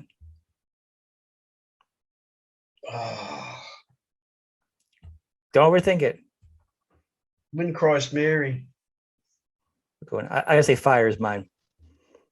Oh yeah, but yes. It's so manic. It gets so manic. I get all that. I was about to say the opening notes of Hey Joe, the first time I heard Hendrix version was sometime after Burden had introduced it at this concert in Melbourne, live concert. And then I heard it. He said, it's going to be played now. It's coming out as a single, like, you know. So glued to the radio for weeks. And all of a sudden, this is by a new band called the Jimi Hendrix Experience. And here it goes. You know, it's a bit like, you know, because DJ spoke like that. And I just heard the opening notes and I just went, I hadn't even heard his voice yet. And I was practically, if not reduced to tears. I just thought, my Godfather. And it was kind of like, even though that you weren't waiting for this, because there was no waiting for something you'd never experienced before. You've experienced. Classic name for an album. But I'd never heard a guitar like that before. His tone, right out of the gate, he had a great tone. Unbelievable. And just to hear those opening notes, and then you're like, hey, Joe. And it's just like, oh, thank God, you know. I mean, thank God. Like, yes. I mean, I realized that there was this whole other area to music, which none of us had been experienced. And so Are You Experienced? I mean, it's such a beautiful, and to have followed him so passionately. It's really like a greatest hits album. Foxy Lady, Manic Depression, classic Red House, you know. It opened a lot of doors. The reason I love When Cries Mary, and I just plucked that because when Hendrix played Foxy Lady, that was like, that's that end, that's extreme. You know, it was like, that's as loud, that's as big, that's as butch as you want to go, right? That was just and then, you know, he plays these, like in some of the softer stuff. And the wind whispers, Mary. It's the way he delivers the words, but it's the guitar is just the most gentle, ethereal. It's just, you go, I've been waiting for a guitar to take me there. You know what I mean? Without knowing that there was that there existed to go there. But when he took you there, you realize, yes. Like, and right under that, I've got Dark Side of the Moon, and it's the two are almost for me, because I think Gilmour is one of the greatest exponents of it's a person and a Telecaster. Mm-hmm. And yes, I know that he's used other guitars, right? But that's his thing. But he as Hendrix did, he showed. Up until then, the Telecaster was the Shadows, was, the surf music was sort of the toughest thing that we'd heard, rockabilly type of feeling. Yep. Yeah, and it was, you just think, okay, it's Stratocaster, beautiful instrument. But Hendrix took it. He said, no, there's more to this. I can get the dragon to come out of this fucking beautiful looking. Because, I mean, it's aesthetically beautiful, Stratocaster, I'd say. And so, yeah, I mean, and the same with Gilmour. I don't think there's anybody. I mean, there's some really significant guitar players like Richie Blackmore. I mean, Hendrix at the top of the list, Gilmour, and a few others. I remember years ago being on tour in America, and we did a show with Robin Trower. Oh, nice. And he was playing a powder blue Stratocaster, and he was fucking amazing. I mean, he was the couple of nights that I watched him play, I was awestruck by how beautiful he plays. Is he still around? Yeah, he's still alive. Oh yeah. So that's what's interesting. So like, a real question is, so Hendrix and actually Dark Side of the Moon albums are in the same time, but Hendrix died young and he blasted out. But the question is, and this people can argue about it, I don't really care. Do you think he would have maintained? Yeah, I know. the level of who he was, would he have continued on, or would he? Because look how Jeff Beck came out. Everything blow by blow. No one could touch Jeff Beck for a while. Now he still plays, and he's the artist. Yeah, but he's not selling out places. He's not the same person to the world because he's still alive. When you die, it changes. All of a sudden, Oh, absolutely. The question is, what would have happened? Because some of the Hendrix outtakes, some of the extra albums they've dug up, they're fine, but it's not the same. Now, was that the songs he was going to do? Is it fair to take a musician's unfinished work that they were like, you know what? I don't want to put it out because this is not where I'm at. So you don't really know where he was going to go. What would have happened? Would he have continued on and been like an Eddie Van Halen, like continually be in the public eye, loved, or would he have kind of been more of a cult player? It's a romantic view, which we're both prone to. I think he would have waxed and waned. I think that for a few years he would just like play clubs or possibly clubs, because I think he's a player. I mean, I believe in my heart that he was a classic player, right? So he would always be playing. I think every now and again he possibly, because we'll never know, this is all speculation, every now and again he would do something that would just like people would go fucking. I don't think he ever would have wandered too far away from his roots, and I think so. No, I don't either. I think he always would have been a blues R&B sort of player. And when I've said R&B to a few others, they've gone, "You think he was R?" I said, I can hear his R&B, and it's not just because of who he played with as a guitar player in whose bands, because he played in a couple of bands, and if you listen to the music, I'm just trying to think of the one that he's most famous for. Famous R&B singer, and Hendrix played in his band. Oh, I'm escaping me right now. I know you're talking now. Yeah. Oh, it's maddening, but that happens with age. He served his musical time by playing with the greats before he even came known. He knew everything before he even did it. Yeah, and I think he would have stayed true to his roots. That's the first thing. I think he would have. I think he was so gifted. I think that he would have he would have been productive, not necessarily. And I think that the analogy or the comparison to Beck is spot on. And we've talked about those albums,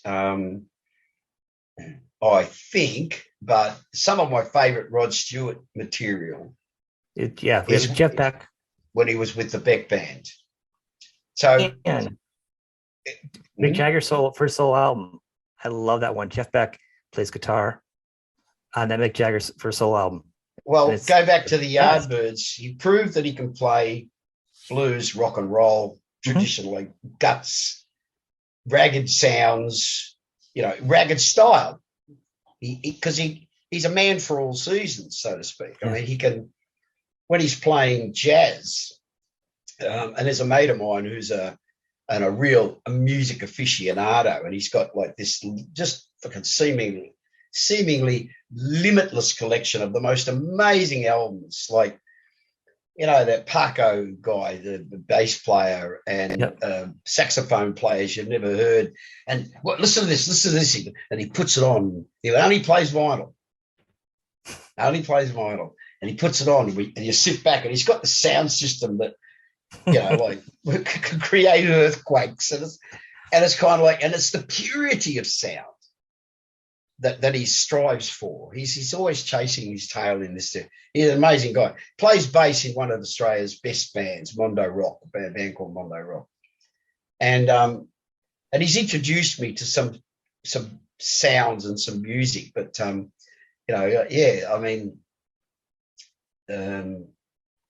when Beck plays with these jazz musicians, and he's playing that wonderful picking style that he has, he just fits straight in. He's fit his own style, but he's never cracked the commercial world. You know what I mean? Like, which is fine because you don't have to. But it's like kind of that weather report sort of, jazz. It's like fusion sort of. It's like it's musically it doesn't do much for me, but I can appreciate how beautiful it's put together, and the playing is just like, oh my God, Father, it doesn't turn me on. It doesn't sort of ring my bell because, I'm sort of, still blood and guts, that's the thing. And yet that brings me to my next one on the list, Out of Dark Side of the Moon, which I think it's just typical of one of the most extraordinary, innovative lineups in music ever. Was the original Pink Floyd, and that's with Barrett. But even after he left, they still denied and defied their critics to go on to produce music that's, I think, and I mean, I've heard people say, I've even read it in print in books about the Syd Barrett book, and also a book about the Floyd. Oh, they never did anything as good as when they do with it. Rubbish. They did monumental stuff after he left. I mean, it was tragic. They all said it was tragic that he left. But to say that they didn't produce anything that was, like worthwhile, it's just like, no. It's crazy. I mean, I'm reading a book. Actually, one of the books in the middle of is a Pink Floyd book, and just going from Saucerful and doing Metal, those albums and who they were and how they started, and then all of a sudden come up with like Dark Side of the Moon and going that way is a huge transition. You're like, whoa, and Dark Side of the Moon is like a perfect album, literally. Well, that's the point. And one of the things that emerged, and of course is recognised undeniably. I mean, I know that Roger, the bass player, Roger Waters, he's huge influence on when you read the books, and even then when you relate that to listening to the music, huge influence on that, the tempos and the mix, the layering of the music, huge influence on it. And of course lyrically, when you read a book about them, or a couple of books that I've read about them, lyrically, so there's no doubt in my mind that he was as they all were, I mean, all are integral parts of this wonderful musical experience. But what, like, and it no more manifests, and it manifests itself quite obviously in his legendary epic solos. Gilmour was just able to, like Hendrix did, and like Richie Blackmore does, and like other guitar players who they chose an instrument and they said, well, I am going to get the best out. It's like Angus with an SG. Why does he play an SG? There's very fundamental reasons why he plays an SG, because it's his sound. It is. It's why Malcolm played a Hofner or a Gresh, more in recent times, of course. But they looked at different instruments and different configurations of amplification and effects, etc., to get their sound. And I think there's no better exponent of playing a Stratocaster than Gilmour. He's just extraordinary. But anyway, getting on, because we'll get through. Yeah. Interestingly enough, after Dark Side of the Moon, I've got Can't Buy a Thrill. Now, I don't know about the thought pattern that led me to put these down, but I remember it was summer. I was in Melbourne. The guy that I was sharing a place with, who gave me the nickname Angry, a guy called Mangy Mick Malusak, and he was great. Had a great record collection. Frustrated guitar player, not a bad guitar player, just not a good one. But anyway, he brought home. He said, "All right, come on, man, quick, got some fresh buds." Rolled up a couple of big fat ones, and he said, "We're going to put on Can't Buy a Thrill." And I just thought, laying there, stoned off my gourd for a start, but just thought, that is just sensational. I just thought it was just anything that those guys came up with. Was, it is. They're so perfect. When I first heard them when I was younger, I'm like, all right. But as I've gotten older now, I have all their albums. I can, as an older man, I can kind of sit back and listen to it because I like fast and aggressive. But sitting back and listening to it now as an adult, they're flawless. And once again, all of them. Yeah. And beautifully played, beautifully produced, the arrangements. I mean, but see, the reputation that they enjoyed in the early days was like, well, who are these people? And it was hard. Well, not hard, but it was not mainstream. It was not like when you brought out a band in those days, you saturated all the media with photographs, staged, perhaps, like standing there with the guitars, or like there's the Beatles, the Kinks, the Rolling Stones, the list goes on. Steely Dan, fantastic name. I know. Love the way it's spelt. Who are these guys? I just, I was struck then, and I was just, I suppose, because that's what we did in those days. We got stoned and we listened to records, and what it did with a decent system, and you've got a head full of smoke, it allowed you to go in to the music and hear what there was to hear. Because chronologically, it's not in order of, but like the first time I ever heard Abraxas, but this is skipping ahead a little bit, but that was an extraordinary experience too, because of how they layered. And there was, up until then, there was never really an album or an artist, a band that actually explored percussion. I was going to say the same, that the percussion albums, that's probably the first time, the most commercial that kind of percussion was ever out there. The main thing that we knew about Steely Dan was they were this new concept. They were a studio band. And like, whoa. So the fact that they give like the fact now that I can watch live performances of them, I got to say too, a lot of the live stuff that I've seen on the Google Tube is in Europe. They're huge in Europe, absolutely huge, and it was I mean, they were beautiful players live. They were terrific. It's like the band. I mean, the band were high profile. And, I think the association with Dylan. I think they would have been a big band anyway. I think so too, because they were just too good. Just too good. But so anyway, moving down the list, after Can't Buy a Thrill, another left turn.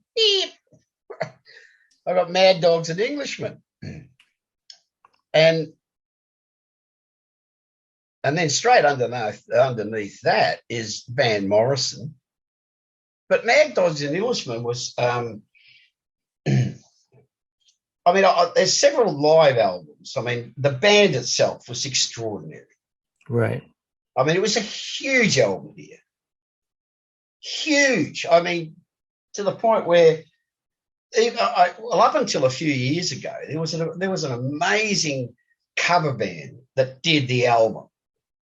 And the band is, a derivative of Mad Dogs and Englishmen. And they were concept, what we call here a concept band. So they're modelled on another band. Right. So they not only try to find lookalike people, if they're lucky enough to do that. That way, if you've been really drinking or you're really high, you're like far back enough, you're like, you think you're watching the band. Yeah, squint your eyes. Get close, you're like, oh, it's like, last call, the lights are on, you're like, oh. Yeah, exactly. Yeah. But yeah, obviously they are one of the, he's an artist that was pretty much discovered by Woodstock. But I think he would have gone on to do big things anyway, because he was just too talented. But I think after seeing the doco and reading the book, what an extraordinary experience. I mean, like just one of the greatest rock and roll stories of all time. If not, I mean, it's just an extraordinary rock and roll story. That produced one of Joe Cocker and Van Morrison at the same time. A little similar too. Ooh, that would have been scary. One of the, and I appreciated it at the time, not as much as I do now, but I remember seeing a doco on Leon Russell, and he was sitting at this piano and he was talking about Leon stuff. Russell. And what an extraordinary, I mean, it largely was his sort of vision, energy. And he was very much, when you read the book, he was very much in control. Like, oh yeah, if you can be in control of chaos. But he was smart enough to allow the eccentricity, which became, I mean, you see some of the performances, the live performances, and they're just extraordinary. They're just inspirational. Just, a lot of talent. Jesus, what a stage full of fucking talent. I mean, the rhythm section was just like, fuck me dead. The odds of that many people having that much talent being together. I mean, Leon on his own, even his solo stuff, yeah, he's fantastic. I have one of his albums, I think it's Carnival, song Tightrope. It's like the album is so good. Mm. And that's just one piece. That's one slice of the band. Yeah. Yeah, but the sum of all parts, I mean, extraordinary. And from what I've read, Leon was a large part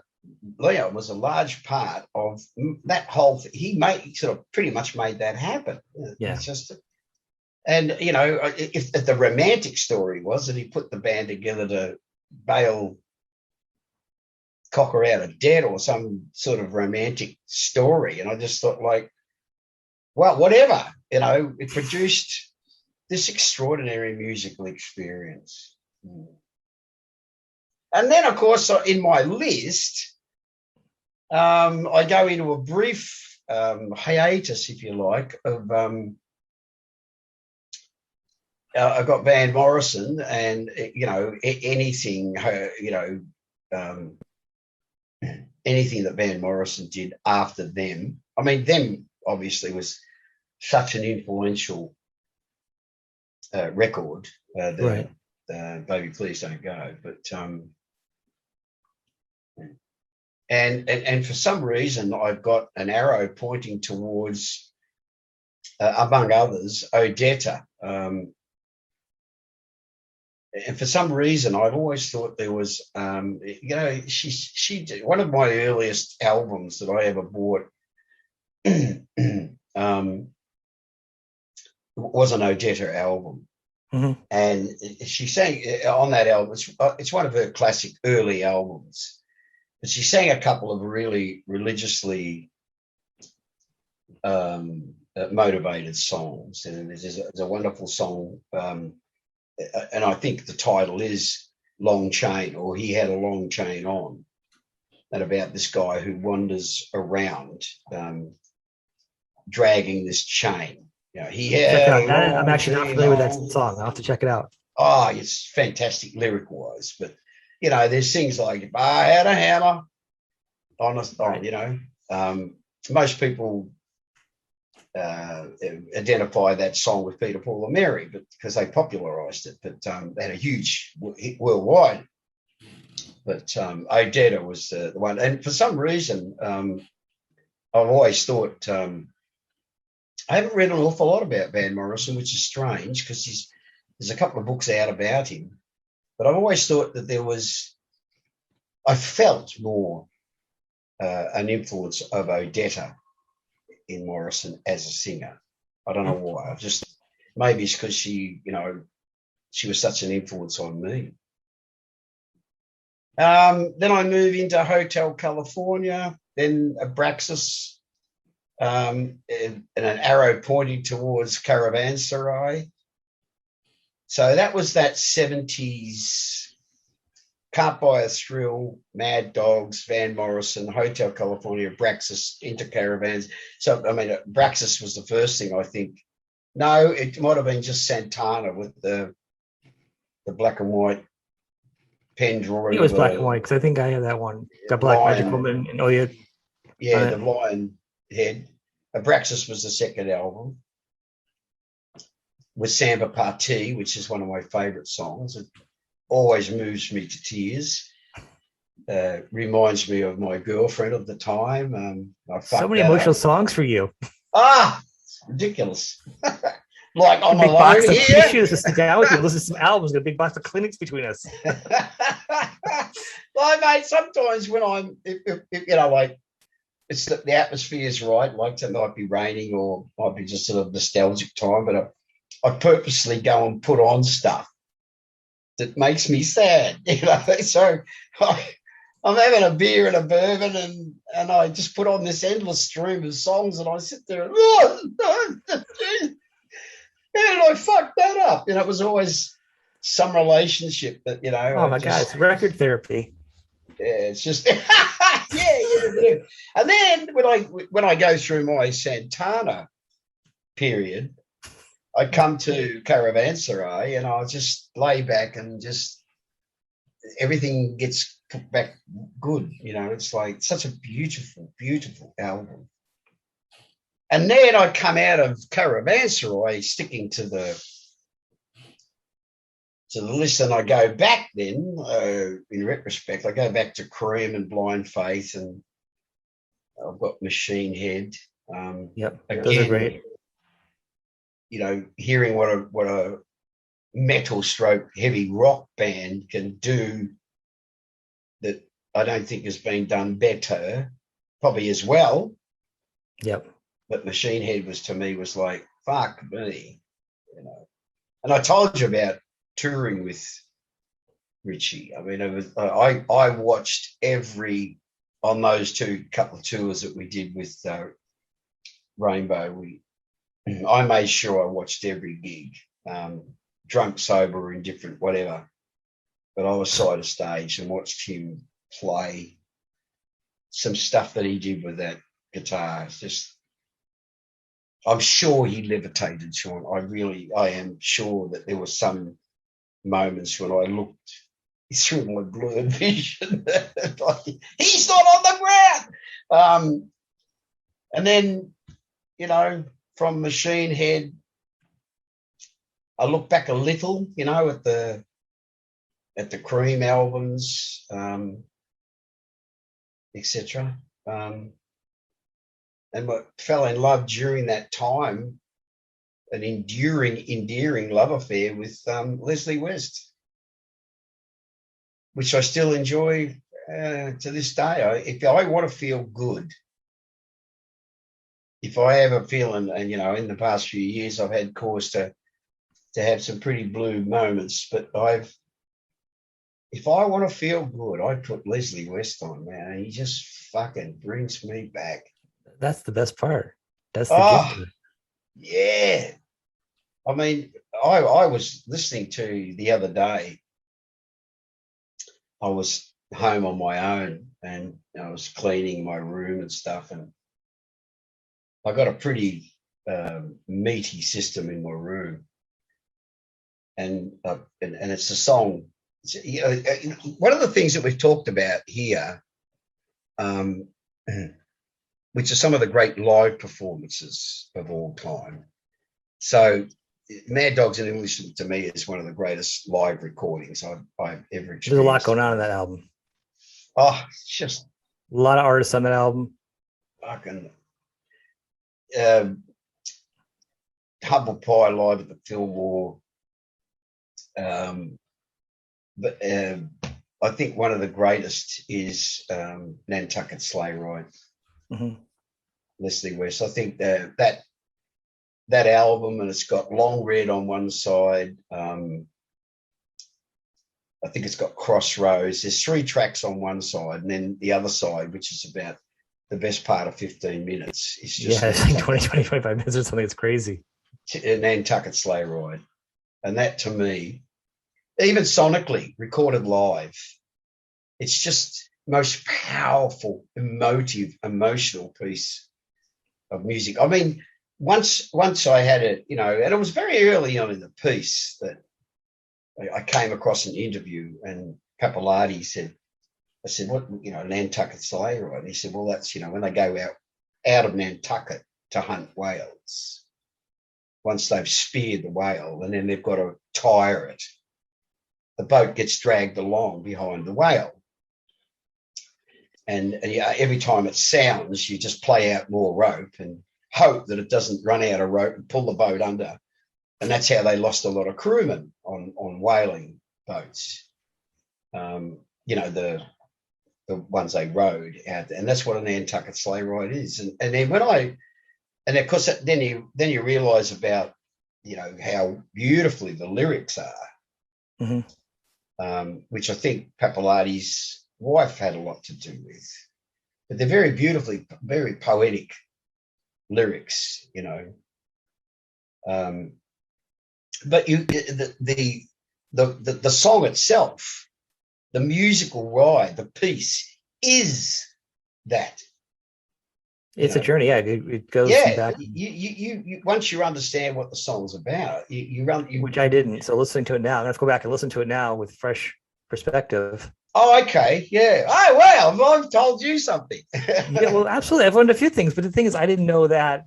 I know the song, I knew the album, and familiar with the lyrics, but I couldn't pull it out of my head because, you know, but I wasn't aware of the actual meaning. Yeah. Well, I'll tell you another. And I don't know that there was any. Well, I don't know that there wasn't an influence, because you do. I've had inspiration from reading books, but in recent years, they made a wonderful movie with Heath Ledger, I think, played the part, and it's not called Moby Dick, but it's about the story of and how Moby Dick came to be written. But I remember the old story, the old film of Moby Dick the White Whale. And there's the Indian, the harpoonist, Pegweg, I think his name is. He doesn't speak. And in Nantucket, they talk to the black man sleeping his watch away. There's a couple of references which kind of, even obscure, may relate back to that wonderful tale of it's many things. I think it's it's like man's struggle with the elements, his own identity, those kind of things. But it's a wonderful, wonderful story. The Moby Dick story. I will probably go back tonight and tomorrow and to reanalyze it, take it apart. But there's one. It's on Netflix, or was a while ago. The one I'm talking about. It's a modern adaptation of the same thing about a rogue whale. Anyway, we digress again. So, the only one I have left that I don't remember you saying was Vanilla Fudge, self-titled. Oh, yeah, man. I mean, see, this is where, chronologically speaking, I got a bit out of, because after Live at the Fillmore, I've got that little, because it was obviously an afterthought. Now, I was sitting here trying to think up a worthwhile list to not just impress you, but to interest you. And I thought, now, wait a minute, going back, 3 of the albums, which, and I found this the other day. I remember the last time we spoke about the missing album, Rock and Roll. Yeah. And I found it, and I've downloaded it onto my iPad. I found it in its original form. Really? But yeah, it been a reproduce. But yeah, Rock and Roll with the Fudge, but anything the Fudge did. And I mean, let's face it, in that era, and it's such a beautifully, some people might say it was a bit kitsch or a bit sort of, but during that, the Vanilla Fudge. You know what I mean? Like, really? That's such a fantastic name for a band that came out in that era. Well, yeah. Yeah, the Young Rascals, kind of, that's a bit sort of middle class sort of.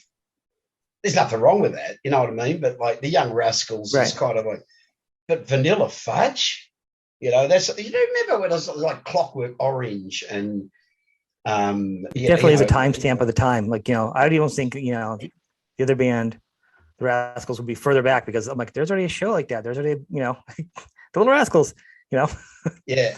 So to me, it's further back, but like Vanilla Fudge really is a timestamp of those years of what people were doing going on back then, where it was like, yeah, I think there were a lot of bands, and I'm not being critical of this, but they were trying to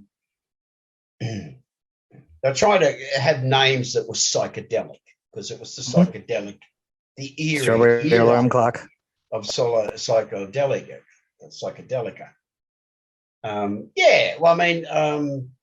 Buffalo Springfield. I mean, okay, there's a bit more depth in that, but that's like, oh, Buffalo Springfield. What the fuck does that mean? You know what? That doesn't have to mean anything, really. It's grabbed your attention, so it's sort of, right. Like a band like Blind Faith. There's nothing psychedelic. It's just I have Blind Faith. I have. And I think that's why they call it. Which is a great, I love that album. I mean, it's fantastic. Clapton was just going from band to solo to Derek and Dominoes to Blind Faith to Cream to, he was just bouncing around. Yeah, well, see, that's he was almost in the Beatles for one thing. If you just watched the documentary, they were talking about bringing him in with George, but they're like, well, we'll call Clapton today or something, whatever it was. It's in the second one. There's a movie, and I don't know that they haven't, but that classic, and it's almost like a Romeo and Juliet sort of scenario. Here's 2 guys that love one another as people, love one another as players, and this tragedy this amazingly Shakespearean tragedy befalls the three of them, right? So George is besottedly, totally in love with this woman. And his best friend secretly becomes obsessed with her. Yeah. And then realizes he has to make the decision because he knows he's going to lose George's friendship. They could have done something together musically, which would have been extraordinary if they'd have formed a band or whatever. Mm-hmm. You know, and this extraordinary songwriter with an extraordinary partner as one of the best modern exponents of playing, you know, blues guitar. Yeah, and you know, he falls in love with his wife, and they can't deny their love. So they have to go to this beautiful man and break his heart for the sake of love. I mean, that's Shakespearean. And that's what a great movie. Someone's got to make that movie. It does, but you know what? You never do it to a bro. It's just still well strong enough. You just don't do that. Okay, I get it. It's just hard. Like you just can't. You can't. I get it. Yeah, I mean, but I agree with you. I couldn't do it. I would be like, when I think of that story, to be that forgiving and going on the power that is incredible. She's actually in it too in the movie for 2 seconds. Patty shows up in it. The new Beatles movie. The documentary is out. Get Back. Really? George is in it. It's really good. You really get some good perspective on the songwriting process. And George actually getting upset, kind of pushing back a little bit, saying, "You want me to be on it? You want me to play on it? I will. I won't." You know, talking about playing his solo album because he had his songs that he'd written to actually end up going off into his, you know, his past album. It was a really interesting time for all those guys. And it's in the documentary. It's really kind of neat to get a little different perspective on their relationships. You know, those guys. Yeah. What do you think? This is left the center. What do you think about the Paul McCartney conspiracy? You got a take on that? Which one? Well, is it, you know, did he die in a car? Did they replace him with a lookalike? No? No. Okay, cool. Way. just like the documentary and see how he takes control because the manager had just died. Now he kind of, someone had to lead the group. You know, you do need a strong leader. You know that. You need a leader. And a push-pull, like, you need to have either a strong leader or a push-pull in a band. Yeah. Every successful band, that's a formula. Yeah. So he kind of took over. Exactly. But the fact that he still produces music, he just had an album out and just now, you know what I'm saying? He's still that songwriter. If he stopped writing songs, you could be like, well, I don't know. If he stopped writing songs, still doing it at that level. Yeah. No one can touch that, you know. Well, look how long Wings produced and toured. Some, I mean, monumental sales. Yeah. Probably even to rival in some cases. I mean, the Beatles in numbers, not that it's, you know, I don't think McCartney has ever been about numbers, and maybe that's romantically what I want to believe and see, in the same way as, you know, I think, you know, really replaced him with a lookalike. So how do you say, well, you find a lookalike who's just as musically talented? I mean, because one of the things that I've loved about Paul was that, and John too, because I've got everything that John, the Beatles, Paul, George, and Ringo produced. No, I don't have all of Ringo's albums.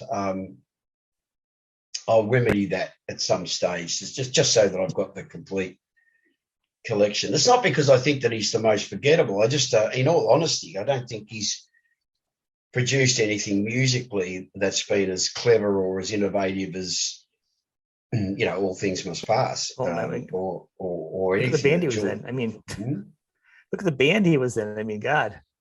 Yeah. I mean, band, you know. Yeah. But, you know, like, you know, I've listened to, I was going to say The Highwayman. That's another favourite album of mine. But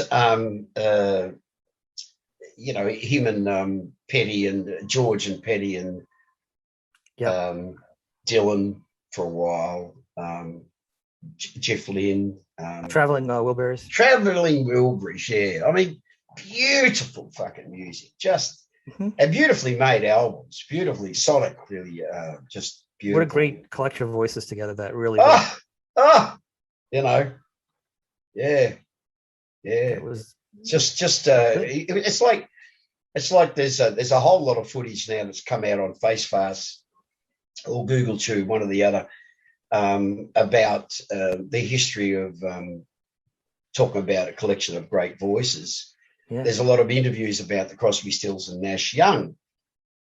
Again, when the four of them were together, it was just like, oh, sublime. Magic. When the three of them were together, pardon me, it was just beautiful as well.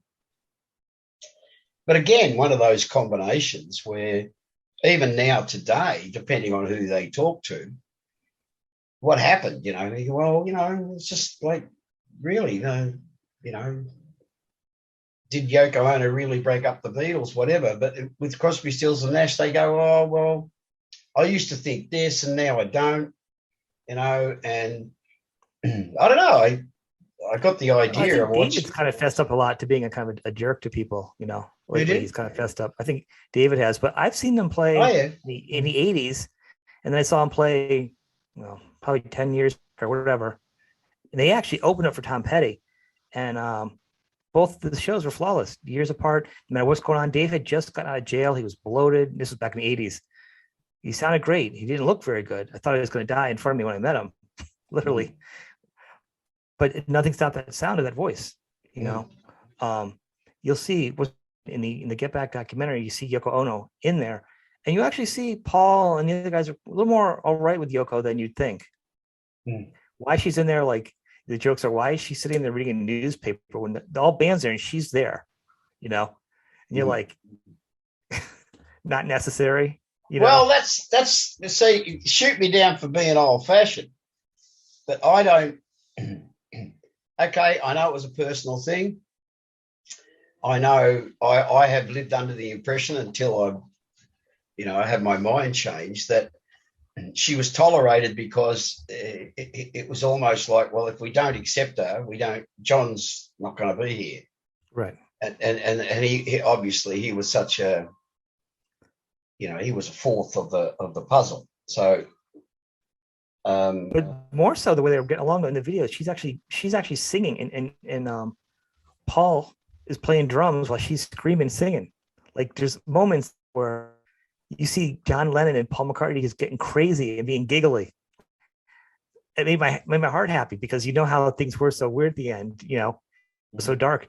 So many good moments of those guys just being children, There's also moments where say, that's when they were starting. John and Yoko were starting to do their dabbling in heroin. So there's some weird picked up on the real happy moments. I was so happy as a band that, they get along. You'll see when you watch it. You're a Beatles fan. You'll like it. Yeah. There's 3 episodes. There's 3. 2 of them are out on Disney. Yeah. Check it out. Oh, I will. It's a big part of my life. I mean, going back to those first impressions. The first time that you hear a sound. It's like the opening chord of Hard Day's Night. I mean, it was like, fuck me. It's like just that bam, and it's a whack, we're into it. It was like, fucking yeah. Beatles are one of the bands that I love all their phases. They literally have sections of phases. And absolutely. I like all their phases. I talked about before about if I want to feel good, I put on, when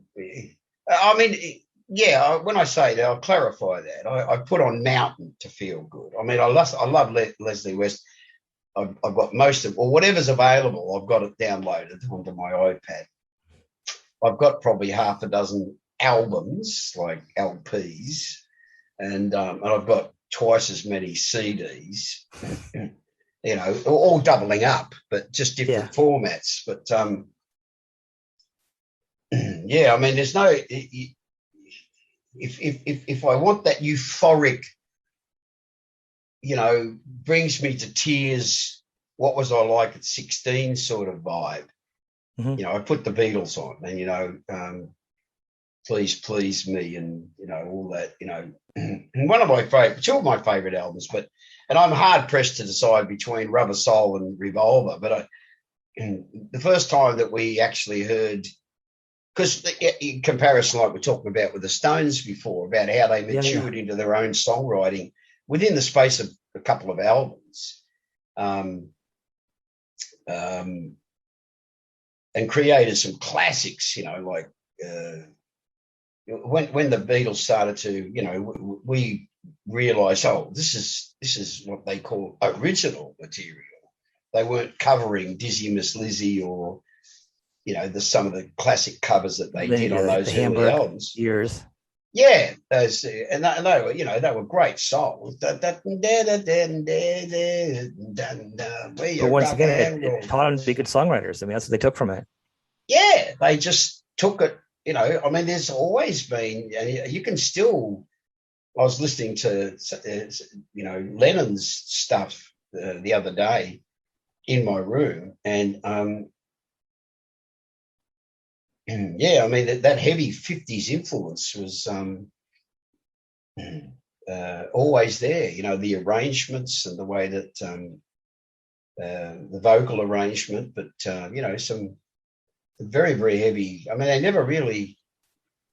Neither should they. I mean, their roots are their roots. So I think that'll always come through in the music. It's kind of like someone said to me the other day, as I digress again, what will the next Tats album sound like? And I said, well, regardless of the musical lineup, it'll still sound like the Tats, because that's the way I write, and that's the sort of the lyrics that I come up with and the melodies, and I'll guide as my fifth, of the say. I'll guide how the music sounds to the best of my ability. So it will always sound like the Tats. But I think I did say to this person, I said, look, I think we'll go back. I think it'll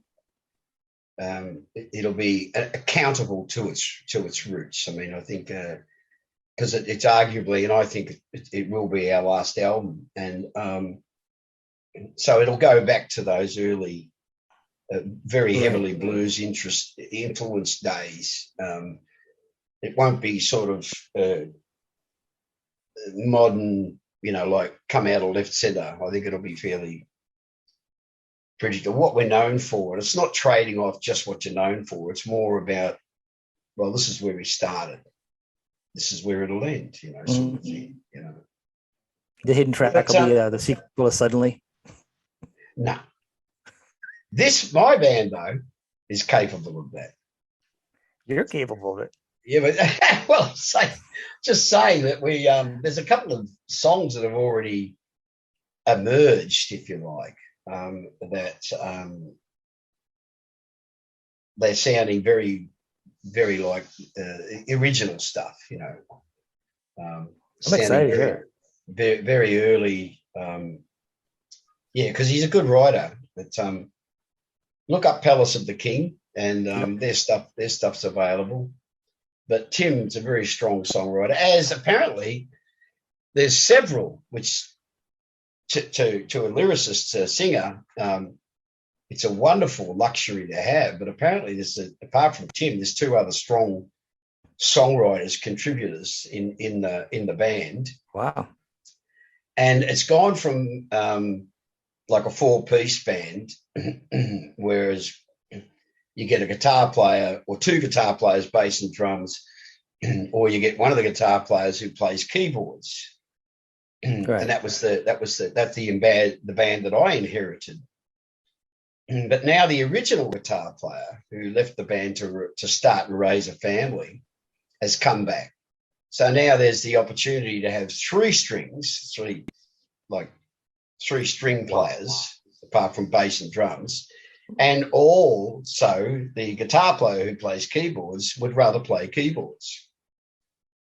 He's just a very clever guitar player, mainly a rhythm player. So, pardon me, I said, well,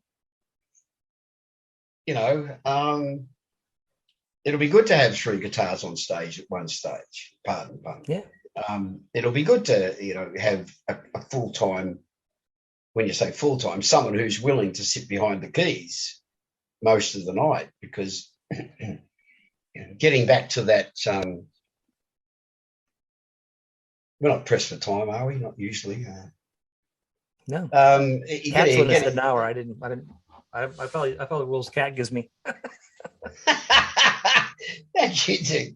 I think. But, getting back to, we mentioned a while ago about Vanilla Fudge, what a great name, and the Young Rascals. And there was a few bands around at that time, English and American, that had the strong keyboard influence. And that's influence, and I've gone back full circle with that with my band, because there's going to be, apart from the odd tune where we're going to need 3 players, like someone playing mandolin or 6 and 12 string guitars, and he'll predominantly be the keyboard player. And it goes back to, and I think that was part of what excited me about those, particularly those 2 American bands. There was a couple of others too. There was I'm just trying to think of the name. Captain somebody in the Somebodies. Back then? Yeah. Like Captain Beefheart type of thing? Oh, no. Oh, Beefheart. Oh, God. Captain, I'm trying to think. Yeah, they were more sort of like, do you remember that band? His surname was Pickett, I think. And Union Gap, is that where ring a bell? Yeah, Union Gap was a band, yeah. Pickett? Carrie Pickett, right? Carrie Pickett, yeah, that's him. You should know that. God, it's your name. Got your name all over that. Yeah, really. Well, before that, there was another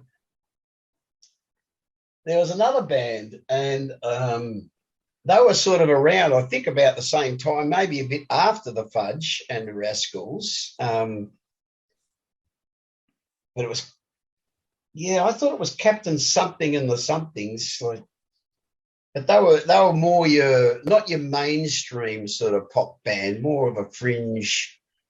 They had a keyboard player in them. So I remember just liking the material. If we want to do another 10, I could easily pick out another 10. Much love, brother. Talk to you then. Okay. Good evening. Welcome to the Laughing Monkey Music Show. Today I have Angry Anderson. Angry's a frequent guest, and I haven't seen you in a while. How you been? Hey, yeah, not too bad for an old bloke with no proper job. Oh, come on now. What is it? I do see you sometimes like doing stuff, and I don't want to make the pun laying pipe. I actually see you, and there's one picture of you with some giant bloke next to you. I know you've done it for like some kind of comedy, and if people are going to find it, I don't know if it's on your Instagram or your Facebook. It's somewhere. I don't remember where I saw it. It's the best picture ever. Yeah. Can you explain that? His name's Paul Larson, and he's a plumber, and I have done for many, many years, 30 years or more, well, more. I've done part-time labouring for him, which I still do. And the story behind it is that we met doing Thunderdome. Now, apart from Angelo, who was the dwarf, that Paul played the character of Master Blaster, and it was and Master Blaster is 2 people, and Master was Angelo, who was a dwarf, and he sat on Paul's shoulders, right? So Paul is 6'8", and a big unit. One of the problems that he's actually had in recent years, he's actually shrunk the best part of an inch because of the compression that big people feel because of gravity pushing down. So he's had a lot of problems with his and as I said, well, I've been doing his labouring. We've been best mates since we made that movie together. And what a great fact! I didn't even know that. That was him. I didn't even put it together. Your Master Blaster. I make that reference all the time for some reason. Yeah, well, pardon me. I mean, Angelo, God rest his soul, he's passed on. But Paul and I became like as brothers. We're very, very close. We actually only live like a couple of kilometres apart. I worked with him yesterday and the day before, and I'll work with him again on Friday. Most weeks I'll do at least one, maybe sometimes 3 or 4 days with him a week. And it's just that when he needs, as a plumber, there's accessibility, like he doesn't handle stairs very well.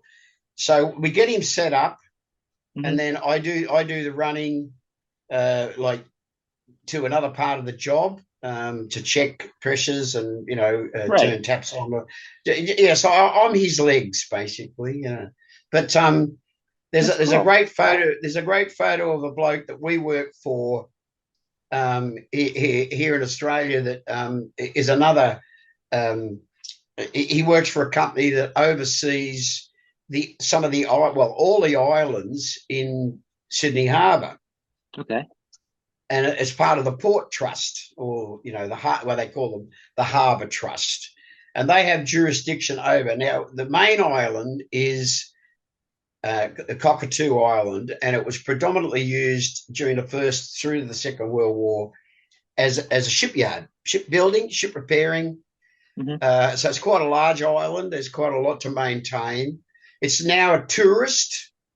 People go out there on the ferry and go, there's a tourist application, and it's a venue for specialist gigs where they have gigs during the summer out on the island, and they ferry people backwards and forwards. So there's a fair bit of maintenance. But yeah.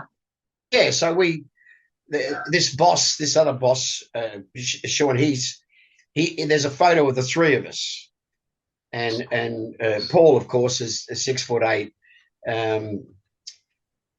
Our boss Sean is about, I think he's 6 foot, but wide, but just a mammoth big human. And there's me, 5'2", between these two monster males, like monster men. So, yeah, it's a pretty funny photo, and we put it up online. I love here, that picture. So and Catherine said it got 3,000 viewings in within the next like 2 weeks, like 10 days, 12 days. Yeah, it's funny. It's hilarious. It's hilarious. It's hilarious. First off, the fact that size and height, we're all at a point in life where it doesn't really matter, and but it's the dynamics of it and the fact that you're one of the people, and there's a few people that I've known that in my life that when you know them in person, you're not as tall, but the truth is you're so much larger in life. My wife's father, before he passed, was like that. I always forget that he was shorter than me, because I remember him as being larger than me. Like, I would imagine knowing you to be like larger than me because of your personality, your energy, and I think, like, you know what I'm saying. So it's one of those things where it's kind of cool. But it always throws me out when I saw a picture, because I always, it feels like you're such a bigger person because you are. It's not about physical. Thank you. I remember one of my favorite stories was back in the early days, and the band was newly in America, and a journalist who had become she was very into music outside of the United States. So she knew a lot about English music, and her passion started with the Beatles and the Rolling Stones, what they used to call the British invasion. Anyway, having said that, she realised that there was music outside. And of course, she was a rabid AC/DC fan. And anyway, when she finally got to meet us, and she said, oh, so I've got all your albums. Well, up until then, it was 3 albums. And she said, I've got hundreds of photographs of you, blah, blah, blah. And she was a photographer, journalist, but, journalist who took beautiful, really good photographs. Yeah. From New York, she was. Anyway, and I remember her saying to me, I thought you were like 6 foot tall. And I sort of, we were looking at photos, right, of the band. And I said, well, if I'm 6 foot tall, how tall are they? Because they're all so much more. And she said, I never thought of it like that, and exactly. Because the point we're making is that it's perception.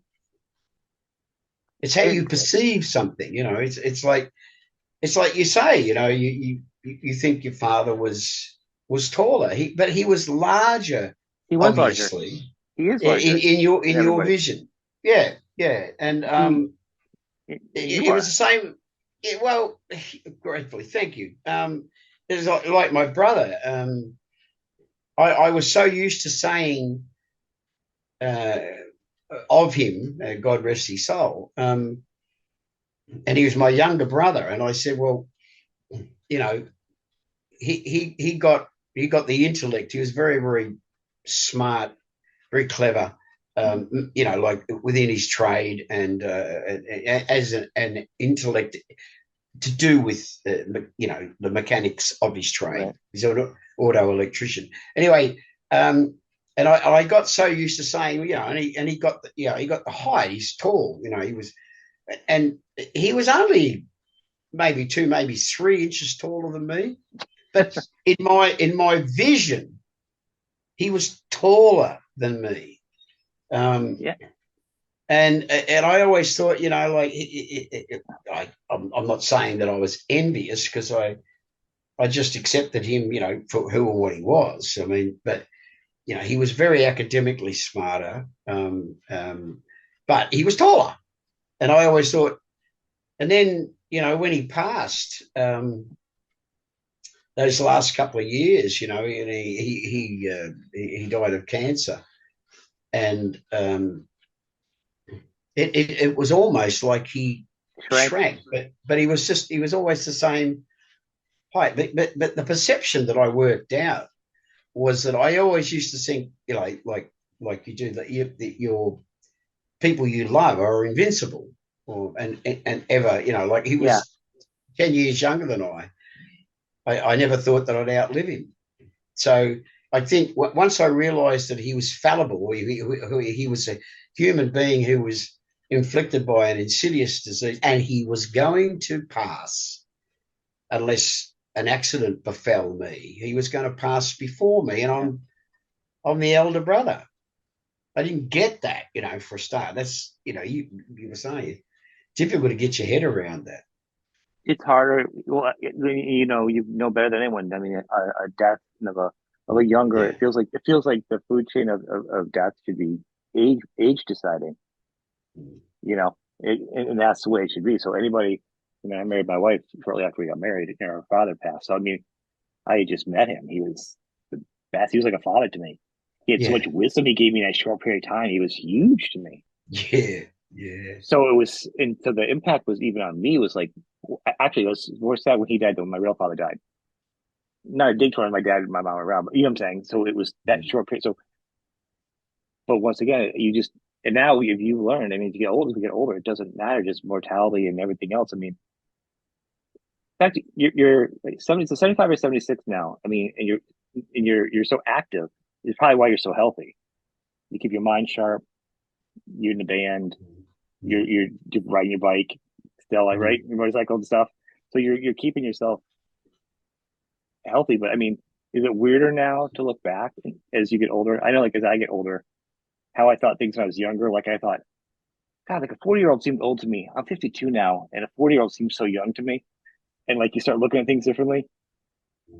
At this point, has things kind of weird for you? Like, because you can see like your career and like so much that you didn't know.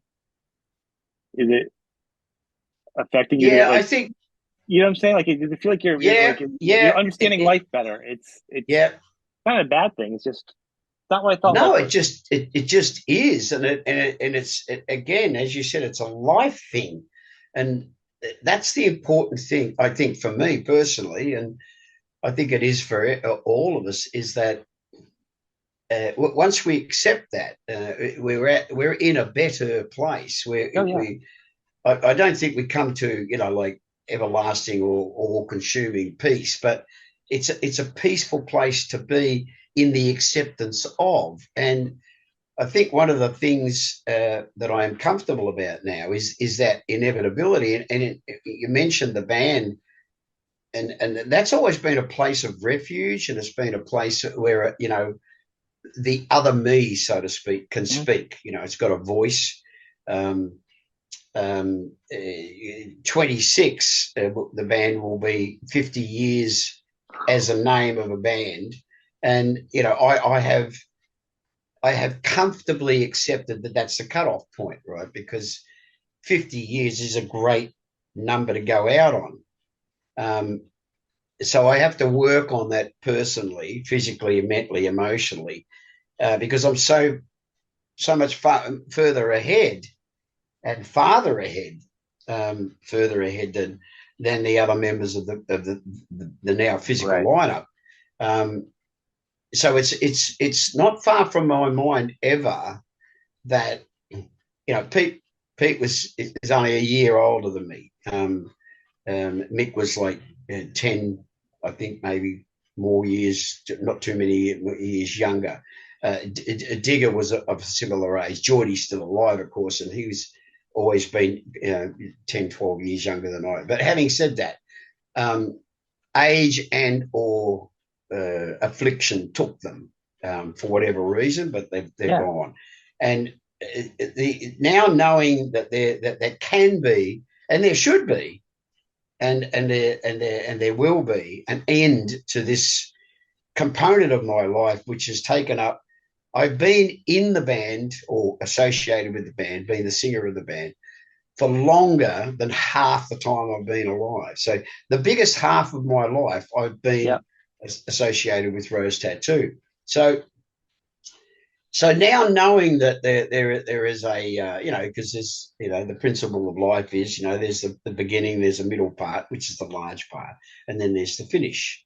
And both the birthing or the coming into being and the going out, they're two very obviously the two most vital components, but they are the smallest components in time frame. Obviously, the big part in the middle is the life that you live. But yeah, I'm really coming to terms, and not that I doubted that it wouldn't happen.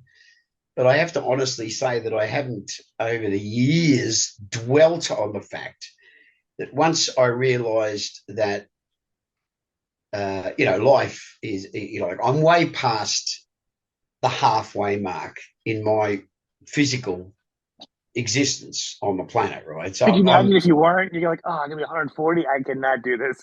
Like, I don't have that in me. I think there was a few occasions where I thought to myself, I can't do this forever, and of course you can't, But back in those days, it was maniacal existence. But now it's kind of like, well, I can't do this forever because, well, you can't. No one can. I mean, the only thing that lives forever is a memory.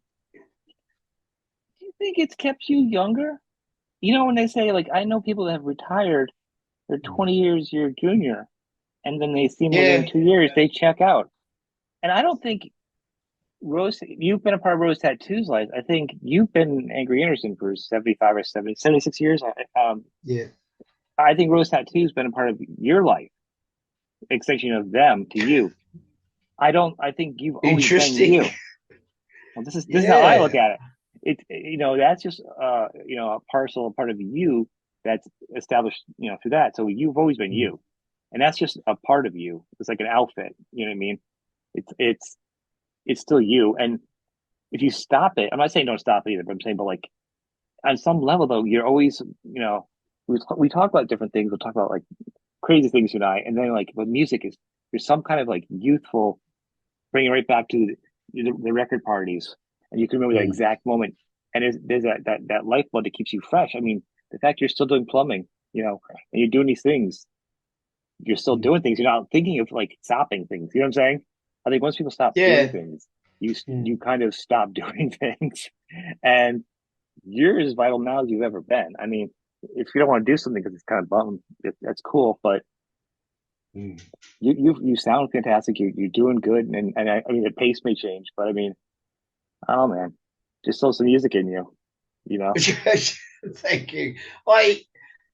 Someone said to me the other day, which I thought was rather interesting. They said, "Well, okay, if you can foresee the end of Rose Tattoo, what then?" And I said, "Well, let's close one door before we open another." There was this lovely there's some black and white footage that I saw. I prescribed to something. I can't think of what it was, but on Face Fast, and there's a lot of people on there, particularly what the people that are referred to as African Americans, but Americans of African descent, I think is the correct way of couching that.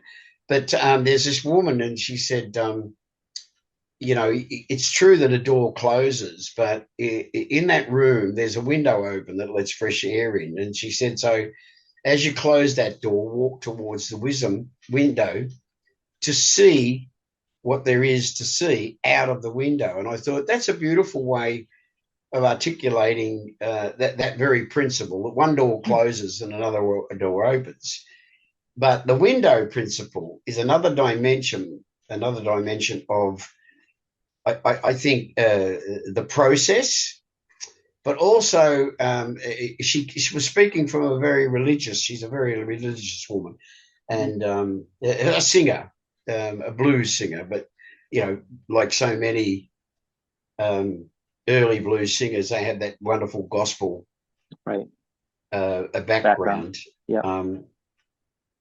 And she said, so you walk to the window to see what's ahead of you, what you can see out of the window. It had this wonderful view, and it sort of allowed me to sort of see the door closing, door opening principle in an expanded light or an expanded way. So, and it's very true. And I think, well, yes, life after Rose Tattoo, there's life after everything.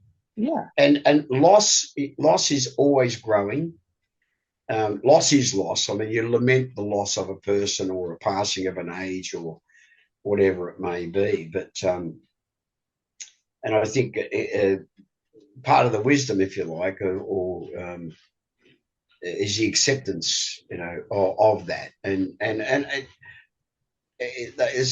we moved very quickly on to, well, what are you going to do musically? And I said, well, in the background, I've always had, and I've been able to do this with cover bands, is sing other songs. Right. So, I guessed with cover bands that, play private parties or paid pubs or whatever. And I get to sing favourite songs of mine as cover bands. So the next band that I do, which I think I'm pushing towards having it physically coming into being before the end of Rose Tattoo. So it gets sort of like a bit of a slides in, is as we've talked about before, is a band like very much based on the Faces.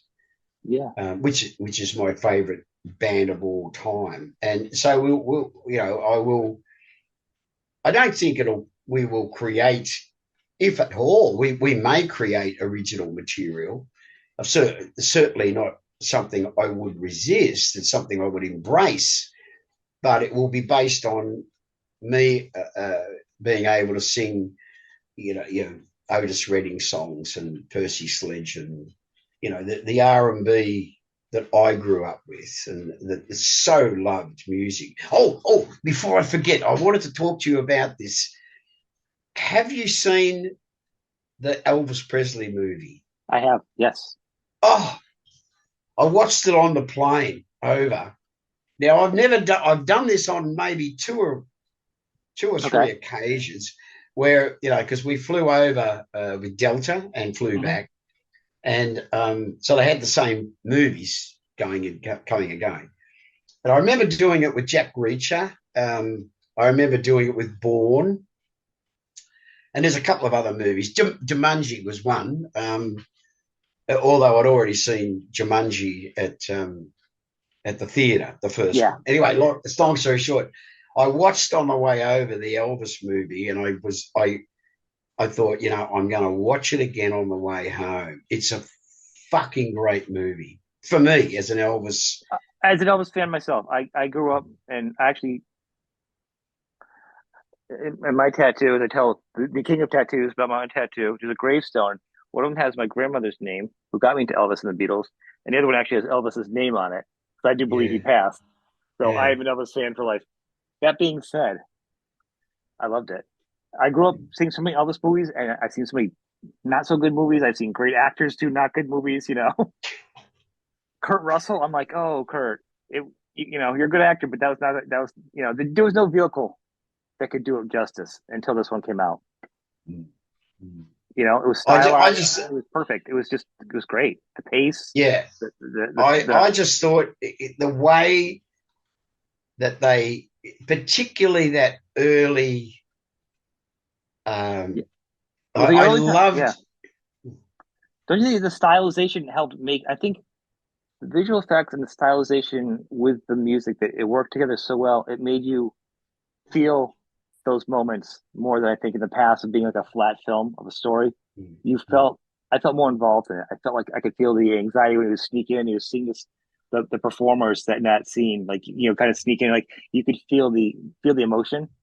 That's what I got from it, which to me, brought the movie up many notches. There was a couple of moments that touched me very deeply. And Elvis as a child, when he was like aware of the music around him. And so you could see, and I thought it was really good storytelling. Yeah. I'm not a huge fan of Baz Luhrmann, isn't it? Who did the movie? I remember the movie, yeah. Yeah. So, but anyway, having said that, I thought there was a couple of moments and particularly when he was talking to his mother, and his father, and the way it was very quickly established how different they were, and of course you realised a bit later how they did individually have, as mothers and fathers will and do, have direct or indirect effects on the child's growth, mental development, whatever, emotional development. And I thought there was a beautiful moment where he goes into, he hears the singing, he hears the music, and he goes into the church, and there's all these brown people of African descent, and singing gospel, and the acting was such, but also the direction was such that I felt caught up in that. I felt like as he turned around and as he looked around at these taller people clapping and singing, it was almost like you could physically feel something. And it was a mysterious sort of chemical alchemy, really change that all of the, he felt that, and it was in his face as an actor. And I thought, because he's a very, very young bloke, obviously, who acted the part. And this transformation, and I likened it in my own head to, it was like when people must receive Christianity, they say, I received the Holy Ghost. And it was kind of, that's what was happening to the young Elvis Aaron. Presley, yeah. And he was baptized at that moment, not physically, but spiritually. Right. And he came out of there like with this new mission and this new strength and this new purpose. And he carried that through all this music right to his last performances. He still sat and or sang, gospel, yeah. And I think some of the sadness that I felt, and I remember, I'm glad it was late at night and the lights were off and everyone was asleep, because I had a bit of a sook and a sob. But in those last couple of performances, even though he was still totally committed to being the best he could be for his audience, I think there was a sadness in it. He knew not only that somehow there was going back to how this conversation started, about the end of something. And he might have even been, in that time when they said, don't you fucking wiggle your hips, wiggle your hips. Don't you do this, don't you do that. Yeah. And his fans were saying, we want the old Elvis back. Right. We want the hip swiveler. We want the fucking, the crotch pounding, we want the sex. Because they love the voice. They love what he, yeah, nothing but a hound dog. See, we all relate. Yeah, we all relate to that. We all relate to that, right? We all do. I mean, that's just primal. It's totally. What they wanted the extra thing that he brought to it. And he went out there in defiance and did it. And in the end, transpose ourselves all that time forward in his life to Las Vegas. He did that at the end. He was still that defiant, rebel rock and roller, right, even though he'd gone through this, a lot of people, myself included, I lost interest in all those movies and Las Vegas. I mean, that's a great song, but Roustabout and I didn't even watch most of those movies because it was just like, nah. The Elvis that I fell in love with and had loved right through to right from the beginning to the end, and I saw it in that last few performances that are there online to see. Yeah. When he does sit on that podium in the leather suit and he says, you know what, we're just going to play some songs, and there was that last, in the movie, there was that, they were to be his last Las Vegas performances, the last performances of his life. And there still was that, nah, fuck it, I'm going to sing this song, there still was that. So even though he'd been sort of, I suppose, trapped, imprisoned, if you like, not wanting to sound overly dramatically romantic about the whole thing. No, I think it definitely was emotionally trapped, because I think he started out in gospel. Like my grandmother, I had a lot of Elvis gospel growing up too, not besides the rock and roll. And that's who he was. And gospel tied him to his mama. And there was nothing more. He was a mama's boy. He loved his mom, and his mom created and shaped him. And once his mom left his life, that's, I think, when the beginning of the vacancy happened, because he was experimenting and dancing and the hips, and he was growing. It was part of the thing. And I think then his mom left, and then also it became him. It wasn't him doing the hips because it felt good. That's when he started evolving, I think, to a parody of himself. And I think that's all the challenge. I think towards the end, when he was just going back doing what he wanted to do, you know what I mean? I think he just kind of felt it, how life was changing him.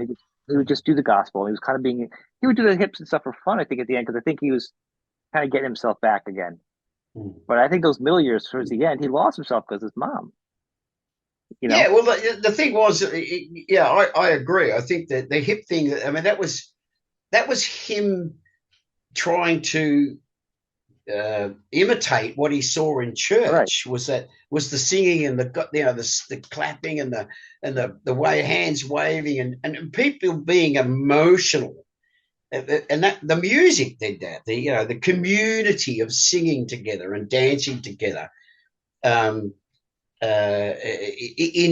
congregation, that magic word, in congregation, and exhibiting or manifesting this wonderful spiritual experience. And that his early gyrating, that was him experiencing that. It's like when people run down at these gospel meetings these days, and I think possibly to a great degree it's not so much orchestrated, but they run down and they throw themselves on the floor and they roll around and do all that sort of stuff. And I'm not too sure whether that's authentic or not. But having said that, I don't know myself either. I yeah, wouldn't put with that either. Yeah, no, really. With Elvis, he didn't need to do that at the end, and it's because he progressed and he became. It wasn't like you tamed the beast. It's just that the beast didn't. It's like a lion. The lion protects the pride. I mean, it'll fight every young lion in the business. It'll fight animals that threaten the cubs. Blah blah blah. So will the lioness, obviously, but let's not leave Daddy out of the picture. And so I think, as the lions grow, what do they leave that protection of the herd or the cubs and the pride to the younger, whatever. So it's a transition of time, and I think that's one of the wonderful things. I like I said, I'm glad it was late at night on the plane because I put my hands in my head in my hands and just wept. I just thought, fucking It had the perfect arc because his story was actually it's storytelling is so perfect because it has the drama, the center, the core, the arc, and I think hips and everything was honest to him, and I think he got pushed into doing the hips like later on because it became like a parody of himself, and he just didn't do it because he was making him do something he did naturally on his own. He owned it again at the end, and he was who he wanted to be again. He was taking himself, he was reclaiming himself from the movies and all that garbage. He got lost in those middle years, but I think at the end, before he passed, he was reclaiming who he was again, and that's why he'd sit down and play songs. He'd laugh, like we did a song. He goes, "I'll just rip my pants." In one of the songs, he does that where he leans down, and he splits his pants or something, it's like a live performance. He laughs. You can hear in the recording talking about splitting his pants. And he's laughing and telling jokes. He's owning it. He's coming to terms with himself. Yeah, and that's the arc of the whole thing of his life. And the storytelling, when you can get that much emotion, you can show the relationship between the mom and the dad in a few minutes. There's some really good cinematography and storytelling to do it that quickly. Yeah, and it was done very well in that movie. I thought so too. Yeah, like I said, I'm not a fan of his other films, but what else did he do? I don't even know. I don't remember who it was. I'm pretty sure it was Baz Luhrmann. I'll have to look it up and see what else he's done. Yeah, I've gotten bad about movies lately. I think I'll see big movies, or I'll see the Beatles. I saw the Beatles thing.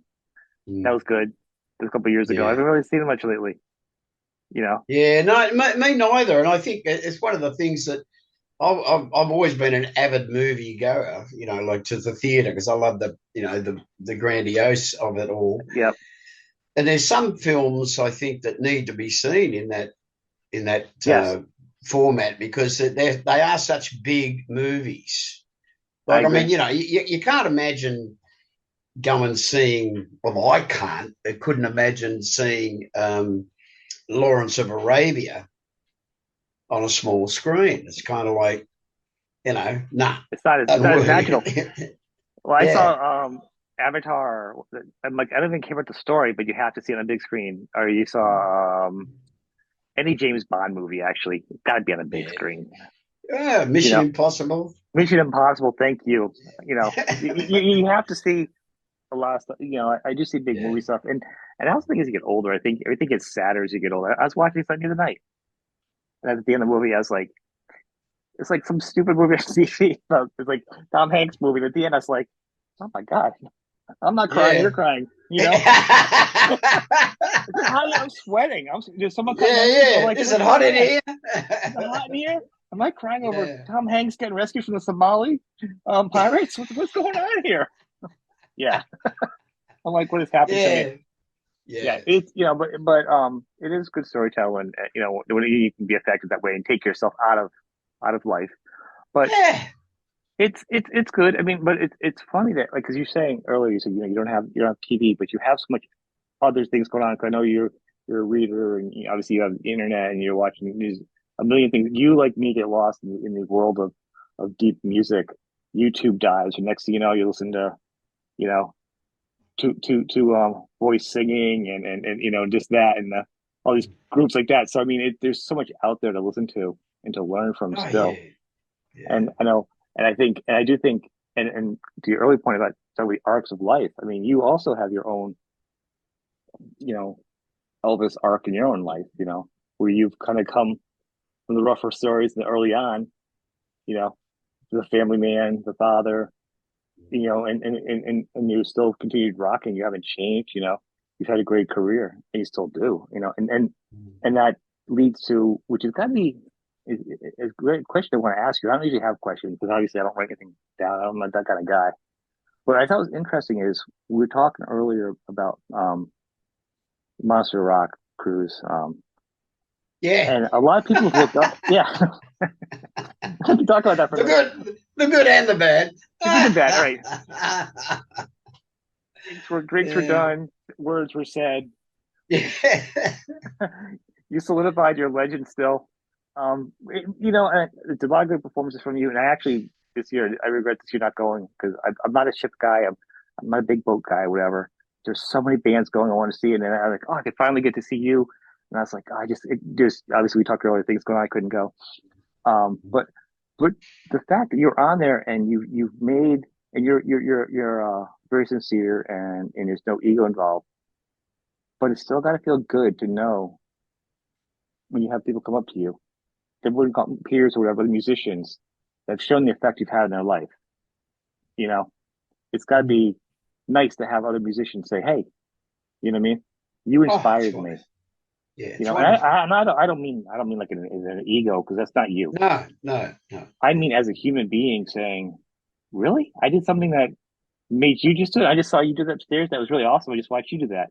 I was a part of that. Thank you." Like, that's got to feel good. Absolutely. It's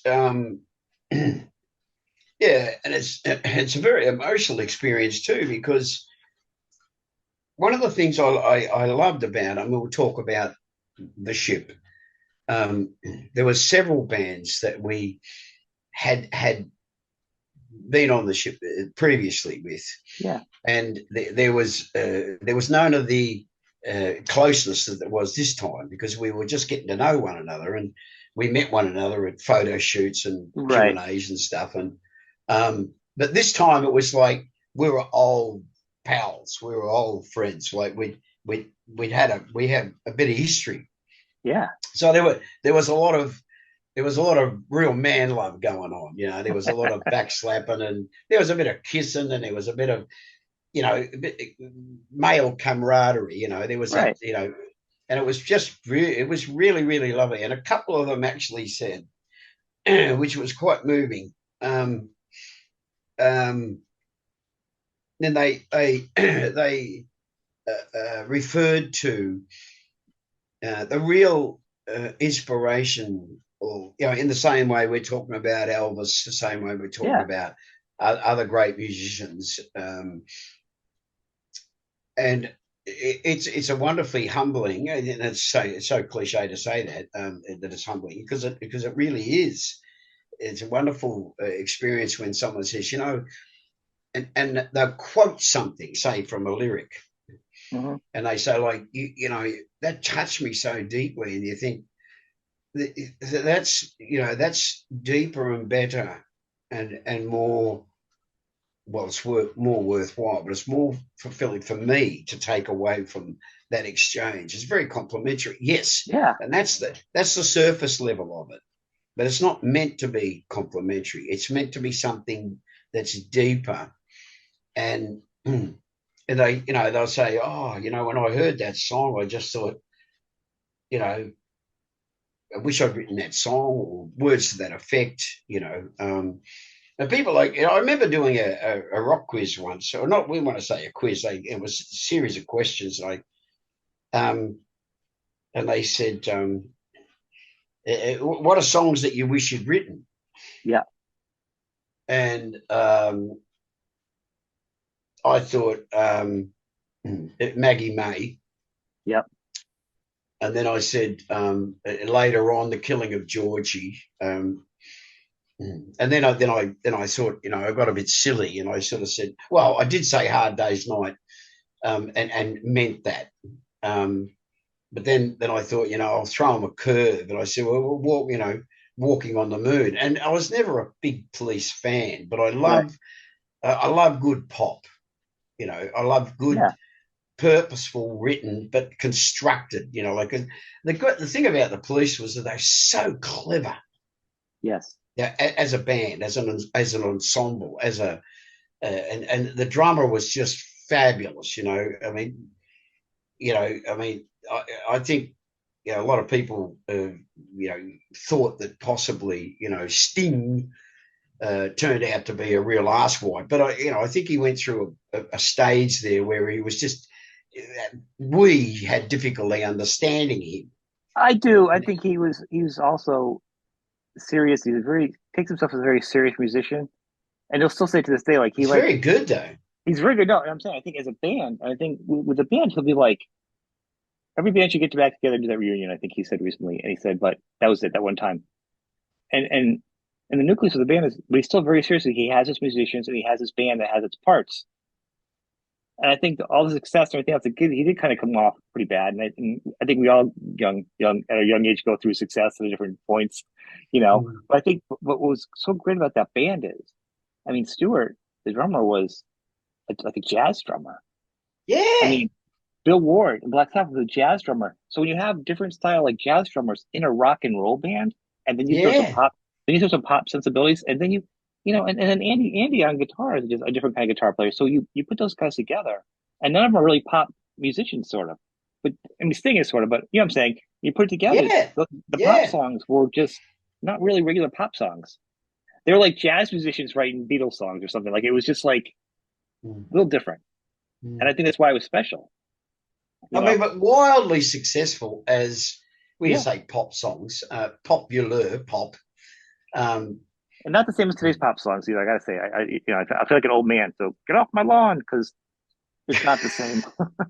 Some of the greatest songs ever written turned out to be pop songs. Sweet Caroline, da da da. Everyone sings the fucking brass line. I mean, like, they're just, I mean, any number of the Beatles songs, and even and I don't know that they would even shrink away from this, but the hits that made the Stones, I mean, they were still pop songs, but just with that bit more edgy and a bit jang to it, Yeah. Well, look at U2. I mean, the classic. I mean, I don't think it's right to say it's pop by numbers, but I mean, they're very formulated, very clever. I mean, emotionally, that doesn't do anything for me. But I've watched footage, where there's you can respect music and not get it. I'm going to tell you something. Yeah, absolutely. Yeah, you came up in a conversation recently because I was talking about pop music, and it's a softer pop. But I was talking to I've actually talked to both the guys from Air Supply recently, and I was talking to Graham Russell about, and he had met you before a few times. You guys had talked a few times. Oh, we had, yeah.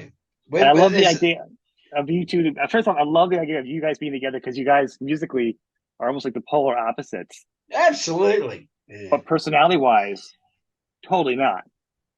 So, well, when I first met them, and it was many, many years ago, I was doing television, and whenever they came back out here, they would come and perform on the midday show, which is the midday show was where I got my start as a so-called youth reporter. And I basically I said, oh, fucking, I came in that day. It wasn't my day, but I came in to watch them perform. And they said, what are you doing here? And I said, well, I came in to see you guys. I said, I've always loved your songs. And they went, what? Those are some good songs. People look at me like, what do you do? This is rock and roll. I'm like, those are good songs. But they're great. See, this beautifully constructed, crafted pop. It's just beautiful music, And like,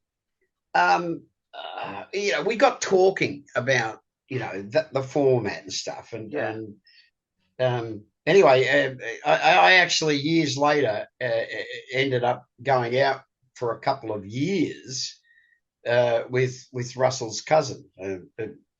It just happened to be. yeah, it's just one of those things that happen. But that's not why. It's just happened that way. And I know. Yeah. After we'd been keeping company for a couple of months, something came up, and she goes, "Oh, cousin Russell's in town," and I said, "Oh, yeah," and she goes, "Yeah, and he was hoping to catch up," and I went, "Why would he?" And she, and she said, "Well, he's my cousin," and I went, "Oh, fuck yeah, I'll come." Yeah. Just to catch up. But yeah, they were surprised that that we were talking that kind of stuff. But we started talking about what the white soul pop, whatever you like to call it. But the Bodines. I don't know if you're familiar with the Bodines. I love the bigger song for them, if people aren't aware, was probably Closer to Be Free, which was on the Party of Five soundtrack, I think. That was their big song that people would know popular-wise. But I know they're those songs too. Yeah, they're good. Yeah. Well, yes, they are. They're fantastic. And I mean, going back to my era where we started, I mean, you got to have the Everly Brothers, but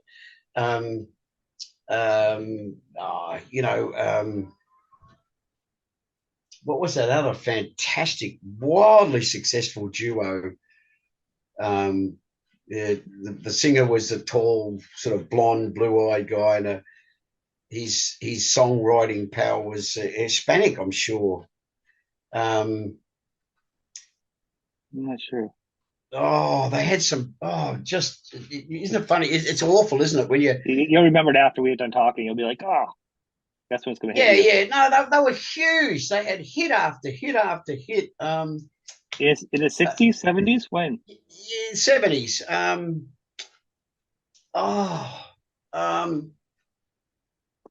Oh God damn it! The name escapes me. It'll come to me. But not Captain and Tennille. I'm trying to think of duos now. No. Two guys. Two guys. When I was talking about the Bodines, I got into the Bodines through these two other guys. Oh, really? And I was fascinated by their songwriting and the two-part harmony thing. And oh God damn it! But yeah, you got a picture. The singer is the taller of the two, and he's blonde and blue-eyed. The other guy was a smaller guy, played guitar, and was Hispanic in appearance. Oh, they had huge hits. Anyway, it doesn't matter. I'll think of it. If you think of it, you gotta let me know, because I'm gonna have to go crazy thinking about it now. I should go to the record, but I won't. Yeah, you can if you want. But so here's one of the things that was really great, and when talking to Graham, I talked to Russell and to Graham, each of them separately. Yeah. And Graham I just spoke to a week or two ago, actually, which was funny because the same kind of connections and everything else. Really funny. So what was interesting, what he said is he has the same, literally the same interest, growing up, Beatles and Elvis and Zeppelin, the same things you and I have talked about, that we've had. And I think his influence, so all the same influences, but the music came out totally different from you, which is really fun. You know what I mean? And but it's crazy, the success. But they had the same thing. Everyone thinks rock and roll is so easy, but it's not. I mean, you're the you've struggled, you ups and downs, and keep going. And now you're at a point where obviously you've established yourself, thankfully. But when I said to him, I was like, but at this point, he's the same thing. They're working on new music, and I don't think an artist. And it's always weird to hear an artist like that. So I'm glad. I was going to say that earlier. The band Tattoo ends, you'll still do music, yeah. But I've talked to artists that have said, I'm done. I don't want to do any more music. I want to sing. I'm like, are you sure? Maybe for fun on the side. They're like, nope. Sell on my gear. That's it. Yeah, I would have to struggle with coming across anybody. Right? Yeah, I struggle with that. I have to say, and I had a similar experience with a very close dear friend from the very, very early days, and he said to me at one stage, he said, I put the guitar in its case. I kicked it under the bed, and it stayed there for 20 years. How? And I went, fuck off. 20. He said, yeah, 20 years. And he went into IT. That's insane. And he's only in recent times, he said, I just one day woke up and thought, I wonder if it's still in tune. That was he said to me, that was his first thought. And I said, John, it couldn't possibly after fucking 20 years. He said, I pulled it out. It wasn't in tune. He said, I tuned it up and it sounded fucking awful. I restrung it, and he said, no, I haven't put it down since. First off, I don't play guitar that great, but I always want to. So I can't not ever play it. I'd be like, if you play that good and you don't play it, it's a crime to me. I'm like, because I wish I could play it that good. This guy is a fucking wonderful, wonderful guitar player. I don't know whether he was exaggerating the time period for 20 years. He said, but yeah, he said, I just, had no desire. And of course, he had a very personal story about how, as a youngster, he thought he'd given his best years, but lifetime hadn't taught him yet that his best years are what he decides are his best years, not the industry. But he said to me, he said, like we gave it our best back in those days. He said, and it just wasn't good enough. And I said, but by whose estimation? Right. just because we didn't achieve, dizzying, success and millions of dollars and freaking, all arrive at a gig in a separate car, all that kind of shit they go on with, or some people go on with. But I said, mate, I think he's an extraordinary guitar player because I think he's truly gifted. It's not that he's just technically brilliant. He's just got, he's got those really long fingers, and he caresses a guitar. And I said, really, you didn't play for that long? He goes, yeah, no. He said, just one day I woke up. He said, quite literally, I just woke up one day and I thought, I wonder if that fucking thing's still in tune. And he pulled it out from under the bed. And, he's been playing now for, some years because he was quite young at the time. We were all very, very young at the time. And he just said, yeah, he said, I just got to the point where I thought, well, the industry doesn't appreciate talent. And I think one of the things I felt for him, because I felt that possibly, that was partly true. I mean, there are some people that achieve great success, and it's not for you or me to say that they deserve or don't deserve it, but there are other people that are truly gifted that never, they never achieve monetary success. Oh no, not at all. I mean, they might. I think part of it's because with the popular vote is sometimes the popular opinion of music doesn't always cross with the same people that'd be like a music or a muso. Yeah. Somebody like you and I who are like, we'll talk about records for hours and liner notes and stuff. That's not the same people. That's not the 80% of the people that are going to make the charts. You know what I'm saying? So that's their view of what music is totally different. It could be Barbie Girl, as well, somebody can play, all their notes and their scales and really compose something. Yep. You know what I'm saying? Very rarely do you get something like you will get, of course, like an Air Supply perfectly crafted pop song with musical talent, and it becomes huge. Hall of Notes. Hall of Notes. Is that sorry. Sorry. It just popped into my head out of nowhere. Because the Hall of Notes, I'm like, he doesn't mean Hall of Notes, like, because in the 70s, they really late 70s maybe. I mean, Sarah Smile is one of the best. Oh, I love their records. That is one of the best songs ever, Sarah Smile. Love their records. Yeah, go. Sorry, I interrupted. No, thank you. Because I literally was going to say that, but I'm like, oh, less than the 70s. I think they were there more like late 70s, early 80s. They're more like an 80s band to me, I think. Yeah. When their big hits came out. Yeah. That's what threw me. Otherwise, I would have guessed it. Yeah. But I think that's what it is. I think that's why no one's ever. But then if you look at it, I mean,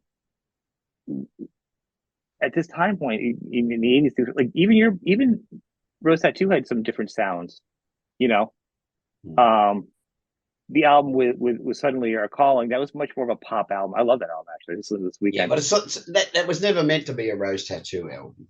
Exactly. But I'm saying because of the industry, there's always a reason why something had a different sound, because all musicians were trying to chase what that sound and justify their success. Well, I must be successful. I mean, be a good musician because I'm successful. Well, it's not really what it was. I mean, you're a good musician because you're a good musician. And if you're successful, sometimes that's just dumb luck or somebody making Record Machine, you know. And I do think it's a good album, whether it's Rose Tattoo or not. I think it's thank you, brother. Thank you for that, because I think it's a collection of songs. I was talking to Andy Shishon, only just Andy left Australia because he played bass and co-wrote a lot of those songs, as he did Suddenly. I mean, he was the co-writer on Suddenly, and obviously because he was the co-writer. He and I were a partnership. He now plays bass with Billy Joel, and did play with Shania Twain for years. Between the two, but he moved to New York to pursue songwriting predominantly, and this is many years ago. In the wake of Suddenly and the interest in the song, and has gone on to be a very, very successful career-wise, not so much in the songwriting, but in his field of expertise, which is playing bass. Yeah, but when I first signed to the backstory to that album, when I first signed to, I moved away from Albert's. The Albert's relationship, the deal was over. We went our separate ways after. Let me tell you about, and I think we must finish on this. I want to tell you about Southern Stars, which was the last, which is a different lineup, as you know. So I signed a Mushroom, and they said, "Well, what do you want to do musically?" And I said, "Well, the band I've always wanted to do is like based on the Faces, and I want to do a band like that, guitar and heavy on the keyboards." And I was throwing things around like we talked about Young Rascals and Vanilla Fudge, and like the early gospel-y, bluesy white guy blues thing that came. I was first heavily influenced by, I mean, Vanilla Fudge was heavy though too for the time. Vanilla Fudge was pretty heavy. No, just those. I just want to say that. I just want to say it because most people don't realize that Vanilla Fudge was pretty heavy from back then. So I just want to throw it out there. Still now, you listen to the guitar arrangements. And the I agree with you, but nobody thinks of Vanilla Fudge. You don't think of a heavy band. Just fucking heavy as lead. The drums. Come on, Carmine was right. Carmine was a drummer in that band. So I mean, come on. Oh, they were all. I mean, they because they were slotted straight into, and they wrote great pop, Yeah, they did. But as a band, they were fucking just balls like this fucking big, heavy. And then then with the and they were very. I don't think they were influenced by the English thing. I think things happened simultaneously. But then, the British thing moved into America, and it's not that they got swallowed up, but there was a lot of competition. Spencer Davis, there was fucking, other sort of the new R&B, because that, the Rascals and the Fudge and other bands like that they were R&B, heavily influenced by. Now listen to the singers, singing, but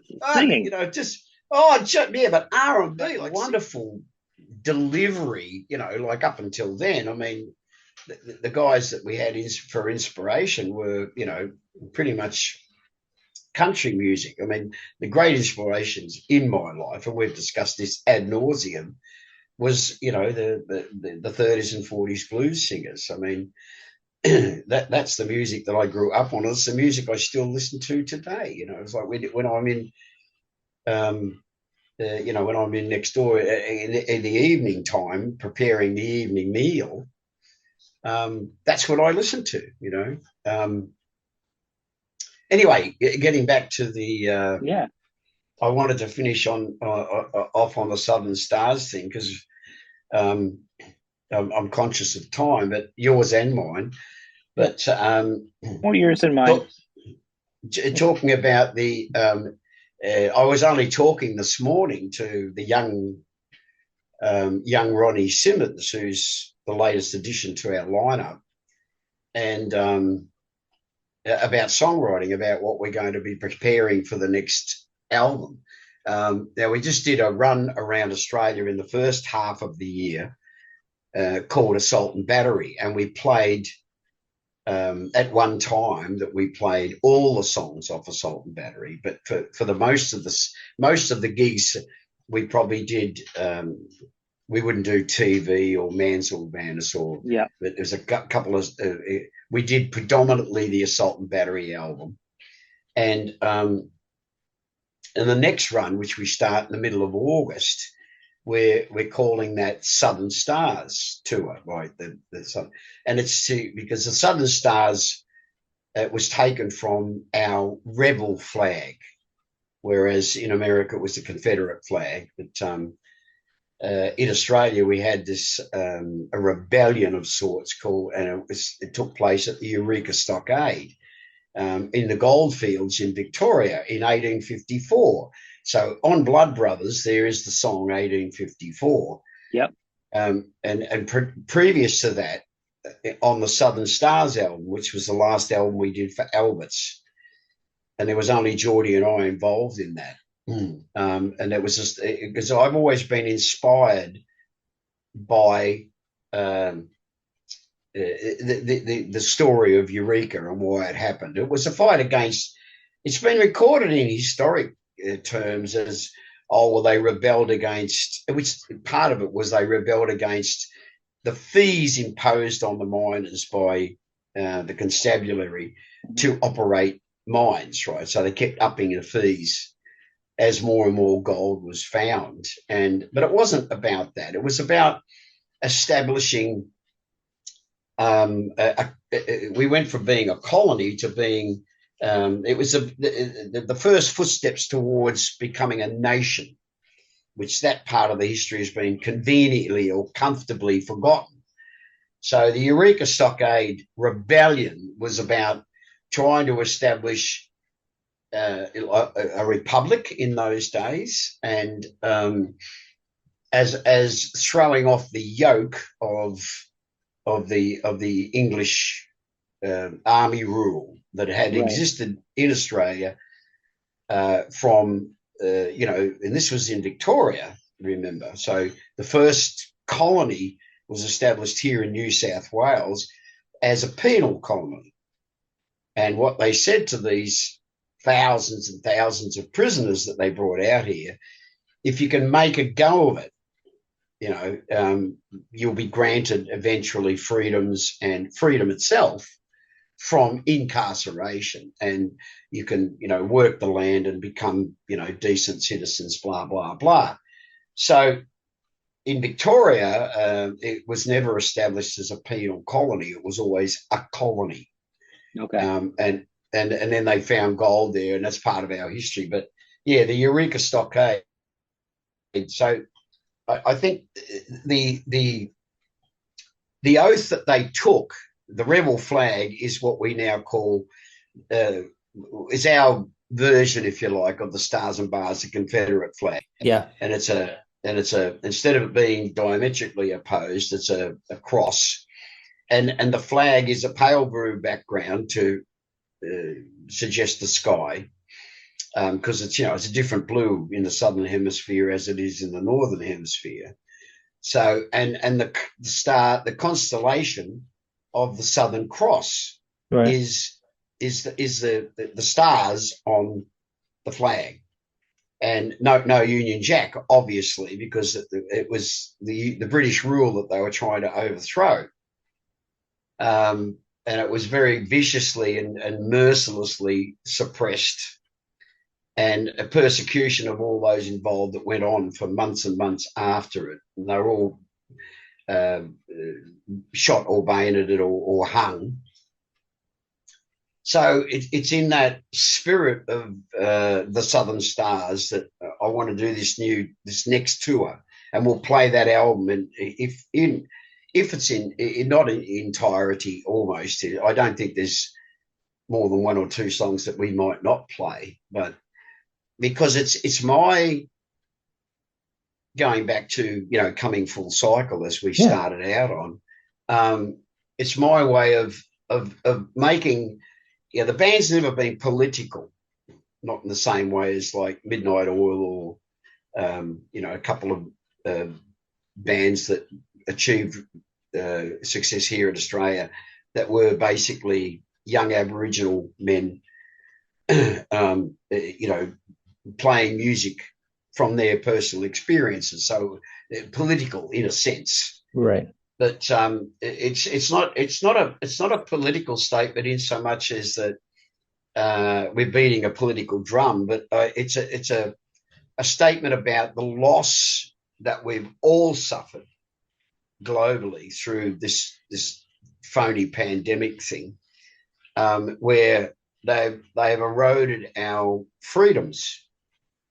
And a Eureka Stockade was about in the oath that, and this is getting back to it, they took an oath underneath the flag, and they swore an oath, and the oath of Eureka says that we truly will stand by one another and fight for our liberties, for liberties and freedoms, and against, it was a little bit more wordy than that, about the injustices of oppression.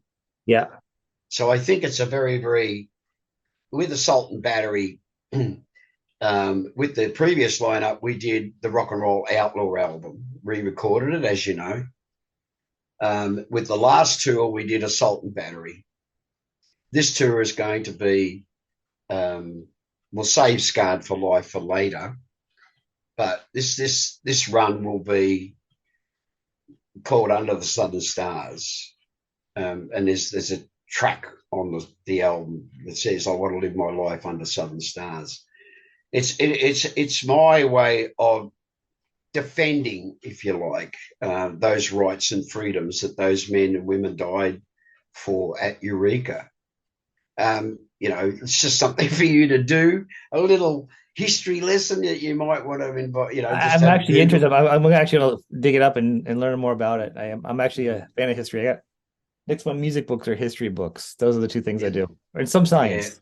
Yeah. Well, yeah, indeed. And I think, whenever I do public speaking, and I've always said this in interviews, academically at school, I was an absolute dud.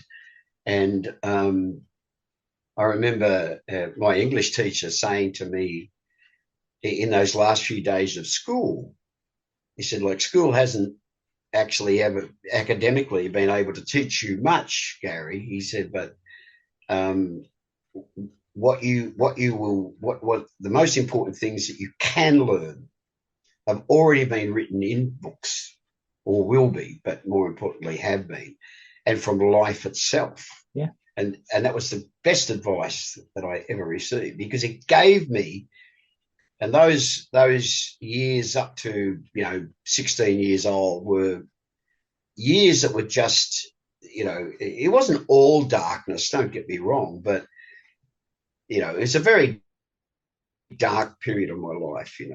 I struggled with the surviving pedophilia, but I struggled with the domestic violence and the sadness, the tragedy, that I saw my mother going through daily. And so it was a pretty dark period. To be given that glimmer of hope, like all is not lost. There's still lightness out there. You just got to go and find it, or light it, within your own life. So I've read voraciously ever since, and and like you just said, when you pointed to your own collection, is that you can't really escape from history.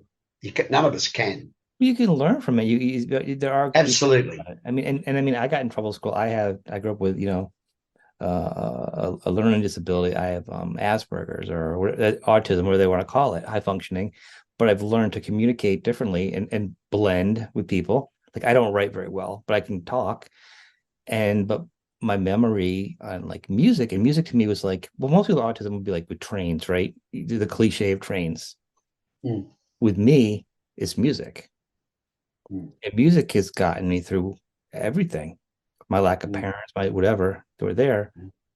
Certain artists and musicians and songs I've learned from because of, I think an example would be like a band like Rose Tattoo would be about fighting oppression and not getting beat down. You know what I'm saying? So to me, there was always a lesson. And I like, if I have history, like I have a book on just called Weird History, Weird Ed History. But there's a story or a journey or something and that's how I learned. I didn't do very well in school because my brain doesn't work like that. But I'd be reading other books in school that'd be kind of they should be school books, but they weren't. You know what I mean? I was just doing my own thing. But they were also my glimmers of hope. I didn't have the horrible things that you went through. But I think for everybody, music is or anything can help people, pull them through the worst moments. Yeah. I don't know how you pulled through what you did. I mean, it's just incredible. The thing about it is, and we'll talk about this next time. Yeah. One of the most, and I've done it twice. I've walked this. There was a war campaign through Papua New Guinea during the Second World War, and the Japanese had invaded Papua New Guinea, and they sent a militia. And some of them were as young as 16 or 17 years old because they lied so they could go. And they sent these untrained, unseasoned, young soldiers up there. And ever since then, anyway, I went as part of a doco thing for television. And in 96, that was the first time I went. And, getting across Kokoda from Oa's Corner it's that thin part of Papua New Guinea that comes down. It takes about 10 days to do it. And you're continually climbing and going up to these impossibly high ridges and then going down into the valleys where the rivers are. And then every day is, it's the most extraordinary physical experience I think that, I've ever had. And it reduces you to nothing physically and emotionally. So there's only one place to go. And, the old cliche, when you're down, down, down, there's only one place to go, and that's up. But you have the opportunity during that experience to discover things about yourself you never knew. And how I got through the loss of my brother and my father, and then, of course, recently my youngest child, was that I found those things. And we all have them. We all have them. And that's when I do public speaking, and particularly with younger people, I always say, look, the world's full of negativity. And young people today have been bombarded for the last 20 years plus in the education system and in the world around them by the news. Nothing but bad news. So no wonder they're frustrated. No wonder they're anxious. No wonder they're depressed. No wonder this whole thing, the world's going to end in 20 years. They said that 40 years ago.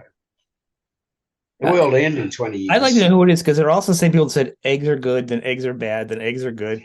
Remember those guys? I think it's the same. I don't take you off track, but I think it's the same people. But I'm sorry. Yeah, absolutely. It's the same with salt. Eggs are bad. Same with salt. I mean, anyway, the point is, sorry. if you only feed a growing organism negativity, right, that's what they turn into. And the reason that, it's a simplistic reason that the reason that so many young people are so depressed about the future, the reason that they're so passionate about this farce of climate change, they call it now, but it used to be called global warming. But they're going back to global warming because they're not getting anywhere quickly enough. But the thing about it is that we're not warming at all. Anyway, that's another story for another day. But the thing about it is that you know, there's great strength in all of us, Sean, and it's called upon from time to time with the cruel necessity of life. I mean, okay, life can give you the greatest ups if you know, and that's part of the deal. But it also, to teach you, it will hurt you, not purposefully, not vindictively, but just because that's the way it is, and that's the way it's got to be. Because, you know, and I've said this ever since I wrote the songs "Scarred for Life," which we'll get into at another time. When and you know, going back to the ship, I had two different players out of two different bands say to me, "Scarred for Life changed my life," because I understood what you were talking about. And I said, well, okay, I'm grateful for that, humbled by that, but grateful, because they heard what they said. Oh, we heard this great sound, this great music, this great songs, but they heard the words. They understood what that writer, me, was writing about, those experiences, you know. And yeah, so we'll leave it at that. And the thing about it is, that's it. Great trial and tribulation brings out the best in people. And that's why someone said to me a while ago, only a few days ago, very young person said, who works with my son, my eldest son, who, you know, so I've only got one child living with me now, and his mate, and we were talking about these social issues, you know, this, and I said, you know, we haven't seen it yet, but we will. This is a really traumatic time for all of us. Those of us who don't accept it, and don't believe it, and don't think that it's a campaign of fear. I said, it'll bring out the strengths in people, because you back people up against the wall and they go, you know what, I'm not, fuck off, I'm not taking any more. And that's when they get up and they fight back. You either fight or you crumble. I mean, and I think bingo. Bingo. My example, you know, my stepbrother, half brother, he just passed away recently, past year. He had a year too younger than me. He had cancer, and we both grew up in the same household, and parents were not the best. We'll just say that, all right. But he grew up, and every time he'd come over, I'd see him, he'd be talking about how bad it was, and he'd like relive it. I didn't relive it. I said, you know, I got past it. I said, it's not about even forgiving it. One day it just hit me. It wasn't about me. People's behavior on you is not about you. So if you get beat down by them, it's not personal on some level. I mean, it's you, but it's not personal. It's who that person is. It could be somebody else there it could be not me, somebody else there that's going to get that crappy behavior, or he's going to get that bad stick. It doesn't matter who you are. You're just a variable. You're not a bad person. You know what I'm saying? So it's like, you weren't being beat up for you. You were just in the wrong spot. And this doesn't make it acceptable. You can still be frustrated, disappointed, but it's not the same way of the world. Like someone's telling you you're a failure. You know, that's just my little 2 cents on that one. That's, you know, it absolutely nailed it. Absolutely. Because it's like when I think back to, you know, my uncle who gave me music. I mean, I told you that story about, but in most likelihood, because he revealed himself later in life as being a pedophile. So what it illustrates to me, and I accept now that he was my abuser. So on one hand, he gave me, you know, the best thing, apart from my children. He gave me the best thing in my life, which is my ability to musically express myself. he imbued that love of music in me as a very, and it was part of the nurturing process. Yeah. Because I spent long hours with him, and I spent, I was in love with the fact that he was a musician, that he played, that he had this wonderful machine called record player, a gramophone or phonogram. Oh my God. Yeah. I said record player. I'm sorry. And then there's these wonderful things called records. And I mean, it opened up a whole world for me. And so, the dynamics of that, can't be unappreciated, or shouldn't go unappreciated. Is that's life. That, to me, in recent times, and we'll talk about this next time, is that, I've been approached by a very substantial publishing house to do a book, which we're about to start. And they asked me for, like early recollections to help shape me into the music part, because the large part of the book's going to be about my life in Rose Tattoo and all that means, so the other parts, the TV and all that kind of stuff, because it's all intertwined. And I said, this absurdity, this contradiction about this person, this pivotal person at 5 and 6 years old, set me on this course. And, the fact that he, did what he did, I mean, he gave me with one hand and took with the other, is the phrase that I used. But the thing about it was that, and this is what I try to tell people that are survivors of pedophilia or childhood physical abuse, emotional abuse, not necessarily sexual abuse, is it's about that person. It's what they did. You were just, as you said, you were just a person who took the beating, so to speak. It's like Colin, my biological father, when he beat my mother, or he beat me. That was because he was deeply troubled, and in the end, I was able to come to terms with that. I never could reconcile with him. That would be hypocritical.